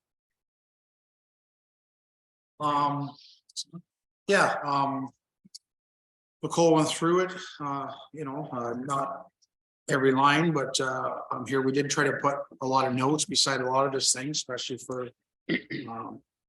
council's first time going through it. So I'm here to answer any questions that you may have in any of these line items in this budget. Hey, I'm gonna ask the first one on rentals. 2023, you're showing $39,000. I'm sure that's isn't all there, but I wonder if Nicole would even comment on that. or something. Yeah, through you, Mayor Logo. I know the number, it's not the actual numbers in there. There's still more, we're actually closer, I think. We have The rentals for the arena for 2022. it's Oh, approved. they're not, we did not complete all of the process until the week. Not all of it is in there. I do have notes on what the numbers are. So I have arena rentals at 106,709 at the end of 2022. So up $11,000. That's better to hear. Okay, that's answers my question. Council, go ahead, Councilor Booth. Through you, your worship, to Brian. Brian, just a couple of clarifications, or that in the revenue, it talks about vending machine revenue and it's 0. So are there no vending machines now in the arena? Yes, through you, Mayor Logo. Yes, Councillor Booth. We do have the current ones are in there. They're not, I don't believe there's any inventory in them right now at all. And we've actually contacted the company to come get them, and they haven't yet. I think after another year, I think they become ours. I think they become ours and stuff like that. So then we'll look at restocking them and different types of vending machines. But currently right now, with COVID and stuff like that, they weren't being stocked. And I think a few other municipalities as well had the same issue with this vending company with the bins. Okay, thank you. That's the first one. The Yep. second one, Brian, would be under arena conference training mileage and meals. The $4,423, that's for how many staff? Because this morning, it was $2,000 for training for a staff person or $3,000 for a manager. And I believe in the arena, there's only one person full-time, isn't there? Yeah, but to you, Mayor Logo, I believe it's cut off there. It's 830 per. So I think we got, was it 5 or 6, I think? But that's the full-time staff is our foreman, and then also our seasonal employees too get training as well and stuff like that with the other ones. So they're incorporating that as well, Councillor Booth. Okay.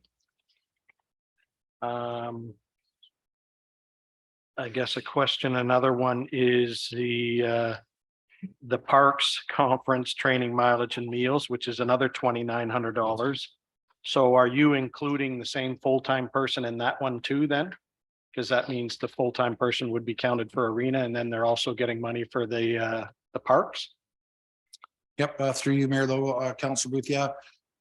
This is the first year we actually split out the two departments, and that's why you're questioning the arena. I believe we did allocate some for arena and parks for one full-time employee.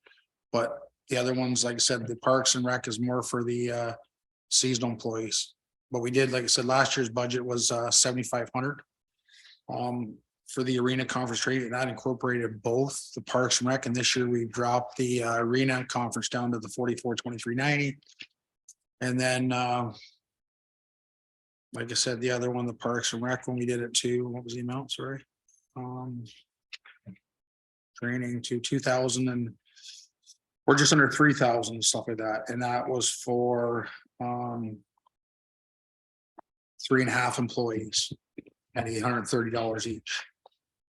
Okay, so I guess a question for you would be, are any of the winter staff the same as the summer staff for the part-timers? They're possible, they're through Mayor Logan, Councilor Booth, there possibly could be. We don't know until we go out for the summer, but there has been in the past 1 or 2 that did that same thing. Just a note, in my previous employment, if you worked for us in the winter time, then you didn't get another uniform allotment in the summertime, because that allotment is once a year. So whether you get shirts or pants or whatever in the winter, then that person, if they return back for the summer, but I'll leave that up to you and your staff if they're doing that.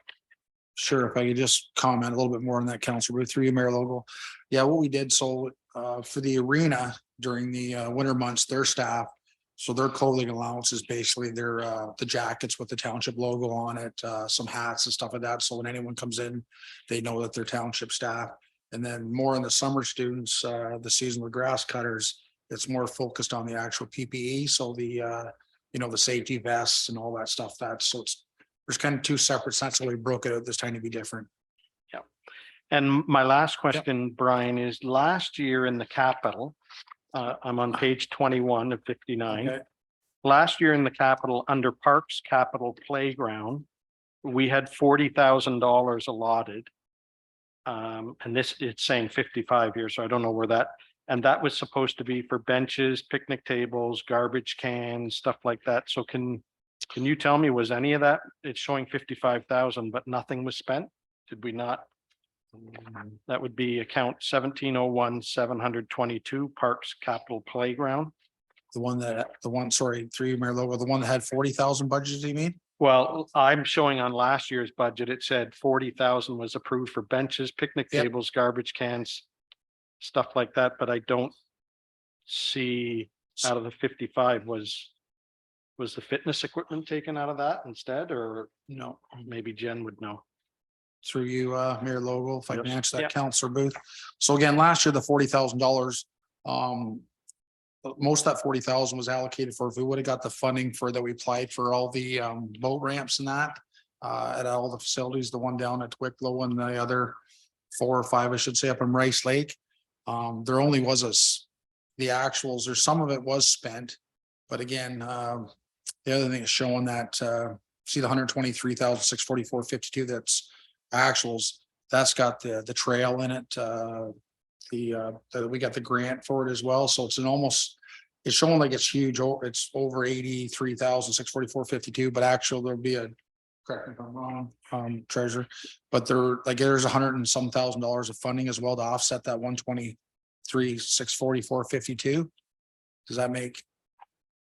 Yeah, I'm seeing now that, So to answer your question, there was very little spent out of that $40,000 in last year's budget because we didn't get it was more to enhance the boat ramps and that we didn't get that funding, so we didn't spend much of the money. so then we didn't buy very many benches or picnic tables or No. garbage cans. No, Okay, correct. thank you. Sorry. Any other questions? Go ahead, Mayor Catherine. Through you, Mayor Logal, to our treasurer. Would it be possible to have parks as parks and arena as arena instead of them being jumbled into parks and arena?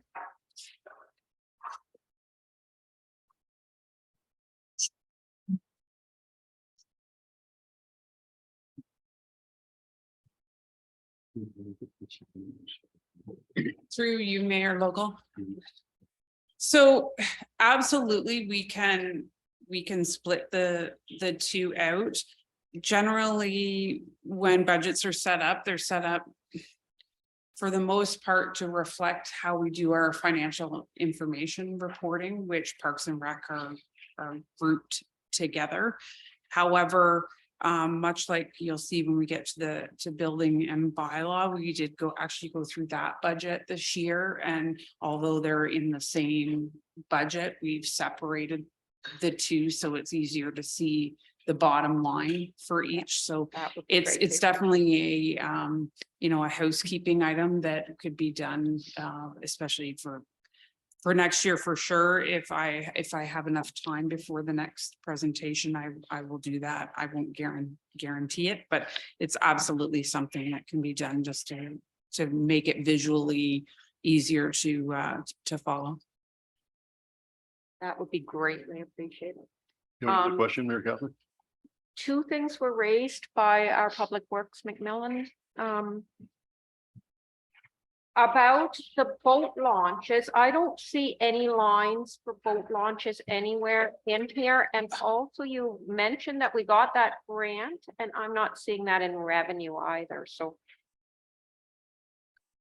Go ahead, all right, or Yeah. can we get, in the next budget, can we get a second mic that we can hand back and forth? Okay, that's something.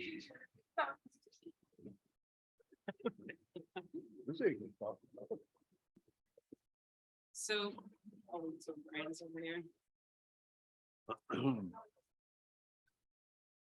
It pops out, right? I won't break it. Okay.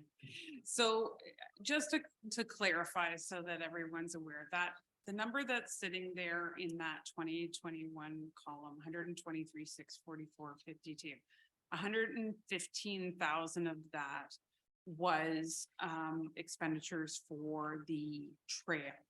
So there was ICIP COVID funding approved for that.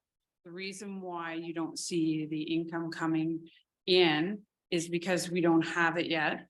That's actually reporting that needs to be done and is on my list over the next week is to get all the receipts back into the provincial government. And then they will actually issue the monies to cover that.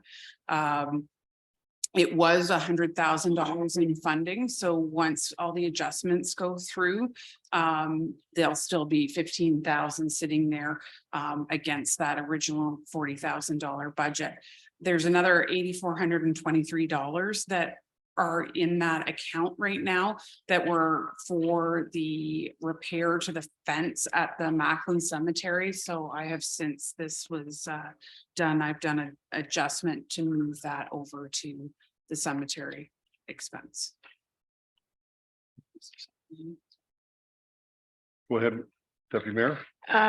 Through you, Mayor Logal, to Mr. McMillan. I question the need for the bleachers. You say a lack of railings. Can the railings not be put in place for health and safety? Yes, through you, Mayor Logo. The bleachers that are for the bleachers at the Ball Diamonds and the Grafton. They are all wooden bleachers. They've never, I don't think they've been, had an engineer look at them, but they're for lack of need and dire need of replacement. They're wood, they've been there forever. I think putting wooden railings and that would just be a patch job and stuff for the bleachers. And again, there's splinters, there's a lot of different things with the wood that shouldn't be there for the amount of people that would use them, especially with this year. There's quite a few. We do have a lot of bookings this year for ball tournaments, not with a lot more people using the field. So that was just a recommendation coming from staff, was that we do get rid of the liability of the wooden bleachers and bring in the new steel bleachers that most ballparks are putting in now. So through your Mayor Local, you're saying that the bleachers are in disrepair? Yes. Okay, the other question is the tractor. Is it working? Yeah, it works. It's the one we have the issue paper for. Yes, it works, but it's old and again, needs replaced as well. I just kind of wonder when you're looking at replacing it because it's old, if it was, and it's been kept in good repair. I know they don't last forever, but you know, this is going to be a tight budget for us to get through. And I'm just wondering if you have looked at used tractors. Again, that's a possibility. We can look at used. Like I said, this is just a recommendation from staff on this. The issue paper I get out, I think it talks about the age not in it and stuff, but yeah, we can also look at different options as well. Just to clarify, those bleachers, you said they've been around forever. I don't know if they've been around forever, but they've been there at least 70 years. That I know. For a I think fact. they've been repaired. They have not been replaced. I think they have. No, I don't think so. I don't like replacing everything that's old just because it's old.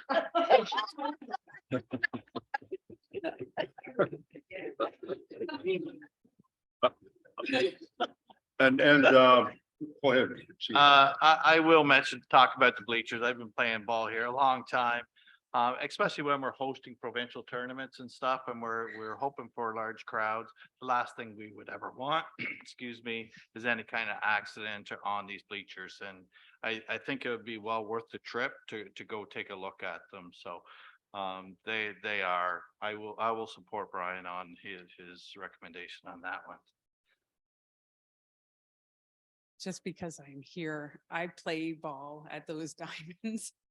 And we've had issues even with the players benches where they're not, the nails don't stay in the wood anymore. And we've had people like almost injure themselves, like falling off because the wood lifts. And I know that staff have been down there numerous times trying to bang nails back in and they're not holding anymore. And even the posts aren't even staying in the ground properly anymore. And you're getting splinters in your butt when you sit down. It's like,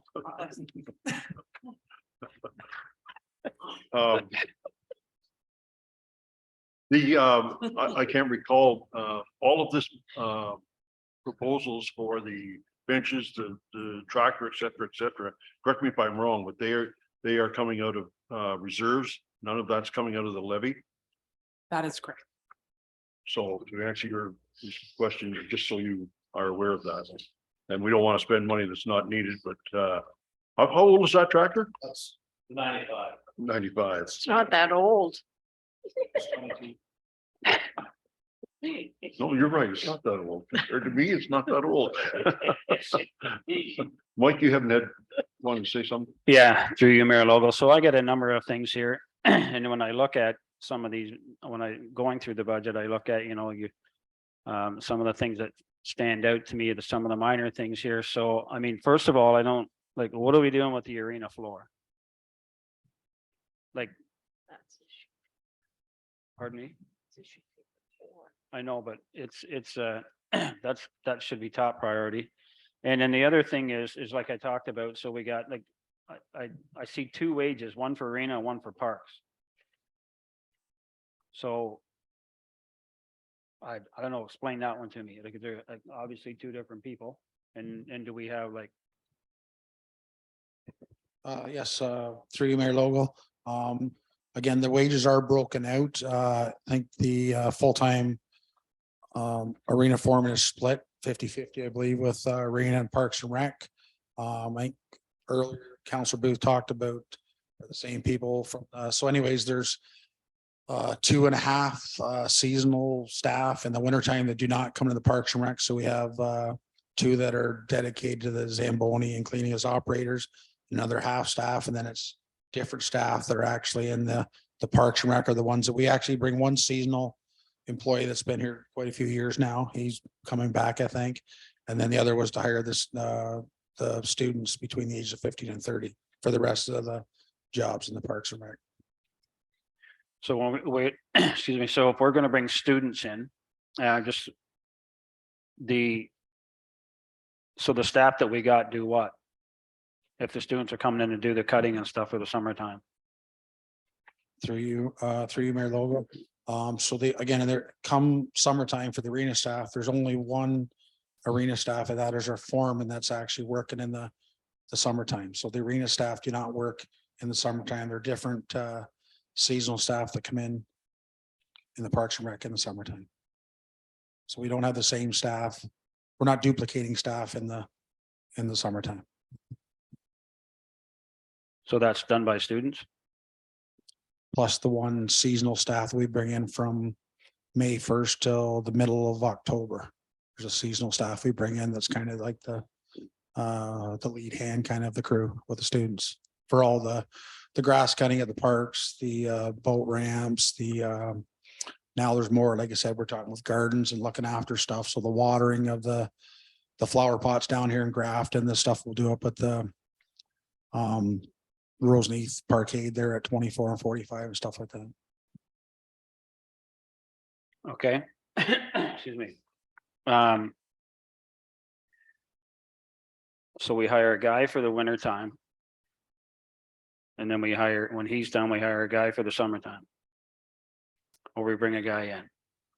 Okay, so I'll just through you, Mayor Logo. So in the winter time, we'll focus on the winter time right now. So we have our Parks and Recreation foreman. And then also we bring in 2 seasonal staff that are just there during the winter months.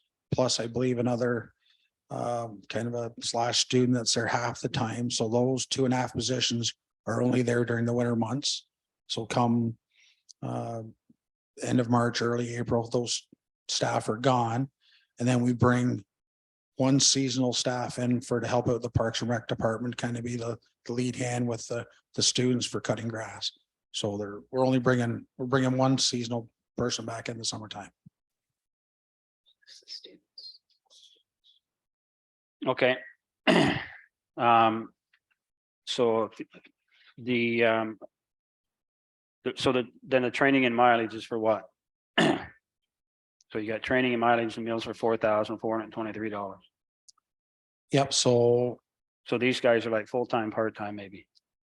yeah, so the ones that operate the Zamboni, for example, they could take ice making courses in Guelph at Orpha, I believe it's called Orpha. They offer courses out there. And then more in the summertime, it's the students that will take before any students start here we do defensive training, WMIS training,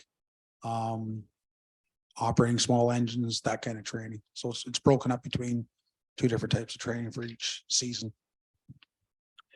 Okay. So if we're paying people already, like you've got some dollar values in here for wages, why would there be $21,000 for ground maintenance? Wouldn't that just be part of someone's wages to do the job? Through you, Mayor Logo. So you're talking about 10-05-60-16-24, 722. Is that Yeah, I is that just got my correct? notes. 21,000? Yeah.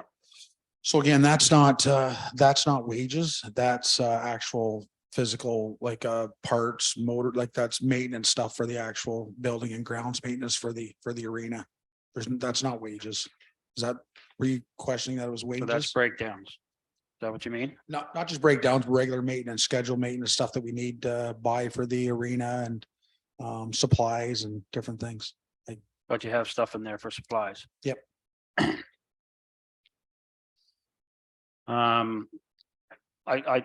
There's a couple, this is through our budget a couple times. It might be a question for Troy. So we charge our own people for water consumption.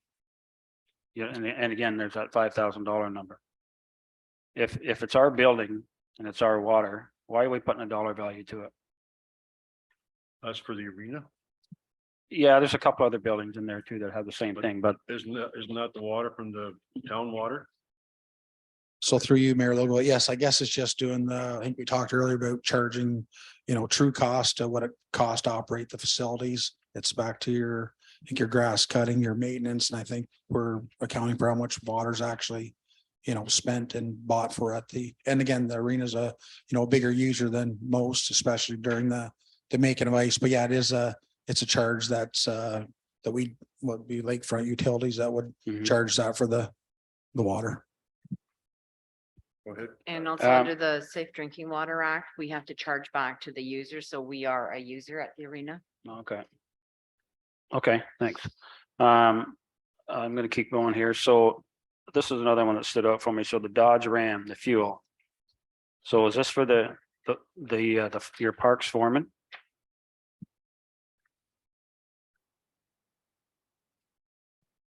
So Yes, so he lives in Vernonville, right? correct, yes. So $6,000, it's $500 a month. So is this used for a personal vehicle or just back and forth to work? Through you, Mayor Logo, no, the vehicle actually stays at the arena. He drives his own vehicle back and forth. But that's basically for 12 months of the year, so it doesn't really get used a lot in the wintertime, except for this year, for example. We actually, our facility man, Tim's been actually using it for this winter time. But in the summertime, that's one of the main vehicles that the students use to run the trailer around and stuff like that, to all the grass cutting. So a lot of the mileage and uses on the truck is actually during the summer months. There's quite a bit this winter been put in by Tim too as well. So would we say that number is fairly high? That's $6,000 for fuel? Well, I don't think it is high. So we put the premium gas under that one. And some of that actually, it may be 4 and 2, 4 unleaded 2, but anyway, some of that's actually for the small, for all the lawnmowers and stuff as well. Well, but you have a different number for them. They're in my next item, $6,259 for them. That's $522 a month. So we're spending like $1,022 a month for gas for that truck and the lawnmowers.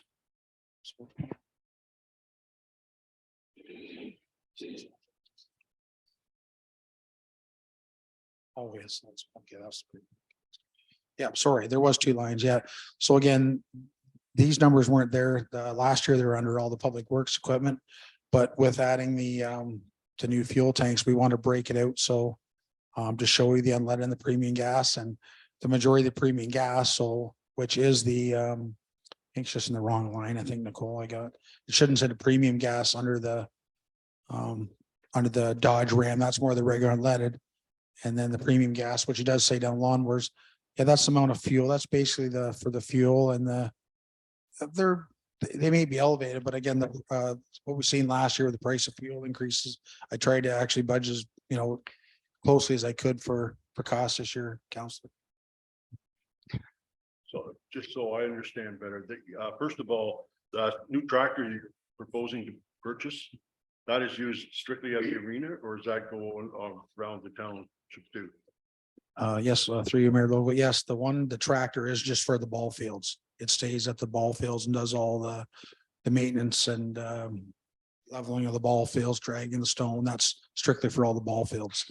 It's a tractor. The other fleet that we have, the 3 lawnmowers, the 0 turns, are all they go out just during the summer months for the parks and boat launches and all the green space.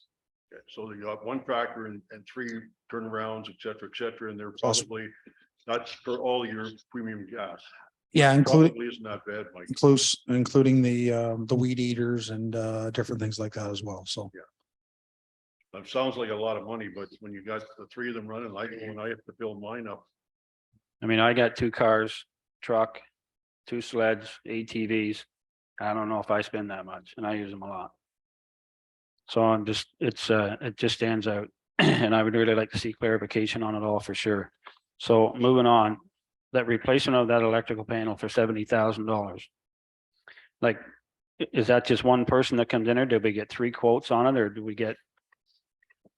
through you, Mayor Logo. No, Councillor, that's just a quote right now from someone. We'd have to go out and get pricing on that, but that's just an estimate right now for the replacement. And that's from Simco, the person that does the current maintenance on that. Well, I would like to see more a clarification on that myself. Because I said sometimes these guys that come in, and I think everybody else has the same, maybe happens like it's like a make work project for them, and we pay the bill. So if that thing's going to last another 10 years, then I'd like to know that. And that's where I'd like to see some other people look at it and give us a good, honest opinion where we can, look at the 3 of them. The new tractor, again, I would be opposed to the new tractor. I mean, I like old stuff. It's kind of neat driving around an old tractor, and it'd be, just maybe the guy that's using the tractor doesn't think like that, but that old tractor's been there in 1995. I would assume that we take it and paint it and clean it all up and make it look like new and keep it. And it's probably 10 times a tractor that we're going to buy. So the bleachers, I would also like to see a study on the bleachers. You got 50 grand in for that. I mean, the bleachers are 10, 11 feet high, whatever they are, but really, other than maybe the one big tournament weekend we have, you might only get 2 or 3 people sitting on them. So we should do a study on what do we really actually need down there. Do we need like 20 feet long, or do we need 8 feet long and 12 feet high kind of thing? Through your Mayor Logo, yeah, whatever you use. Like I said, these are just recommendations from staff as far as studies. I think staff, we looked at the bleachers, heard from some of the public and actually some of the users. Again, we just looked at it from a liability standpoint and to the township, and it's just a recommendation. We can do whatever council sees, whatever they want. Well, I think, in reality, you even when those ballparks were busy, and I was part of that back in, and we'd have ball games there every night of the year of the summer, and you'd be lucky if there'd be 10 people sitting on them. So it's a matter of how high they have to be, but how wide they have to be, and that might cut the cost dramatically. Do you have a comment, Jennifer?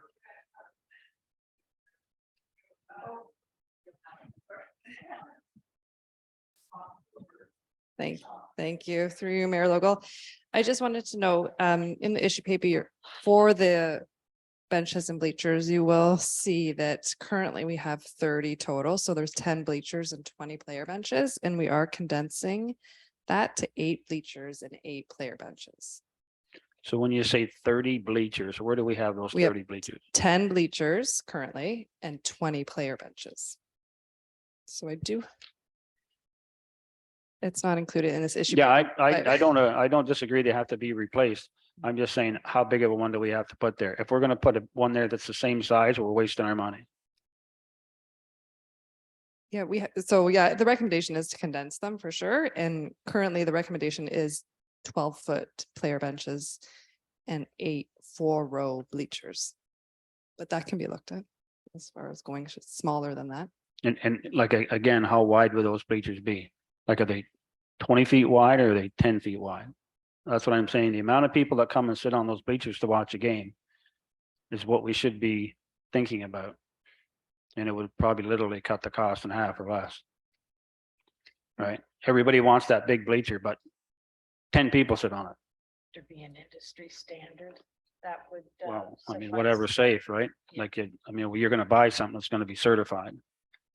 I tend to agree with you, Mike. The width of those benches in the stands are way too wide. Yeah, And they were, I think they were set up for, at one time when people used to bring their kids, including the babies, and they set the cradle in front of them. I don't think we need something like that, certainly any, the size of them anymore. I agree with you 100%. At the same time, I'm glad to see you are cutting back because they aren't full all the time, but sometimes they are pretty well full. And I think, anybody that goes to those, well, Greg, you go to the games quite often on, Tuesday nights or Wednesday nights, and what do you see? There are some times where there are, it's pretty busy there, right?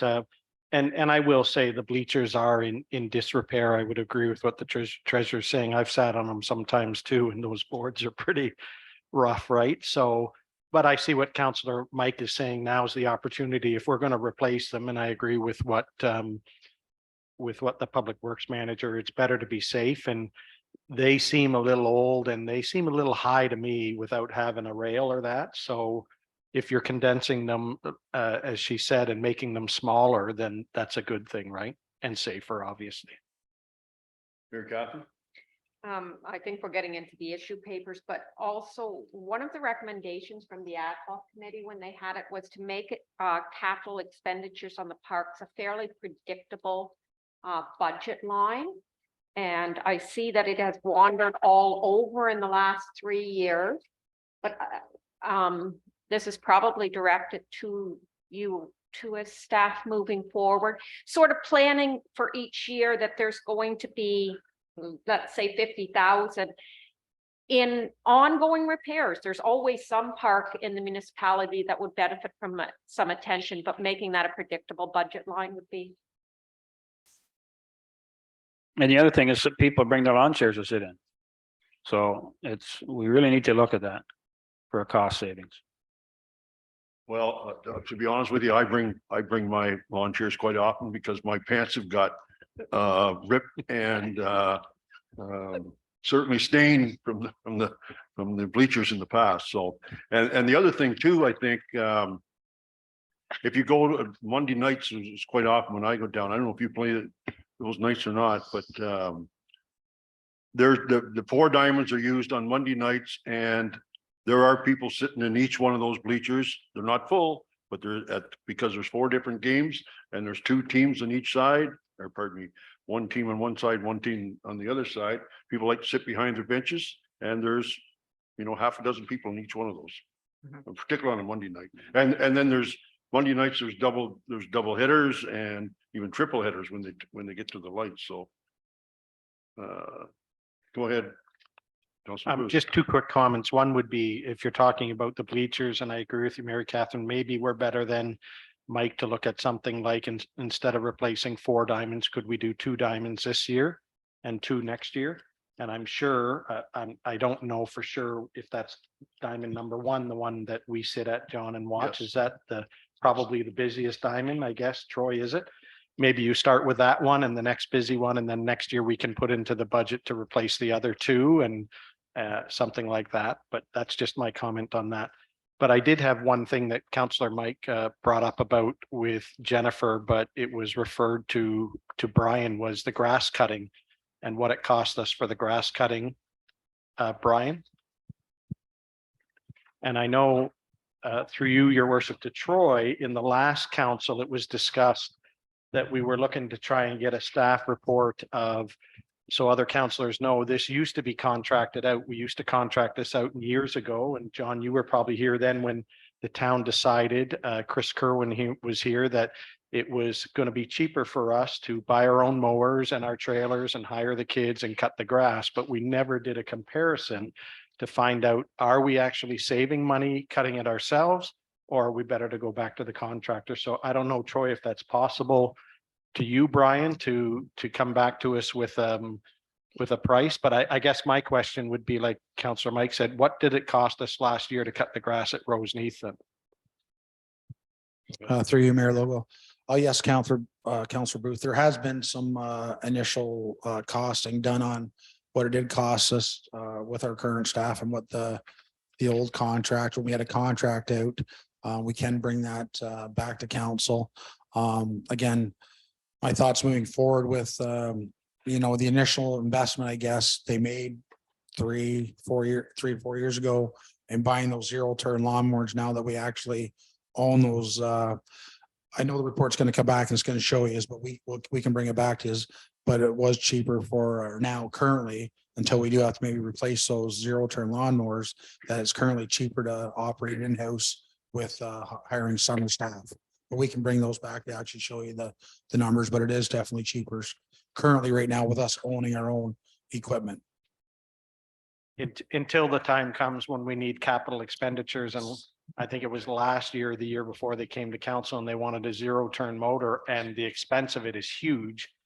So I'm more interested in, as a councillor, is adding that all up, say over a 3 or 4 year period, to say, what's it cost us for the gas, like you said, Mike, to drive them around, the trailer, the staff, the kids that we have to hire, the 0-turn motors and everything and stuff like that. That all added up, and then somehow compared to what it would cost us to just contract it out to a contractor to come and cut our grass, right? But back to my other question about, do you have a breakdown of what it would cost? What it was costing us for Roseneath to cut the grass for the year? No, I don't think you're ready to break down for Roseneath, but Parks and Rec on total, like are you just asking for Roseneath or the whole? Well, if you could tell me first what it was in total, and then in total We for can grass cutting probably come last up with year. a pretty rough, pretty close number, I think. But right now we have a total number, what it costs for operating all our parks and boat launches and everything. And we'll talk to our foreman and probably break it down in time frame and figure out a cost for just Roseneath. That's what you're asking? That's what I would like Okay. to know, but I am going to refer back to Troy if we can get some kind of study. It's probably too late for this year, but to come to council sometime this year so we can make a decision on next year whether or not we are actually saving money doing it in-house, or are we better to look at going out to a contractor, right? I think, if I can comment, I think the intention was back 3 or 4 years ago was to, do a study after we spent all that money. And you mentioned the 0-turns. You've got a pickup truck that has to be replaced every 3 or 4 or 5 years, whatever that is. You have a trailer, and you have not only the $17 an hour you're paying for the kids, you've got all the other benefits, and you keep adding and adding and adding.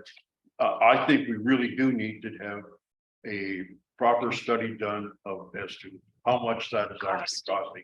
There are some advantages to having it, I must admit, though, that you don't see, and that is complete control over the job that's done. Sometimes when the contractors do it, you have to actually follow them around and lay down the law a few times to make sure it's done to the standards that we expect. So, sorry. costs, hidden costs. And I'll let it go to you, Mayor Catherine, but grass cutting and landscaping is one of the most competitive for getting contracts. There's lots of people out there that are willing to give you good prices on it, right? And I agree, it's better sometimes to have our own staff, but we still would have a parks foreman and maybe a student at the arena because that person in the summertime does the diamonds and that. So you still would have a staff member that could go out and look after things. And I don't think I'm supporting one way or another. I will make one further comment is I see those contractors that have their sons with them usually.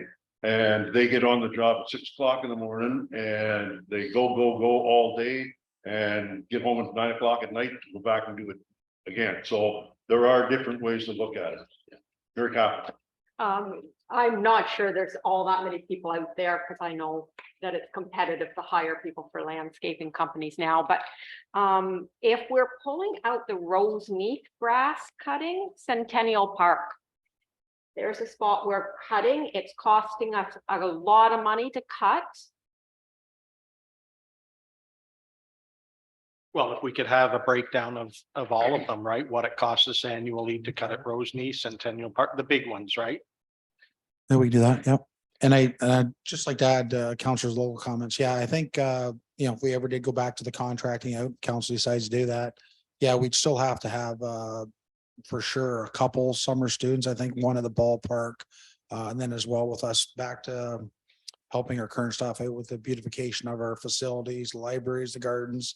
Some of the green thumb, some of the groups that I've, made commitment to actually us, watering and looking after the planting of new trees, watering trees. So I think there'd still be a little bit of staff that'd be required if we went that way, but. I don't think we've got to get an answer today. Yeah. But I think we do need to, and I agree with Councilor Booth that we want to have something prepared for next year.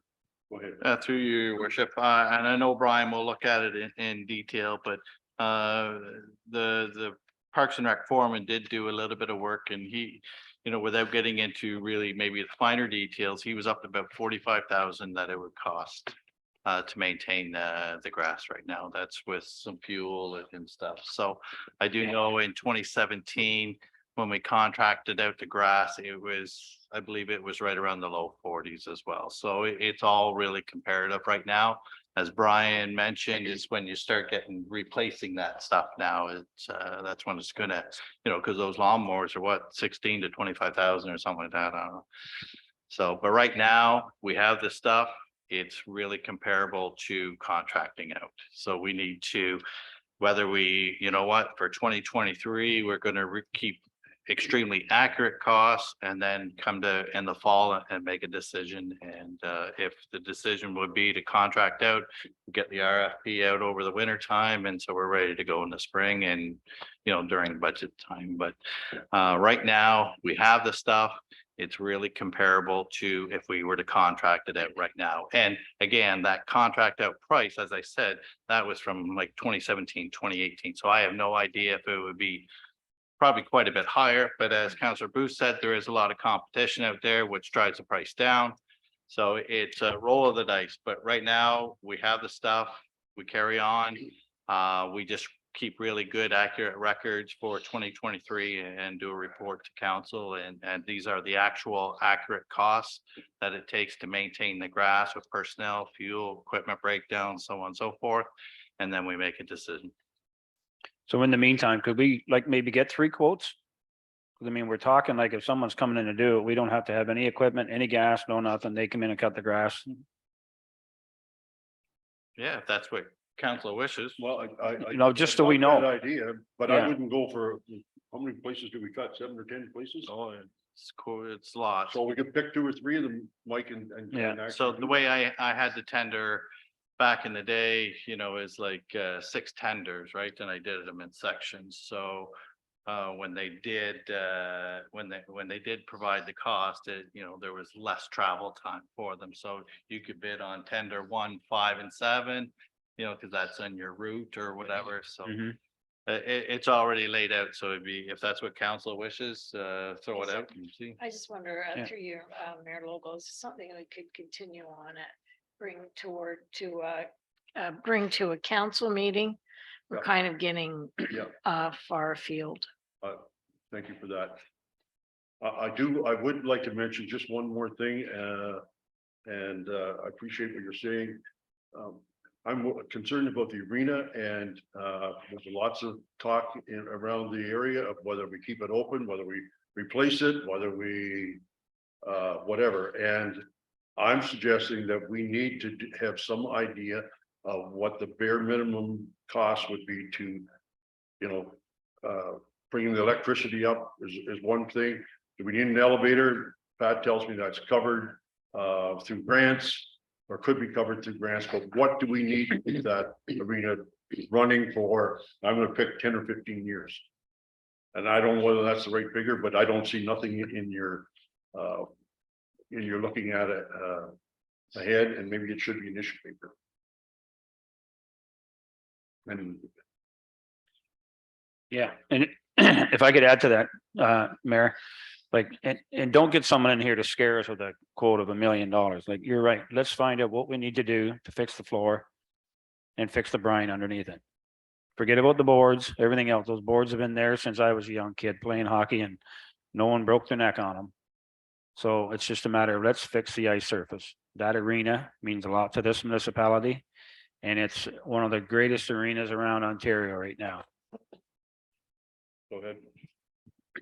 Yes, through you, Mayor Lowe. Yes, that was the, and again, I was wondering with the new council what they thought, how they move forward with this, but that's why we put the $15,000 in, was for a report on the actual floor and the brine, the pipes on that underneath, and whether you were even want to do that. So it sounds like that is something you do want to move forward with, and we'll get that report going if council passes that as part of the It's budget. gotta be a little bit more extensive than that, though, personally.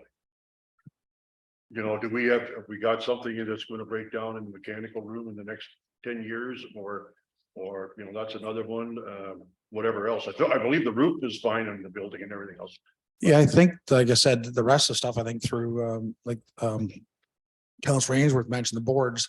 Again, the floor itself, looking at it, is actually still pretty good, but it does have that good dip in the far corner and stuff like that. And we're not sure of the stuff you can't see. So that's the big costly thing, is the piping and all that for the refrigeration underneath the floor. And that's where most of the study beyond that. But again, I think that's the major thing. I think, down the road, you're talking about the upstairs and an elevator, that might be a decision later on, or I don't know whatever council wants to see. It's funny how you get rumors out there. Somebody told me that the brine was poisonous, and if it ever had come out, you'd have to tear out all the ground, et cetera, below it. And I'm sure that they are correct if they know what they're talking about. But the brine that we have is the same system was in 40, 50 years ago, whatever. And I understand that's salt, basically, which is a natural occurring thing in the. You told me that, I think it was. Natural occurring, Well, there is an issue. If it leaks, the Ministry of Environment gets involved, right? Because it can still be salt water, but they'll have to do studies and everything like that. but that's not like. It's not like glycol. No. That's like antifreeze. Yes, and that is a danger. Very confident. I concur with your comments, Mayor Lowell, that we need at least a 10-year forecast that shows the expenses, the revenues, the usage, and demonstrating that this is feasible and that it's going to meet the needs of our municipality. And right now it meets the needs of a handful of people in our municipality. We're not reaching seniors. There is a senior skate there, I guess we could pretend that's, but really in a community like Grafton, we need facilities that are serving everyone, not just a handful of hockey players. And if we're looking, and I know you've heard me before say that we need a great Grafton Community Center committee. I think we need to come together as a community and build something great, or whatever we're doing, but it needs to be looking at it very holistically and very long-term. Actually, I don't know how often you get to the arena, Mary Catherine, but if you were down there last night, for example, or any Monday, Tuesday, or Wednesday night, you'll find that there's probably 50 or 60 people in there, and they range from 2 years old to 80 years old. I know, and we had a report. that came that's still showing that what were we, 65% of the prime time was all that was being used? Yeah, but I'm not just talking about the people on the ice. I'm talking about the parents, the grandparents, and the spectators that come to watch their kids play. And that you call that, I call that entertainment. Fair For enough. $2 fair enough. or whatever that is. So it's not just the people who are on the ice, it's the whole community thing that I think you have to consider. We're taking up all your afternoon. Go ahead. I will make a comment, though. What you said, Mike, is we have to be very careful because the floor is 60 years old. The average life expectancy of the floor is 30 to 40 years. So we're 20 years over. The problem with, and I would disagree your comment about the boards and that is, it's like working on your car. If you're going to do your water pump and you got to take the time, or you're going to do your timing chain, excuse me, and they take it all apart, they usually tell you, if I'm going to change the timing chain, do the water pump because we're there too. If we were to go in there and do the floor, they have to take all the boards out anyway and put the same old bloody boards back that are 60 years old or 40 years old. It's a waste. They don't meet CSA standards anymore. Back in our days, I remember playing in a hockey arena where they had the meshed fence. They didn't have glass. It was like the meshed fence, right? So if we're going to do the floor, you got to do the boards and the glass because the glass doesn't meet CSA standards either. So to me, it's either if you decide we're going to fix it, then let's fix it properly, not do a half-assed job and say we're just going to do the floor and we'll put the same boards back, right? And to your comment, Mary Catherine, I mean, if you go there on I think it's either a Tuesday morning and a Thursday morning, if you talk about seniors, 3/4 of those guys skating this morning are a lot older than me. There's some guys, like John said, that's in their 80s that play the men's hockey. So there is some seniors things, but I see your point. Okay, we're gonna move this on if we can. We're not gonna talk about the issue papers, are we? So we'll save that for another day. But what direction do we want to give Nicole? Well, I would say the tractor doesn't get replaced. That would That's an be. issue paper. Oh, sorry. There was a line on here. I'm hearing we go ahead with the plan, Yes. except for the issue papers that we haven't decided yet. Nicole, is that any help? John, Yes. like, again, you know, I asked this council because some of the questions that we brought up here, we really don't have good answers for. So I would say that that budget of $817,000 is high. Well, that's, and most of that is issue papers. Am I correct or not correct? A lot of it is issue papers anyway. Well, Through you, Mayor, the actual levy amount for the Parks and Rec is 376,239. The 817,000 is the expenses before you take into account the revenues, just to clarify that. The only items I had highlighted other than the issue paper items that have been discussed is some of the fuel costs I had highlighted, just for clarification from council, whether there was any changes that you wanted there. And just to move it along, I think Councillor O'Neill we're getting when we're going through these budget lines, there's a lot of concern. We can't do much about it this year, but next year, or would be in a position to start working at fine tuning it. I agree.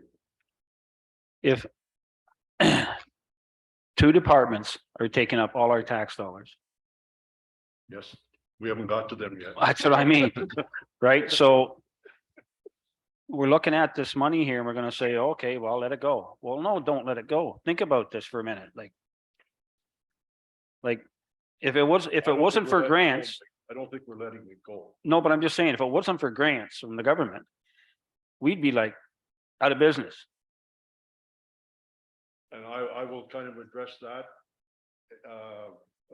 Firework or fire halls, for example. We went after the fire halls for assistance from the province. They would not, or the feds will not give you money for that, anything like that. If you go to for public works, which I wasn't around at the time, But if you ask them for money for something like that, there's no money for that. What the province is interested in is helping with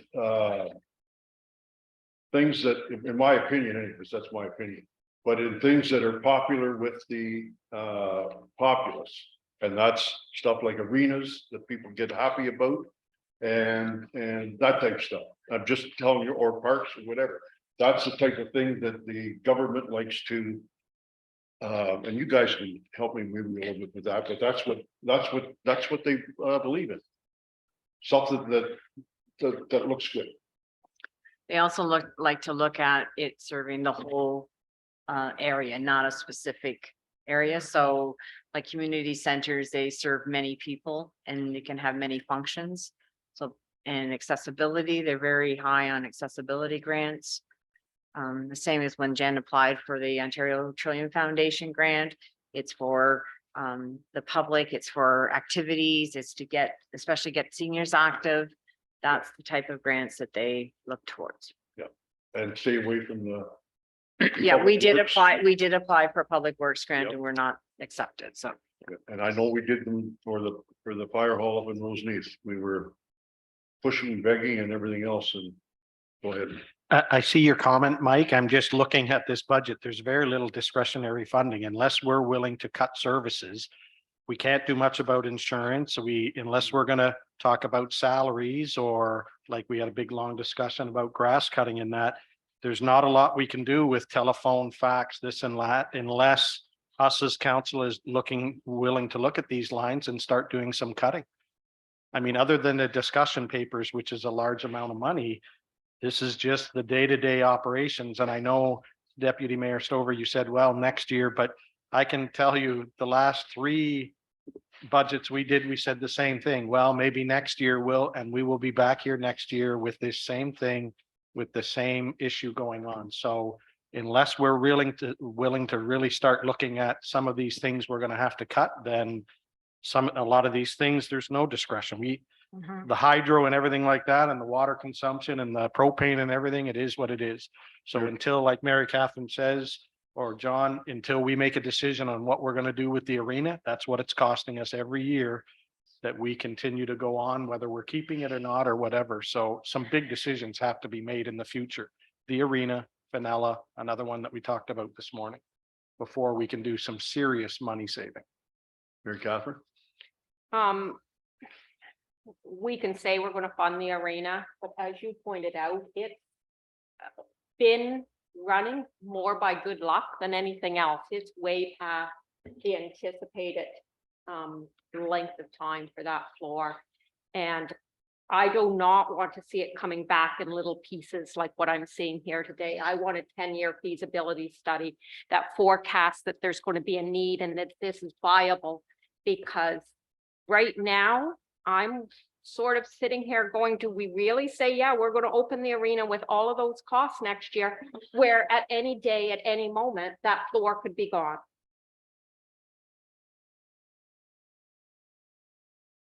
Well, that's a very good point. We also got to remember we've got, in my opinion, we've got a 50 house expansion on the top of that hill. We've got That can be part of the feasibility study, but for Absolutely. right now, we're sitting here putting, I don't know, 400,000 or whatever into an arena that could die tomorrow. It might not even make it through this season, let alone next season. And one comment I'll add, just so you know, the previous council, we told staff and that if it comes that the floor fails, it's done. We're not spending the 1 million, like this, that season will be lost, which means everybody that's playing on there right now, if that floor pops a major leak and blows or something, and the ice has to come out, we're done for that season.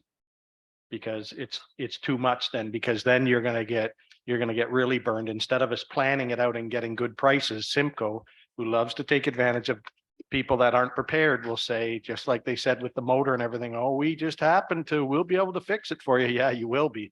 And it'll be double what we would have if we would have planned it out. So we did say in the last council, listen, we know we're on borrowed time, like you said, Mary Catherine, and we need to sit down this year for sure, this council, and decide what we're doing with the arena and what we're doing with Fenella. And I agree with Mary Catherine 100%. It's a 10-year plan, and Brian, we need to have an idea of what we're gonna need to keep that arena open for the next 10 years is as good a number as anything. And to your comment, are the Leafs not signed up to be here 3 nights a week? And are they not going to honor that contract? Maybe they'd help us out then. Okay, All right, let's. you want to take 5 minutes? We've been going for 2 hours, wanna- 2.5 hours, haven't we? Do you want to pass a motion on this before you Yes. take your break? Yes, Okay. Thank you. thank you. Yes, we do. Can I have a mover and a seconder then to put on the Parks and Rec that we accept in principle, except for the issue papers? Moved by Councillor Booth. Can I get a seconder? Kept, seconded by Deputy Mayor Stover. Further discussion? All in favor? Motion's carried, opposed? Motion's I don't know carried. what to say, John. I'm just sitting here. Well, now you need a motion to recess. Oh, yeah. Can I get a motion to recess for 10 minutes? Thank 15 you. minutes, and we'll be back in 15. 3:40. Moving to seconder, moved by Councillor Booth, seconded by Councillor O'Neill, all in favor? Carried, we'll see you in 15 minutes. Thank you.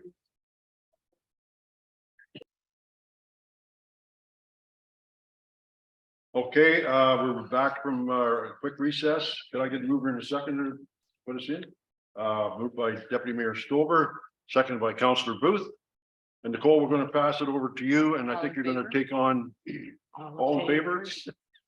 Carried. And I'm trying to move, keep things moving. Sorry. Nicole, you're going to start with administration? We're going to start with administration. It is 5.5 on the agenda, page 6 of the binder. And section 13 of the binder. Okay, Good. go ahead. Yep, Okay. please. All right, so this is the administration budget. And the administration budget is showing as an overall increase of 4.31%. And that is equal to $33,642 or a 0.49 or 0.5% increase to the levy. So that's your levy impact.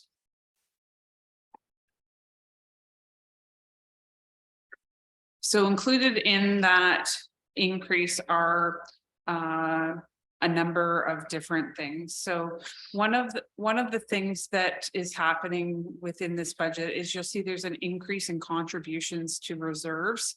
And that increase is like 510,000. And the reason behind that is mostly because there's an offsetting increase in sale of surplus land. So as council is aware, there was 2 properties that closed in 2023. One was the old fire hall property and the other one was Newawton. So as of right now, I have accounted for those funds going into the appropriate reserves. I'm just looking for my notes. I knew that a portion of the Shawana property was going into reserves for Newawton. So when we were in the parks and rec budget, you would have saw that we were pulling money out of reserves and then using that.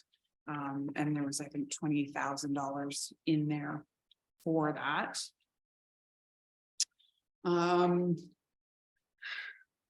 As well, there is $50,000 in facility audit costs. There's an issue paper in for that. Excuse me for a second, Nicole. Mary Catherine has a comment. I'm just relaying a message from, or a question actually from a resident from the Rosemeath area who said she felt anyway that there'd been a precedent set by Shawano, the money being used locally, and she was wondering if the money from the old fire hall would also be used in the Alnwick area for buildings there, which I guess really that's. Probably a good question, but it really should be coming to the public meeting. Okay, thank you. Sorry, Nicole, go ahead. That's okay. I actually found my note in the meantime, that there was 375,000 to go to Nawatin Sanctuary upgrades with the balance to parkland reserves.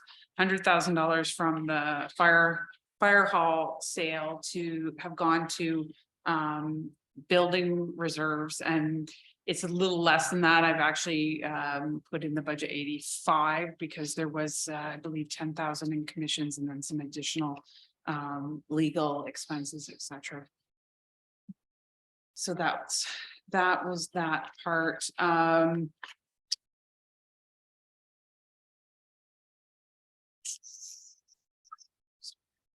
So there's an increase showing in miscellaneous revenues based on the prior 2 years' history. We actually increased what's showing in miscellaneous revenues. And just generally, that's a number of different things that you'll see going into that account. Our fees bylaw accounts for any miscellaneous charges for statement reprints. I don't know, there's a number of different things, and that all kind of gets captured in that miscellaneous account. And we actually had a decrease in our funding for 2023. So that is also reflected. There was a decrease of $7,800 over what was budgeted for last year. We're showing a decrease in capital purchases this year over last of about 16,500. We're showing an increase in investment income, and the reason being for that is that we have a healthy amount of reserves that haven't been used. So I have budgeted for that increase, and even if you look at prior years, that's substantiated by that as well. There's a decrease in the insurance. We've talked about that a few times, just over $27,000 decrease in insurance, decrease in legal costs of $25,000. And we've decreased other administrative costs by just under $13,000. So a few of the things that are increasing it are the 3% cost of living adjustment or wage increase, which is just under $22,000. We in 2022 we brought back in our cash receipts clerk when we opened up at the end of February. We put out an ad and got someone back in here part-time as of the end of May, and now have her working doing cash receipts and accounts payable full-time. So that accounts for an additional $13,000 in the budget. There was we're budgeting for reduced costs for in the clerk's office, as it's not an election year, so there's a decrease there. I think that's hitting most of the major items in this budget. I'm just looking to see if I got any other highlights. I think that's it. I'm going to pass it over to Troy Gilmore, our CAO, and let him add any comments he'd like to add, and then we'll just open it up for further discussion with council, please. Go ahead, Troy. Okay, through you, your worship. I'll just add a little more on a few items. In admin, HR services, we did lower it from 15 to 10,000. Last year we did spend 7. We do have HR in-house now that can really get things started, and then HR for the county is just for if we really need anything. Hopefully it doesn't get to that, but it's there. As you can see, prior, like in 2021 and prior to that, we didn't spend anything in it because we went directly to the lawyer. So when you go back to the legal fees, that's why they were so high back then, because we always used the lawyer. We have a partnership with the county for HR. If we need them, they're there.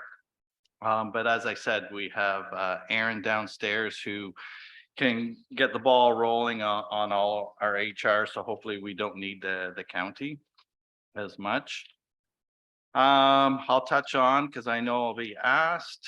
It's self-explanatory, the conference training and meals. It's, 7 staff, 2,000 each, and 3,000 for senior managers. That just gives you a rough idea. Telephone and cell phones, 12,300. That is 3 cell phones. We average out about $35 a month for our cell phones. So that's about anywhere from $1,000 to $1,200 a year. The remainder of that is office lines, multiple lines, fax lines, and so on and so forth. So it's quite costly, our phone system. I will go down to licenses and software. It's at 12,000, just to give you an idea. That's our IT, all our software for all our computers, Pitney Bowes, Keystone, so our financial software. I know I'm going to be asked on memberships. I will say that I have reviewed them, and we do many group memberships. If you do get a magazine in the mail or whatever, it's not because you have an individual membership. You are a member, and they will provide all members with a magazine. So it's not like we're paying, no. So we take advantage of the group memberships as much as we can. They're AMO, Northumberland Chambers, Ontario East, AMCTO, MFAO. We're in a number of the memberships.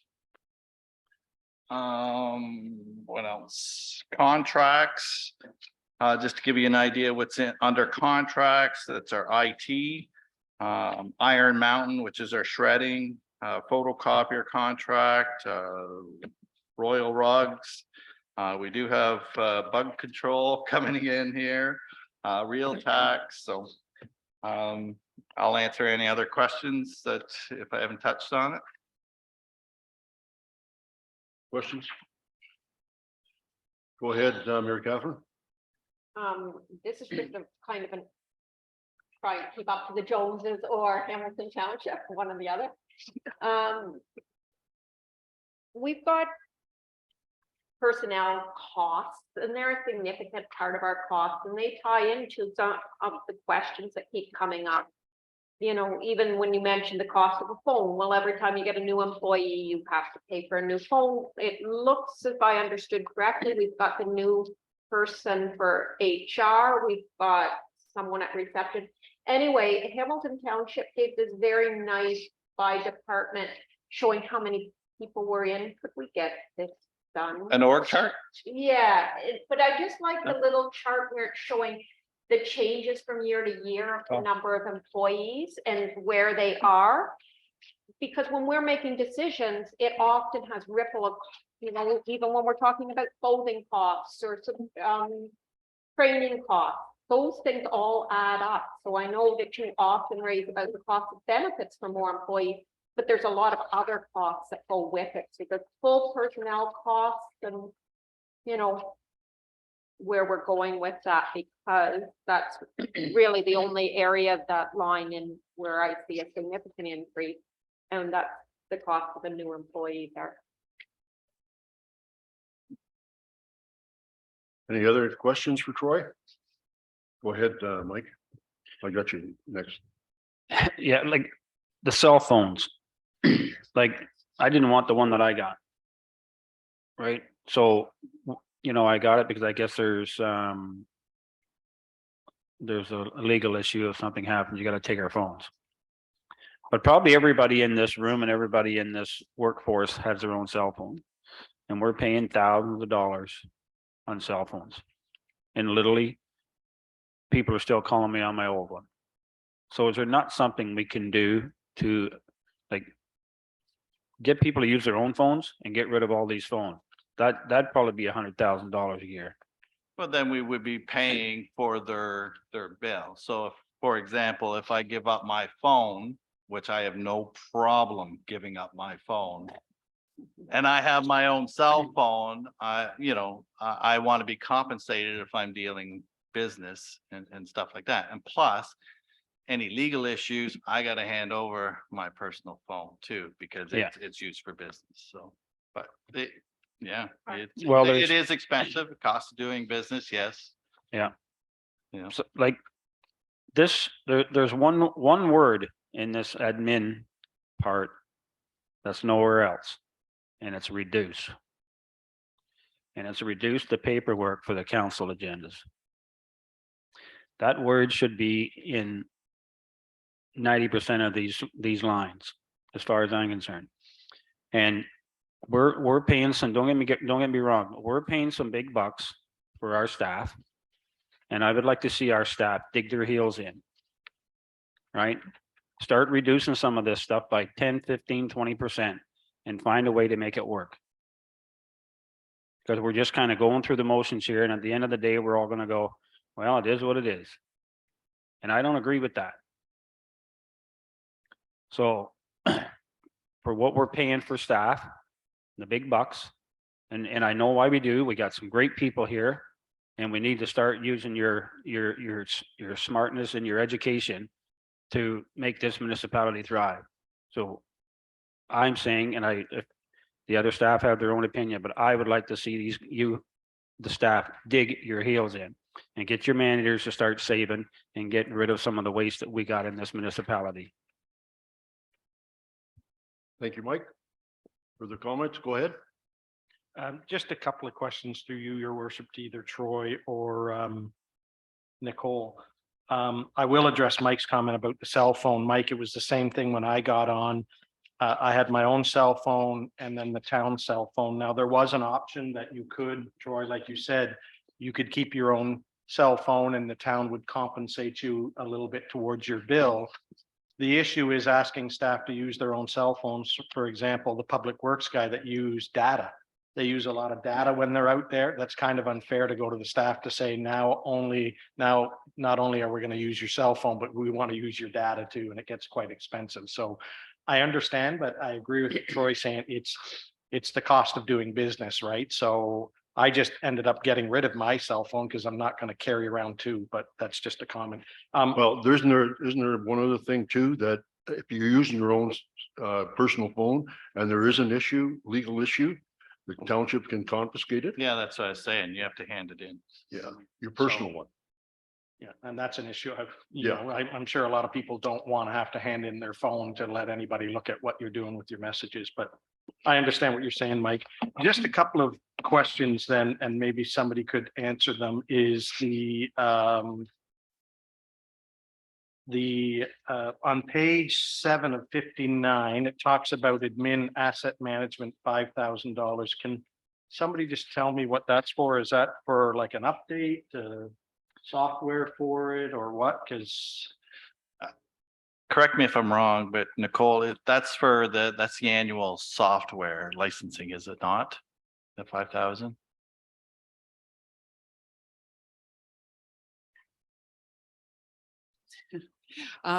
Through you, Mayor, I'm just reading my notes that I had on that item. So I have a note that says carryover for staff. So this is our new staff that is doing asset management planning for software and training. And I've got question mark annual fee. Because I think we put something in there knowing that there would be some training, but we were unsure at the time of preparing the budget, whether there was going to be any additional annual fees to maintain the software. So that might actually require further investigation. maybe for Susan too, she would probably, because she's Yeah. doing a lot of the data. She's doing all the asset management, yes. Okay, Thank you for that. That explains it. On page 7, right down to the bottom, it talks about health and safety, conference training, mileage and meals, which is 5,000.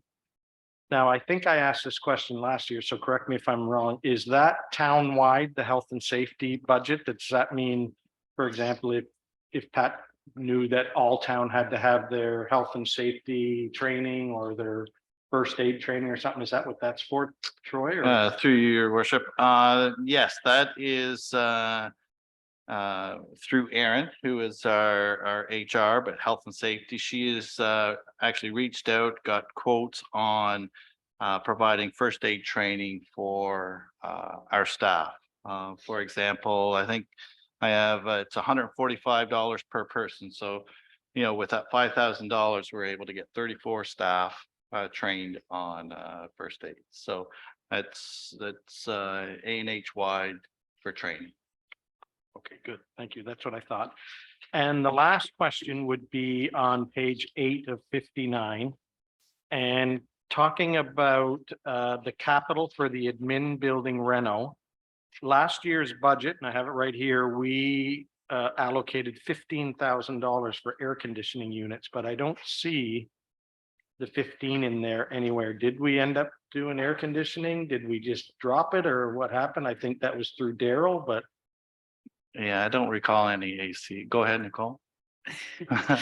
Through you, Mayor Local, I actually have a note in here that we've removed the 15,000 for air conditioners, and I think that was done in the final budget process. okay. Yeah, because it appeared there was nothing actually in the budget Yeah. for 2022. According to what I'm looking at here.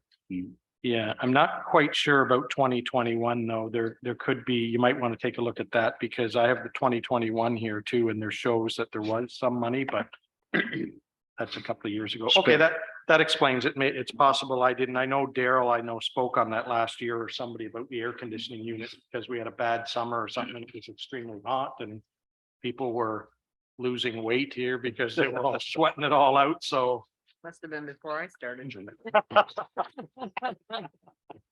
Sorry. that's it for me. Thank you. Go ahead, Mary, or Deputy Mayor.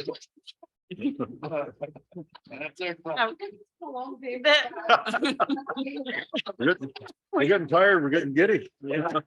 I'm going to say in her 30 years of municipal life, that's the first time she's ever said something like that in a budget meeting. So I'm gonna go to page 8. The office furniture and equipment, has all this been purchased? To 10,000 for chairs, desks? Or this is in this 22.5? Some you got, the scanner, I guess you got in 2022, received in 23. Through you, Mayor. So the 12,500 of the amount that's in that line is for the scanner that was approved in the 2022 budget. And we didn't receive it till I think it was the first or second week of 2023. The scanner actually came in, so it will actually show in the 2023. And It's an expense. we're financials. getting new desks and chairs. So we did put in a line just for miscellaneous office furniture and equipment. And those were the items that I had discussed with the CAO. I don't know whether there's anything specific, Troy, that you had in mind. To you, your worship. No, we have had requests from staff to use the stand-up desks. It's better for your back, legs, health. Not by me. I want a bigger chair, but yeah, so we are looking into that. We do have one that two, I believe. No, we have one that a staff member is using and she quite likes it. So Okay. That's it. We're not talking about this till I would, later. okay, thank you. I would like to comment on Councillor Ainsworth's comments about waste reduction and that type of stuff. And you are absolutely right, Mike, that we did, there is that one line that where it does show a reduction of $7,000, which is really good. And I think it was kind of, perhaps it was you and I that were driving that. And that's because we have had lean manufacturing and experience or some training. And I don't think the rest of our council or maybe even staff have had that type of stuff. And that's what they need. They really do need to, understand that. And we can stay, that's what you should do and everything else. But until you go through that chance of opening up your eyes to see different things, I think there's an awful lot that can be made by doing that. Yeah, through you, your worship. Yeah, I don't know, Yolanda, were you in it? But we did have lean. I got my first 2 belts or whatever, because there's five levels, or I believe. So, yeah, we did have it here at one time. But how far did it go down? I think we only went to level 2. Oh, No, down at staff. staff. No, I think it was just senior management at the Yeah, because time. really, or- lots of times it's the guys that are pushing the brooms and that type of stuff that know that can learn an awful lot out of the greens and the blacks. Don't you agree? Absolutely. Yeah, and it's an expense, but sometimes it's worthwhile taking it to the arena managers or the whatever, the bylaw enforcement officer, or the guy driving the power truck and whatever, to really get the benefits of those types of things. We'll look into it. Anybody else have any more comments on the administration? Do you have a comment? Just to clarify, because I've heard this a couple of times through this budget process, I just wanted to clarify to council that by all means, if you have any comments or concerns about any of the items that are actually issue papers, I would expect that you would still bring those forward. The only thought was that the actual resolution or voting on those issue papers would happen at the end once you've had a chance to hear about all of them. So I know that was something, Deputy Mayor Stover, that you have mentioned a couple of times. I just wanted to make sure that you're aware, there's no reason why, if you have a question or concern about any of the issue papers, that you can't bring those forward. Now, you did mention an issue paper on the capital admin office furniture and equipment. I was just looking, and the only admin issue paper that has been prepared is for the facility accessibility audit. So because this was miscellaneous items under 10,000, no issue paper was done. If we had had one capital item that we said we were going to spend 10,000 or more, then we would have done an issue paper. So it's still on the table at this moment if there's something you want to bring forward. Thank you. Just to clarify that, isn't it for $50,000 this budget for the facility? Yeah. For the audit, yes. Yes. So that's what you're asking for, is 50,000. Yeah, and we'll deal with the issue paper tomorrow, right? Well, she's saying we should ask the questions if we got any, because she's trying to say. Oh, okay, I see. And perhaps it's not right now, but we had some of the team leaders here, or the management people at first, and they're probably not going to be around for the whole day tomorrow. Or whatever day that is.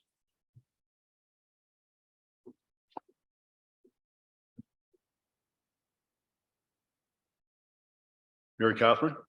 Well, if we get to ask questions on that, then this IT contract, when's it up for renewal? And again, back to our communications and technology plan and putting the pieces like that together.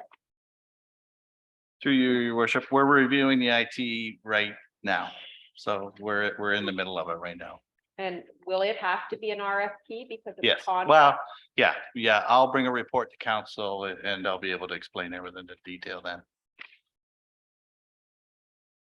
And on the facility audit, can we reduce that cost by having the assistant from building and planning do a lot of the legwork before, and we would only need to bring in a specialist to sort of at the end help us pull it together where specialist knowledge is needed rather than just a really good organized person? If that's what council will wish, and yeah, I can definitely speak with our building and planner and have them do our internal facility review, and we can bring it to council, we can look at it, and we can decide then if we need to go outside and have an expert come in. But it's something that, you know, we need. Are you asking for the planner or the assistant planner? I was just thinking it might be the assistant planner Yeah. because she's also assistant to building. So she's got a real crossover there and a very competent person. So anyway, I'm just thinking that that's a case where we might be able to reduce costs by doing a lot of the background and legwork first internally, and then only seeking the external expertise on sort of the outstanding issues that need expertise on rather than just hard work on. Go ahead. Through you, Mayor Local, wasn't there an audit done on this building? Because not much has changed. I haven't seen it. What, do you have an idea of No, the year? I was just thinking when we were in 2010, 2014, it was a hot issue, and I thought there had been one done. I'll ask there, go ahead, sir. We have an accessibility plan that indicates our buildings and some of the information we need to make it accessible. The audit that the CAO is referring to would tell us what we need to do in order, like, okay, so this room here is considered accessible. However, there is an issue with the lift. So whether or not we need to do something to make that more user-friendly for individuals who use it. The other thing is if you're downstairs, you can't get to any rooms without steps. So it's not totally accessible. It may be accessible for the public to come into the building, come up here to the council chambers, but if they were to come and see me in my office, it's not accessible. So that's kind of the things that we're looking at, is what would we need to do in order to make the building so that it would be accessible.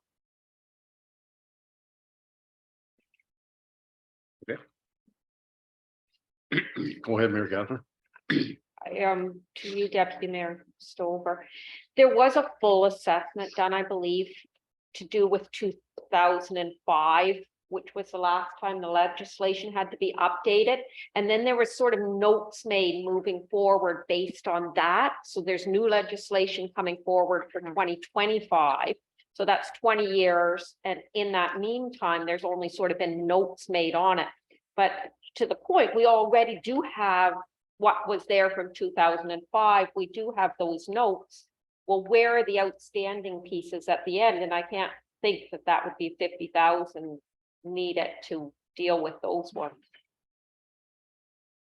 Go ahead, Pat. So every 2 years, the municipality is required to review its accessibility plan and to file paperwork. So it has been reviewed, and I can bring forward the accessibility plan for council's information to show you what was on the initial report and what has been done since that. And that's for all facilities, isn't it? Yes, Okay. correct. And this one here, you're just talking about this facility, or are you talking about all facilities? Through your worship, I was talking about this facility. Okay. And And and thank you for pointing out, I don't remember ever seeing a study. I do remember we were working on it. annually, but I don't remember ever seeing it. It just brings up a point when we're talking about accessibility is the back door not being left open. Because if there is somebody that needs to assess the building, they can't do anything out at the front, they can't get in. So I'm just wondering if it's an option to leave the back door open. Because that's how they would get in. To your worship, yeah, we did have a sign back there, but we were running into issues with that door being open, turning into a hangout back there. No staff are there. We found people up here. So it became a safety issue for staff as well. So we kept it locked, had a sign, you know, we should look maybe at, you know, a bell or something, right? Something. Or So, something. so yeah. we can do that. We can look into something like that. Thank you for reminding me. When I come back from lunch, I noticed that every time, other time the door's been locked, that at lunchtime it wasn't locked. So I don't know if something changed or not, but. it wasn't I locked locked today. it today. You did. Yes. But we can look into like a ringer system, which is really cheap. So Mhm. And that would meet the accessibility. yeah, they would be able to ring the bell and Good. stuff, and staff would go out and assist. Yes. Good. Mike? Through you, Mayor Lobo, a couple things. So can this report, or can we have a report come back to us maybe Thursday about where we are with all our grants? I didn't catch the last word. Where we are with all our grants? Grants, okay. Go ahead. Just for clarification, what are you, Well, it's, this is a $2 million part of the budget, and 814 is coming out of the taxes. So where's the rest of it coming? again, so are you looking at grants that the municipality has Yeah. applied for? Or Yeah. are you looking at, Well, I think just more along, like, yes, what we've applied for and what we got coming down the lines to help offset what this budget is. We got any applications for anything else like that? so there is a report that's going to council on Thursday about a funding opportunity. Mhm. And I'm suggesting that council hold a special meeting on the 9th of February to discuss whether or not you want staff to proceed. Because it's due on February 28th. I can tell you that the Heritage Committee has asked us to look into a grant that we looked into before, but it didn't quite meet the criteria. However, there's new funding announcement Nicole brought to my attention, and it would probably qualify for that. So that's something that we could apply for the windows replacement at Wicklow Church. Usually there's an enabling accessibility, and that's kind of why we wanted to get this facility assessment done, so that I would have numbers, so that when that enabling accessibility grant became available in the fall, then I could apply on council's behalf if you gave me direction. Because they'll pay a certain percentage of repairs. I don't know if there's any OTF funding that's out there right now. Usually about twice a year, they make announcements. And I know that council has talked in the past about being grant ready, so that when these opportunities come up, then staff know what we can apply for and what direction you'd like us to go in. So is that kind of what you're? Yep. Okay. Yeah, just Thank One you, of- Pat. so the other thing was the lawyer's fees for $25,000. Now, we talked about, like, throughout this budget, that number seems to just keep rolling over. So What is line that was that? something we can look at, or is that like, like- Page 6. Page 6. Yeah, through you, your worship. Yeah, that could be a number that, you know, we can lower and to whatever you want. And then if two things, if we feel we're getting to the point where we're going to go over, we'll come up to council for sure. But then we all have to be careful when we ask staff to get legal opinion. So we're all, if we do lower it, we're all gonna have to take a part in managing it. So that's council and staff. So I have no problem lowering it as long as we all are on the same page and it's just not quick to get a legal opinion, but yeah. I would be, I would really like to see like some history on the legal fees. Only because, like, two reasons: the cost of it, and the second part of it is why it's happening. If it's legal fees for us to know something, if we're making decisions for council, or is it legal fees because employees are buggering up? I can provide a lot of that information in a closed session. Okay. To you, Mayor Lobo, I just wonder, I don't see the integrity commissioner line here, Madam Treasurer, or is that going into the legal fees? Through you, oh, sorry, Nicole. Oh, sorry. Yeah, that's. Through you, Mayor Logo. I believe that line was in the council budget. Oh, so we're paying for it. Yes. Yeah, well, that's the only integrity people that they're concerned about. The rest of them, yeah, it's for council's protection, not anybody else's. They have to face the wrath of council, right? Well, I'm just Sorry. thinking if, say, Mr. CAO calls the integrity commissioner, I don't know if you have ever done that. I can't But- reveal that. Pardon me? I can't reveal that. I couldn't keep a straight face. Anyway, I would think, seeing that you are in admin, that it would come in under the integrity commissioner would come in because you're in this department. Through you, your worship, but if I call them, I'm calling because of you. So I'm thinking that you were at fault, so you should be paying, not me. I'll keep that in mind. I'm sure I can change the tables and it's somebody, Pat's calling you. All right, Any further questions on administration? we digress. Are you okay, John? Nicole? No. To you, Mayor Lobo, so the OMERS is in two different spots, one for What's that? CEO Clerk's Department, one for the HR Department. So that's about $63,000. So that's retirement fund, like that, is that what that is? Yeah, Yeah, Omers. yeah, so Yeah, why isn't yeah, that just one, why wouldn't that just be one number? Is it, I guess, because it has to be broken up for Nicole will be able in the to. clerical records? Through you, Mayor Logo. So for every department that we show the wages, you'll also find a OMERS line, which is the pension for that department, and we have to keep those costs with the actual wages. Allocated. At the same time, it probably not, maybe not through the budget process, but Nicole, you could probably push a couple buttons and get all of that information for the entire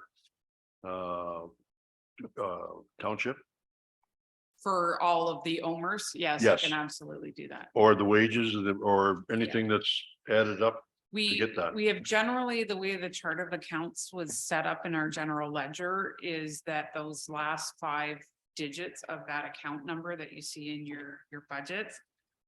For the most part, those same last 5 digits are used for, so it's whatever it is for OMERS, we would use those same 5 digits for all departments, so I can run it just on those 5 digits.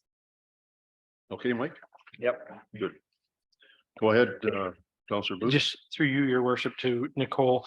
So talking about the issue paper, and we're talking about it would be 50,000. So in the paper you gave us this morning says that we have $29,000 in the council accessibility and 4,949 in the administration accessibility. Could we use those towards that 50,000? That cost, instead of it all being, Through you, Mayor Logo, I believe that would be acceptable. It would, as long as that's what council would like to use those funds for. I would just want to do some research just to make sure there wasn't any specific requirements around that specific reserve. Normally there isn't. If there is, we usually have something on file that would tell us that it can only use for a specific type of item, but to me, it would fit within accessibility. That's our whole goal, is to make the property accessible. yeah, it would maybe lessen the blow a bit, but I guess we can discuss that tomorrow when we do the issue papers, that we do have $29,000 sitting in there, right? So instead of it being borne by the taxpayers on the bill, we can use the development, or I guess it's, what do you call these? Is this? I think it's a good point. I'm glad you brought it up. It's almost a half a point. Yeah. Not quite a half point, it's almost a half a point, so. We can discuss it tomorrow.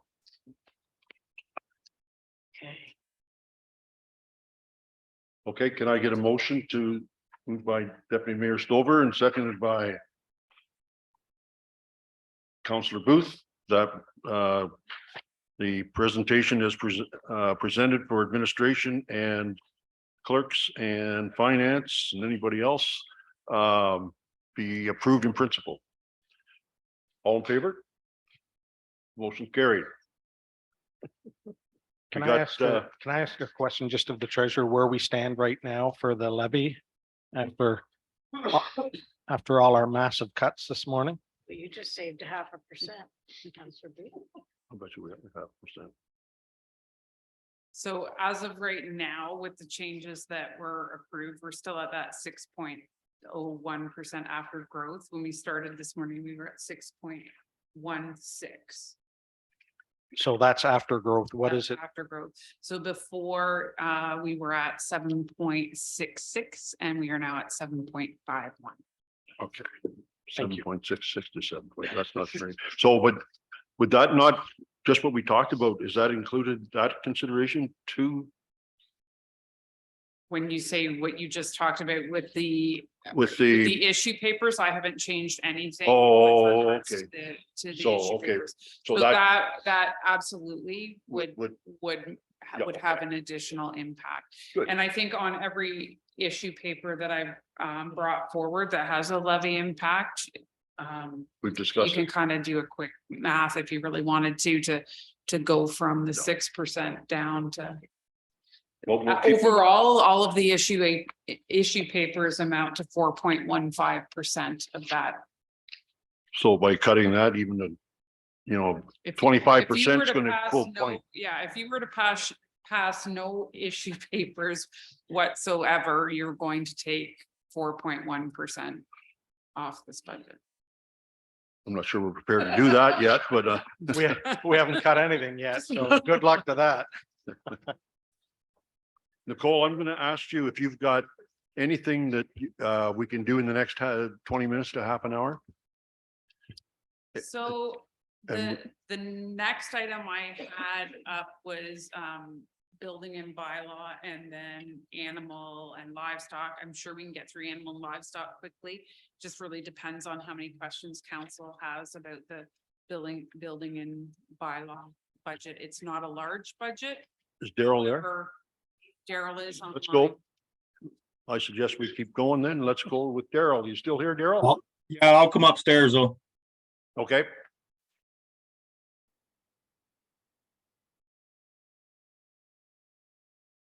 Building and bylaw. Huh? Yeah. Yeah, so we're at tab 14, page 9 of 59, That's all. Yeah, push it. and we're at item 5.6 on the agenda.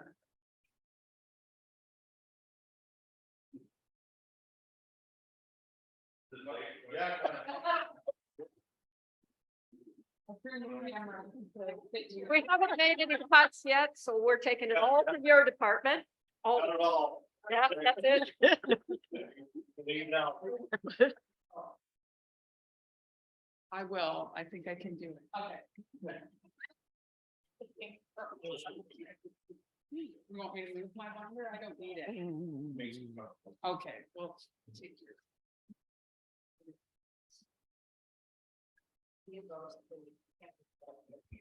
Okay, so. Building and bylaw.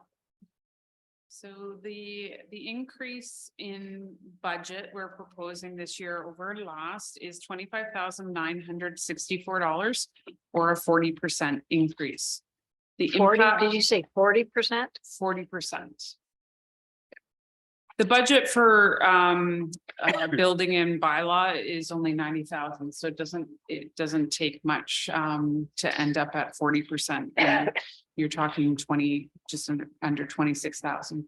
The levy impact is 0.4%, so that's well under 1%. A good portion of the increase is due to building salary and benefit changes, including 3% cost of living allowance increase and student that building and planning or planning on splitting between the two. We discussed that during planning. There's an additional $2,164 showing going to the building reserves. And the reason for that is in building,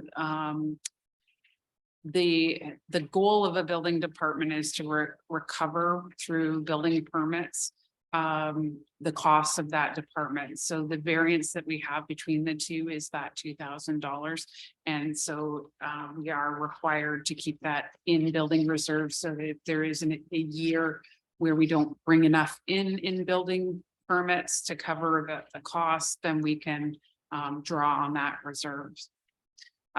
We did increase the building permit fees by $20,000. And we did that to ensure that we were more in line with the actual permits that we've been issuing. However, we didn't want to put through an unreasonable increase with talking with both Daryl and our planner. We aren't expecting an increase in development in 2023. In fact, we'll probably see a leveling off or potentially a decrease. Bylaw costs, net of revenue increases have increased by $27,283. And that is part of that is the issue paper that Daryl is bringing forward for our bylaw officer. So just for some history, I know you've all got Daryl's issue paper. However, in 2022, we did have a bylaw officer come in to assist. We had put in a $30,000 budget line for potentially contracting it out. But there was discussion with staff and council who agreed that using our in-house resources, we already had an individual who's working for our fire department and putting in 3 days a week already, that by having him here on a full-time basis would allow us to use him for bylaw. So we had him come in on a contract basis and are now putting in an issue paper looking to make that a full-time position. So that's the main part of that increase in the bylaw department. I'm going to give you the mic, Daryl, just so that you can add any further comments or things that I've missed. Okay, well, thank you, Cole, and through you, your worship. I think Nicole has touched on basically everything. We did for council this year, we broke the departments down and split the bylaw building just so they can see that, like Nicole said, building is supposed to be self-substantial, I guess, if you want to call that. They're supposed to be able to cover themselves for building permits.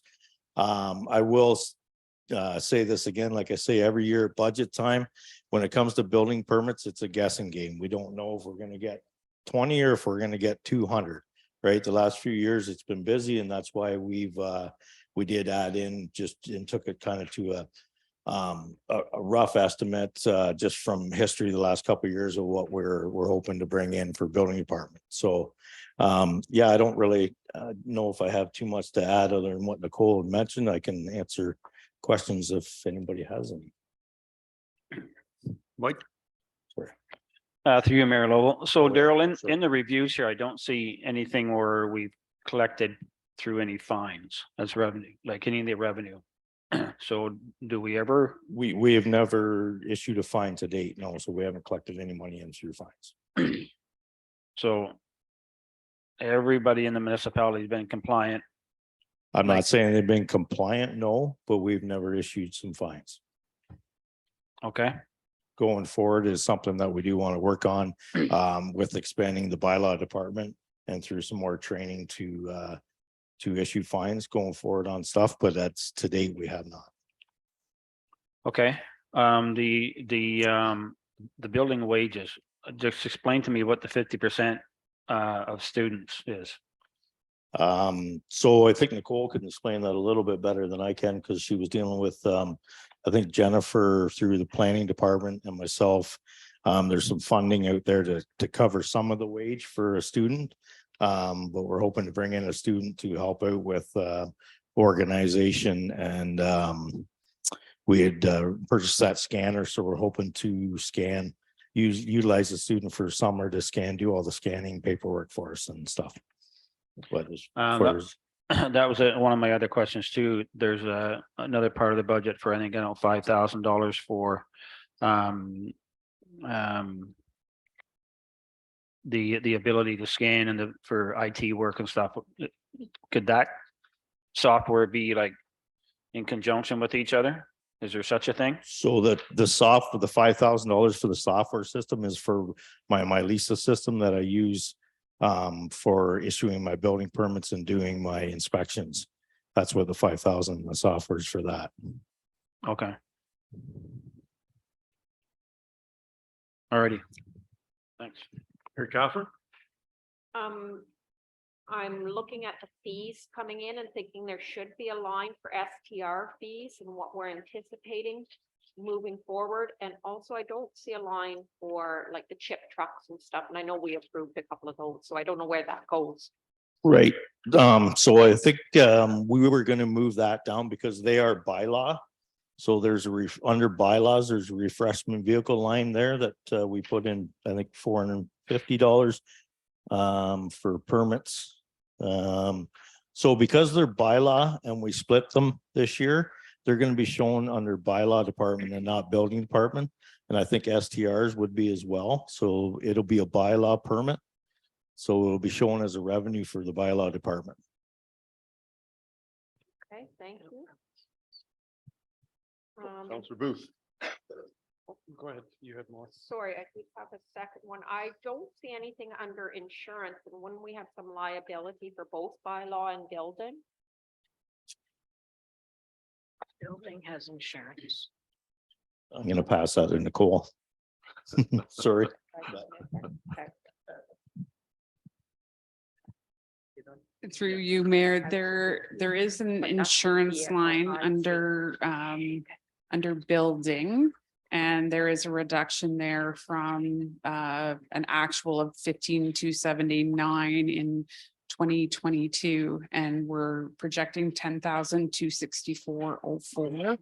We have never in past, we've never broke out an insurance amount for bylaw. Okay, thank you. And I missed the one for building because I looked under the vehicle one where it was 0, but there's another line above it. Go ahead, Counselor Booth. Yeah, Thank just you, Catherine. one question through you, your worship, to Daryl, or maybe to the treasurer, is the conference training and mileage and meals. So is that for just you then, Daryl, for the building? That's one employee? So that's for one employee for conference training as well for myself and partially for administration assistant. I believe we put in there's some notes on so yeah, we put in some training for myself for building code training, conference for the annual OBOA conference. And then I allowed a little bit of money for the administration if there was some training that So Alex would or that somebody be wanted to do through. That would be 1,000 for Alex then, right? Because Yeah. Senior managers and that, like you said this morning, Troy, was 3,000, right? Yeah. So 3,000 for you, Daryl, and 1,000 for Alex, and I'm just gonna go to the bylaw to see there's $2,000 in there, so what's that for then? So that's allotted for if we're approved for the to bring in the part-time bylaw officer I allotted $2,000 to send them to either OAPSO, which is a property standards course, or there's a municipal law enforcement course as well that we're looking into. Okay, thank you. I didn't want to jump to the bylaw, but it was just a question. And on page, I guess it's 11. Randy, look. I'm just, the tablet, oh, that's for bylaw. Okay, that explains it. Then we're talking about buildings, so that's fine. Okay, thank you. I'm sorry, Deputy Mayor. To you, Mayor Logan. Daryl, has the bylaw person not had any training when it goes to appearing at STRs and that sort of thing? To date, there's been no bylaw training other than we've done a little bit of ticket writing with the OPP. But as far as the training on bylaws, there's been no out of like house training, so to speak, courses. And so Other than myself over the years, I have had OAPSO training, if that's what you mean, which is property standards training.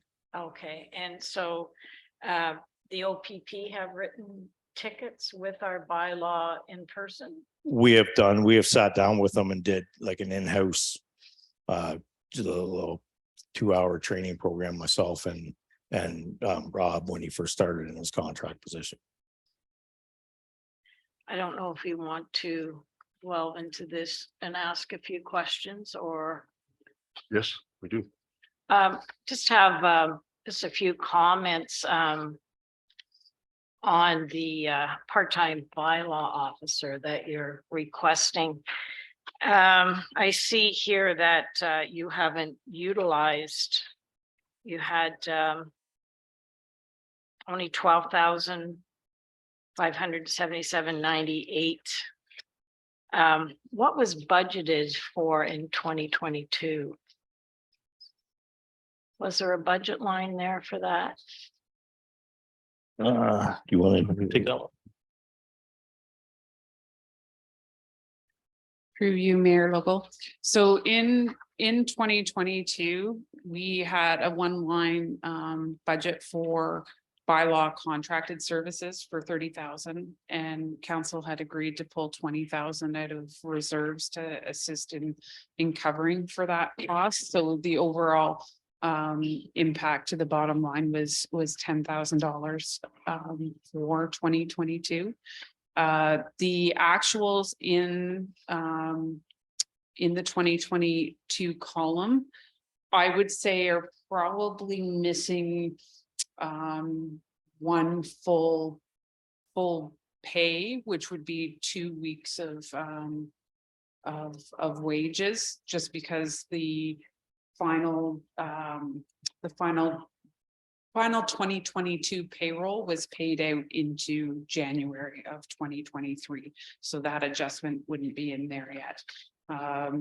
So I would have to look, because what we did do with bylaw was we used the actual hours that Rob was putting to bylaw to account for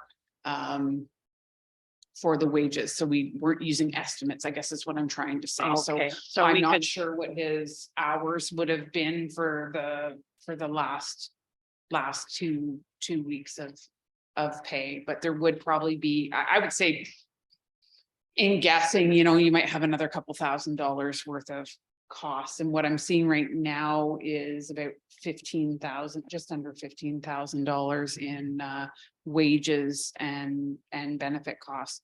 However, we also did incur some costs for I think some phone reimbursement and other small costs as well that went along with that. So then, if I may, so we could say just under 15,000 then for that. And is this to do with off-hour call-ins? If I can, through your worship, it's to do with all bylaws, off hours. There was some weekend work done as well. I can tell you, and I don't want to sound like I'm a broken horse and going back to my reports from before, with the increase of building permits the last few years and the increase of bylaws and, new stuff that the federal government put down with even with grow ops that we're dealing with, and now STRs that are becoming heavy in the municipality. It's a lot of work for just one department that was running both the building and the bylaw department, and that was why the need for the contract position to help out that took off. Some of the work was over. There was a lot of work for one department is what I'm saying. So we needed a person to help out.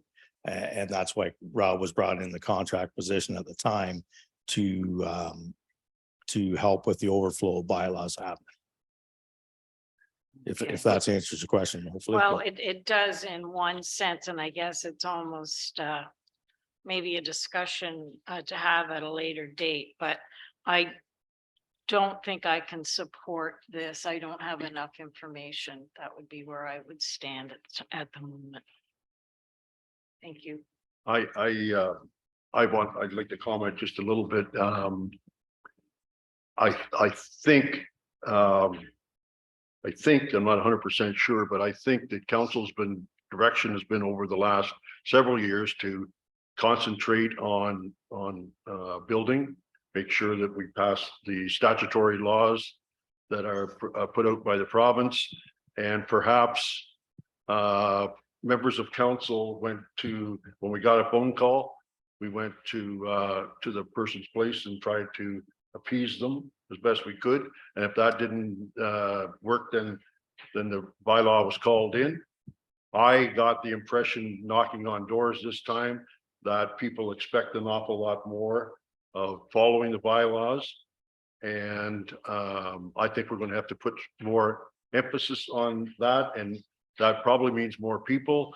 I'd like to think that, or I don't know, but I would like to think that most of the bylaw enforcement, a lot of the bylaw enforcement happens during the summer. I could be wrong on that, but I would expect people don't worry too much about noises, dogs barking, whatever, in the winter like they do in the summer when they're outside. And that's just my impression. And the other thing that I would like to state, and I think perhaps we have to change our ways a little bit. Council has given direction to bylaw enforcement to go see if there's a problem, confirm there is a problem, talk to the person first time, and if that doesn't work, go back to the second time. And there are very few fines done. And I'm not sure if this council is accepting that philosophy anymore. Although it's funny, at the same time, I have to mention this. Yesterday, when I was at the county, they have for waste, and not just picking up waste, and supposed to put it in the right box and take your boxes off before the end of the day and make sure that they're not out there too early. Though they have about 30 fines, different fines that they could charge a person for not following those procedures. And I didn't have any idea. So I asked the gentleman who was making the presentation of those 30 bylaws, and you're dealing with probably 40,000 residents a year, roughly. That's pretty rough. How many charges would you have laid in the past year? I was surprised. He thought maybe 5, but he wasn't 100% sure. But that's what they laid. And I tell you, I've had more complaints than that myself, of not being picked up and the da-di-da-di-da. So I'm just saying that perhaps we need to look at how much of the time that's being distributed between the fire department and bylaw, and make sure that we are getting your need when you need them. And I think we do have to get a little bit more tougher. Yeah, no, through your worship, I agree. I mean, we can certainly give you that. We have that on Rob's timesheets or our bylaw officer's timesheets down there. So we can do a breakdown and a report for council if they wish on that part. You know, and maybe this will help answer some of Deputy Mayor Stover's question and Councillor Ainsworth's question with fining. Times have changed since the day I came in here, you know, from a bunch of years ago. You know, like you mentioned, we used to be able to, you know, we got a complaint in, we'd go give them a talking to. If it didn't work, we'd give them a notice, and most of the time we would get compliance and we didn't have to fine them.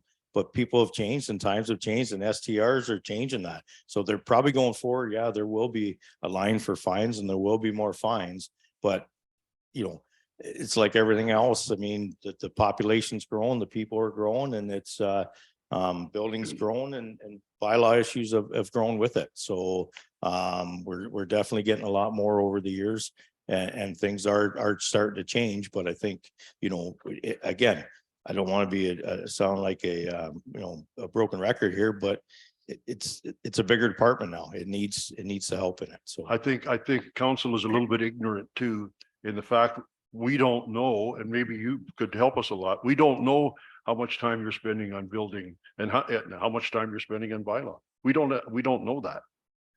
yeah, and it's hard to do that. It's a, you know, from a breakdown point of view, I could be, you know, 2 or 3 hours in building in one day, and when I was by myself, you could be 2 or 3 hours or 4 hours in bylaw, or 1 full day in bylaw, 1 full day in building. I mean, when you're doing it on your own, you didn't allocate the time for bylaw this much and that much for, you just went ahead and did it, right? But we can certainly do a breakdown with Rob's hours. And I think my last report showed you what building permits, you know, with the time allocated to building permits. And like you stated, there's laws that you have to get them out there. And so, you know, we can do a further report for council if they wish.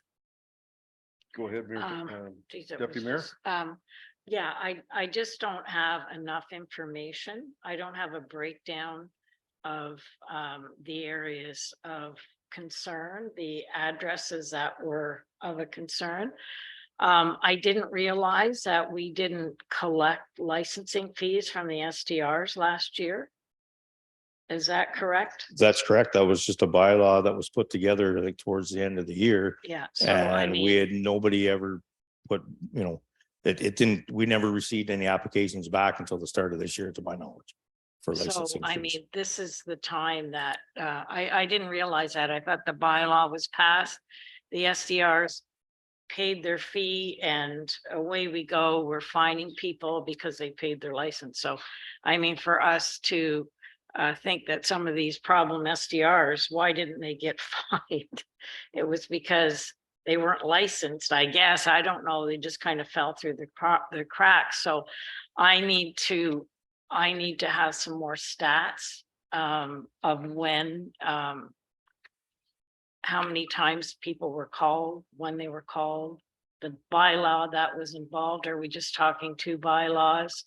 So I mean, I just can't approve this until I have more information. Thank you, Joan. Go ahead. Just to answer part of Deputy Mayor Stover's. So when the bylaw was passed, then we had to go and physically search on the internet to find these individuals because they were not easy to find. So Yolanda, it took her a significant amount of time to find them.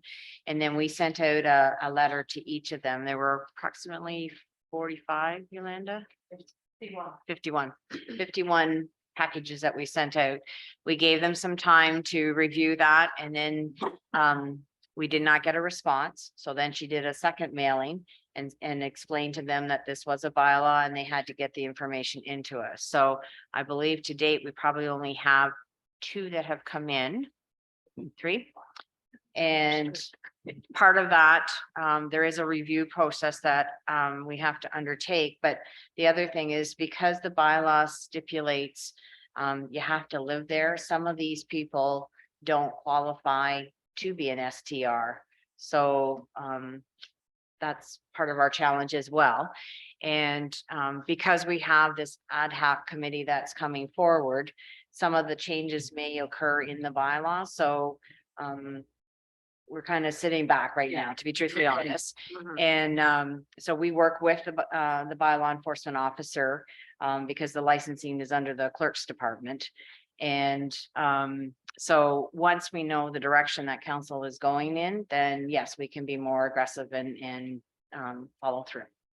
Okay, thank you for that. It's a big learning curve, making sure we have all the information we need and the process that's been followed. Just, you. just as a continue on, maybe a little bit. I think people are going to be very surprised if, once they learn what some of us who attended the conference in Toronto. Just as one example, in order to have people stay in an STR, pardon me, ST. They have to, some of the places, they have to have a permit stuck on the front of their door or their property saying this is a rental place. Otherwise, that's not, you're not following the permit and they're fined or closed down. And that's just many, many different things that we're going to find out that is being done in other places.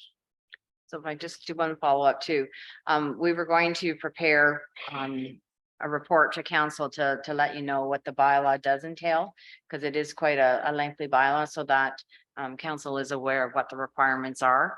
And then that should be helpful for your committee when you go forward on the ad hoc committee to decide whether or not you need to make some changes. So.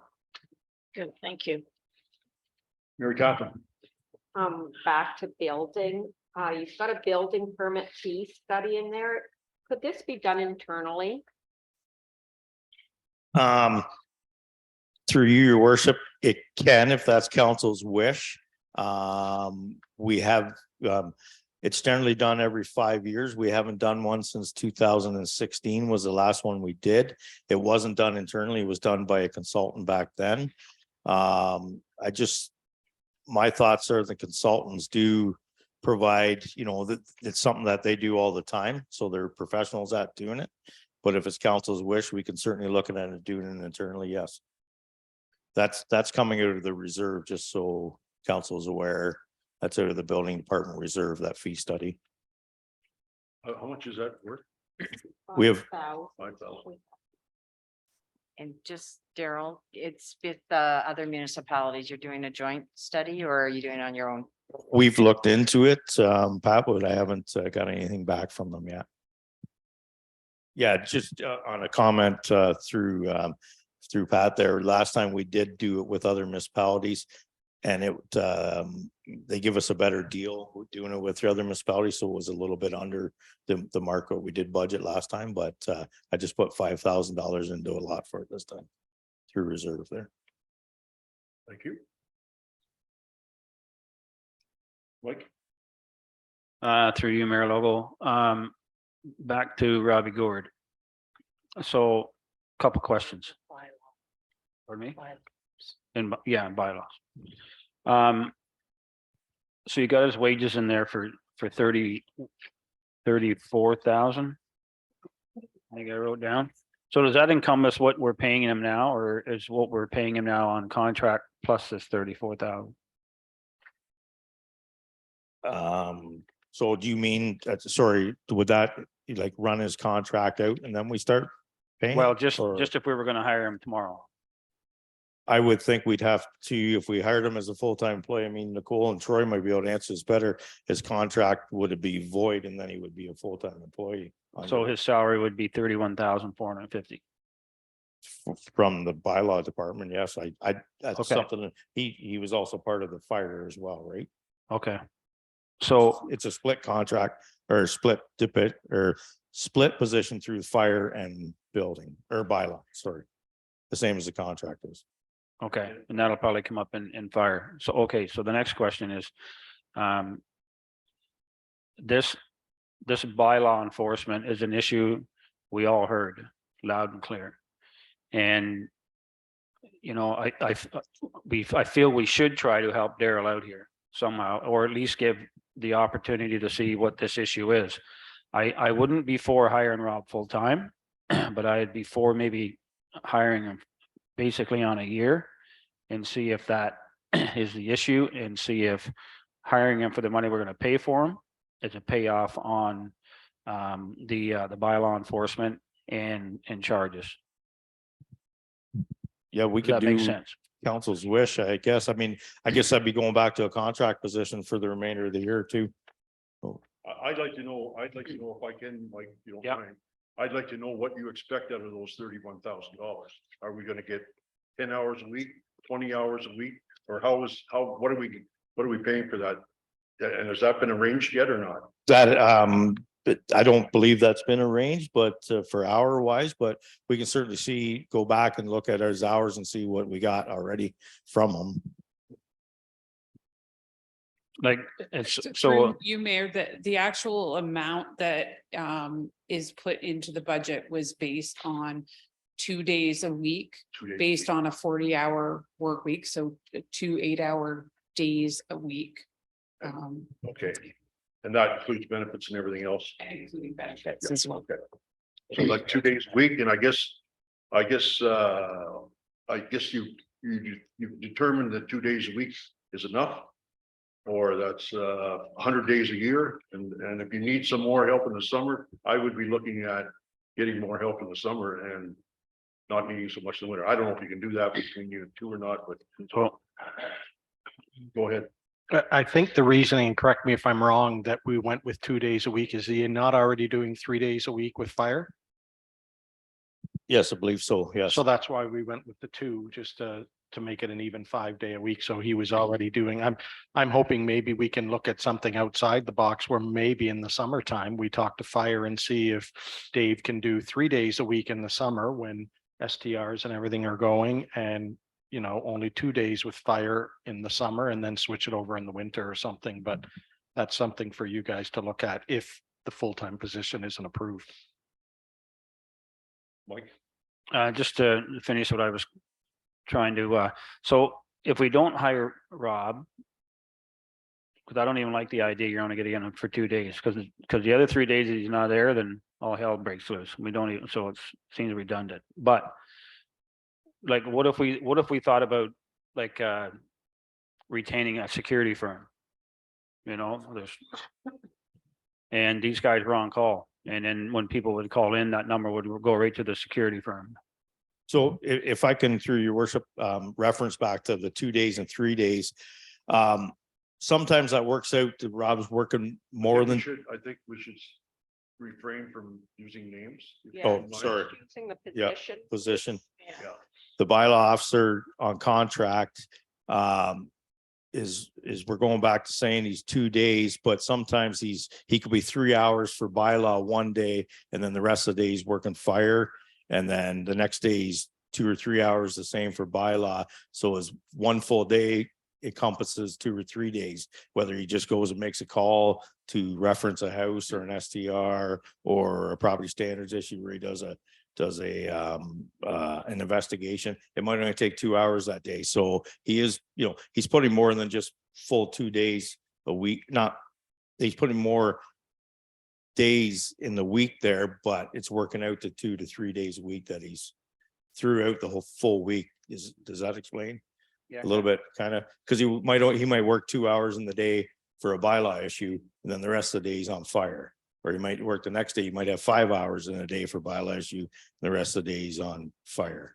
So it works out to an average of 2 days a week for his full times that he's working. So my experience with bylaw enforcement officers hasn't been.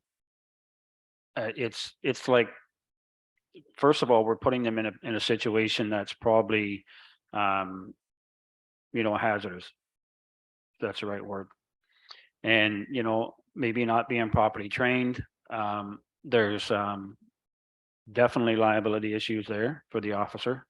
And that's why I kind of wonder about security guards, because they're going to go there, they got the proper tactical gear, they're wearing cameras, they got all the tactical clothes on. They're like an OPP officer when they go in there, and it just says a different thing right away. And that way we're not putting our own people in a position where they might get, assaulted. So that's my idea of security guards instead of just hiring someone and actually putting them in that position where they could get assaulted. Because I think that's, you know, down the road, it's not when, it would happen, right? So it's the same thing for you when you go out, right? You go out dressed like you are and people just they don't respect that. But if a security officer walks in with all the tack clothes on, he's got all the right things to say, and he can put them in handcuffs, call the OPP, says a whole bigger word. Okay, yeah, through your worship, last year we did do a report to the previous council where we had got contacted a couple of security companies and had some quotes from them in a contract position. And then we also looked at the position with our fire department and having it as a joint contract position. And at that time, we felt as staff and I think as council, we brought it back, felt that the fire and the part-time through bylaw working was going to work fine, or to start with anyways, but we can certainly look at other ways of doing it. And if council's wishes to bring, that report back and get some more quotes from security companies, we can certainly look at that. Just sorry, Mayor, just so experience with the county force, they have 2 bylaw enforcement officers and they hire security firms to go out there. They don't even want to do it for that reason, right? For liability issues. I take your point. If it's a Saturday night, then there's people from out of town all drunk and partying, and that's a potential issue, but really bylaws and this whole STR and, property standards or any of these things, it's about building this relationship, the ongoing inspections, the visits that you're doing with people. And that's such a big part of it. But I think I'm throwing this to you, CAO Gilmore. When we were talking about our deputy clerk's time and putting these packages together, the costs of mailing out these packages, to your point, Deputy Mayor Stover, we don't have this where all the pieces are together, and then we're going to let people come in who may well be exceptionally opinionated and try to give an opinion on a law. Anyway, that's an aside. That doesn't come up today, but I do think we need a real costing of this. And where is it going to show up? Where's the fees for STRs going to show up? What are the costs in staffing and across every level, not just showing up on a Saturday night, because there's a lot more to it than showing up on the Saturday night party in terms of setting that expectation that this is a well-run business. And that's more important than what we do on a Saturday night overall. And then maybe, to your point, that piece maybe should be different than the whole picture of what this is going to cost us for this bylaw. And obviously there's a cost to not having the bylaw as well, and other municipalities have seen that. So I think this is bigger than what you've brought here to us, and I'm probably guessing because it's across departments, it's going to fall to you, George. I think, thank you, Mary Catherine. I think 3 of us did attend Roma, and we heard an awful lot about SBRs. I understand Mary Catherine and Mike, you're going. I wouldn't be surprised if there's another one explanation at Good Roads, although I can't say that for sure, but it's certainly something that might be considered. I got the impression from the 2 people that made the presentations that STRs do not cost the taxpayer any money.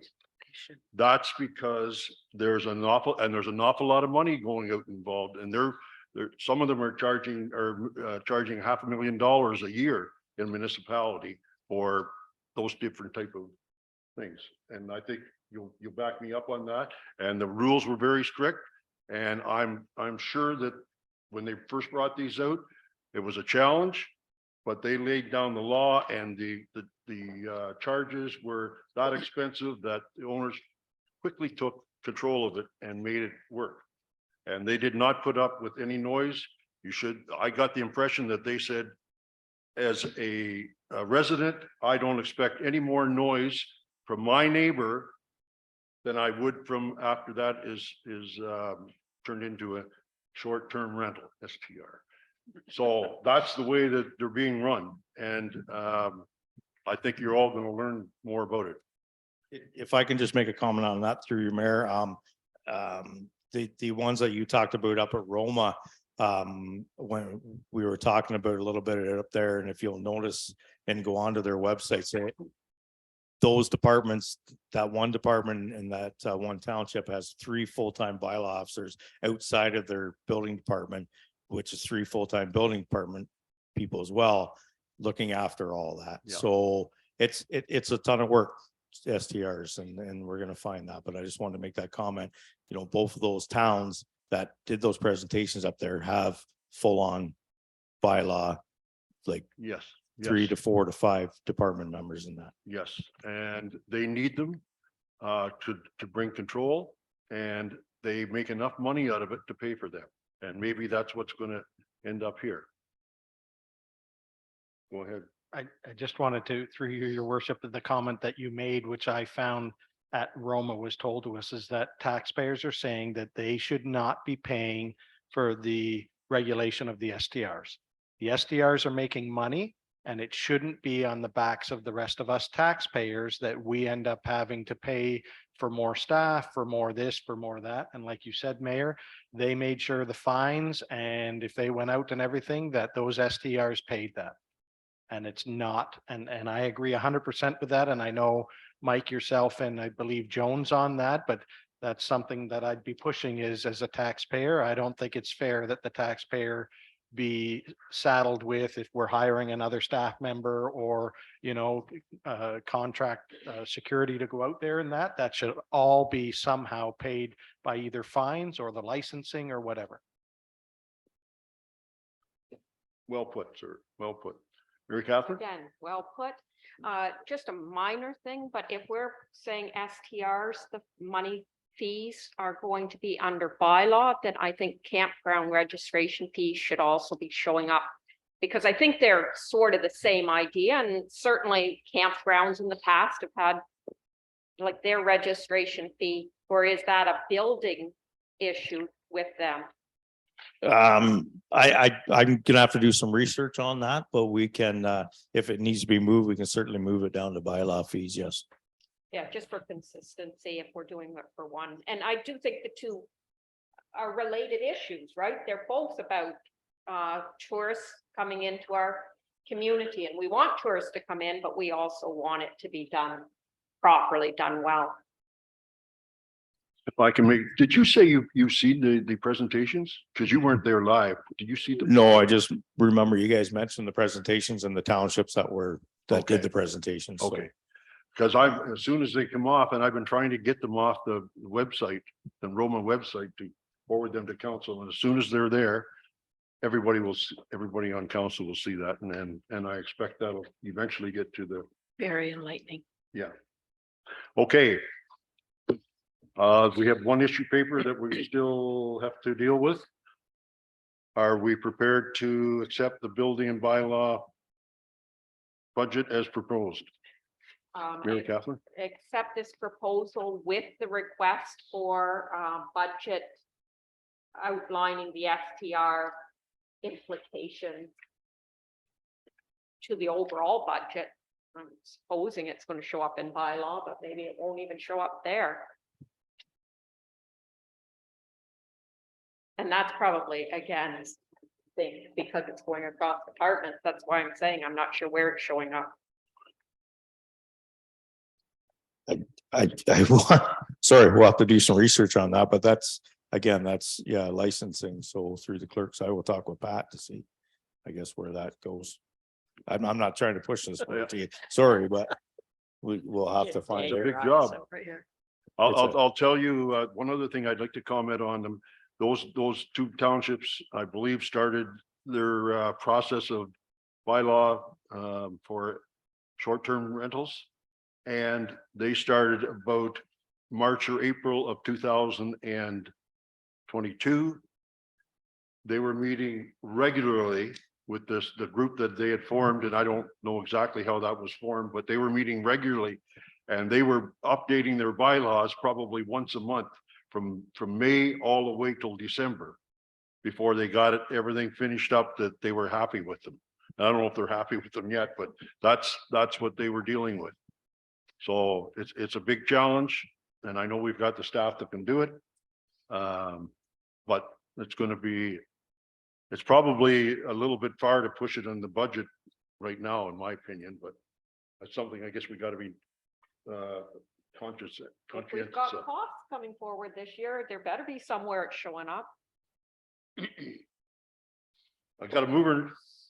Need a seconder for the bylaws? Seconded by Councillor Booth. All in favor? Motion's carried. I would like to, thank you, Daryl. Thank you. I would like to suggest that we recess at this time, but I think before we do that, we are not going to get this finished tomorrow morning. And I'm still shooting. I think everybody's shooting to get them completed by the end of this week. So that leaves Thursday morning, I guess. After tomorrow morning, Thursday morning, could be a Thursday morning, or I'm free. I'm just saying everybody else can comment on that, but I'm free on Friday as well. I don't know what staff is like, but they've got to be also considering on this too. What about Mr. Booth? I'm open on Thursday morning before our council, and I'm open all day on Friday if that's necessary. Thank you. Exactly. Have a chance to look. I'm just looking. Where did it go? Yeah, Thursday morning I'm available. I have an appointment at this point on Friday morning, but I could probably reschedule if we decide. Okay. We won't probably decide till probably 12:30 tomorrow whether we need a full one following that, but I know we're gonna need it at least Thursday morning for sure. I'm good as well. You're good, For both things. Mike? Yes. Yeah, I'm okay. For both days. Yes. Yeah, I will be here. you will be. Thursday. Can I ask Nicole where we're sitting right now? Or nothing's changed, or Nothing has changed. so we're still sitting at 7.51. Yeah, and six, let me just. I've looked at too many numbers Are you okay? today. Yeah, 7.51. Okay. Pat? I'm available. Okay. All right, I'm gonna call this meeting adjourned at 5:15. I'm sorry, if I could just interrupt, we have the approval of the confirmed. Okay, thank you. That's why we have deputy mayor or deputy clerks. They can help us out. on all this stuff. Mayor. Thank you, Yolanda. Okay, confirming bylaw. Could I have a mover and seconder for the confirming bylaw? Moved by Deputy Mayor Stover, seconded by Councillor Booth. All in favor? That motion is carried, and a motion to adjourn at 5, they say 20? No, 5:15. Could I have a mover and seconder to adjourn? Moved by Deputy Mayor Stover, seconded by. We want to stay some later, I guess. Councillor Booth. All in favor? Carried. Thank you, everyone. Thank you to the crowd in the Zoom as well. Have a good night. So we can leave our stuff here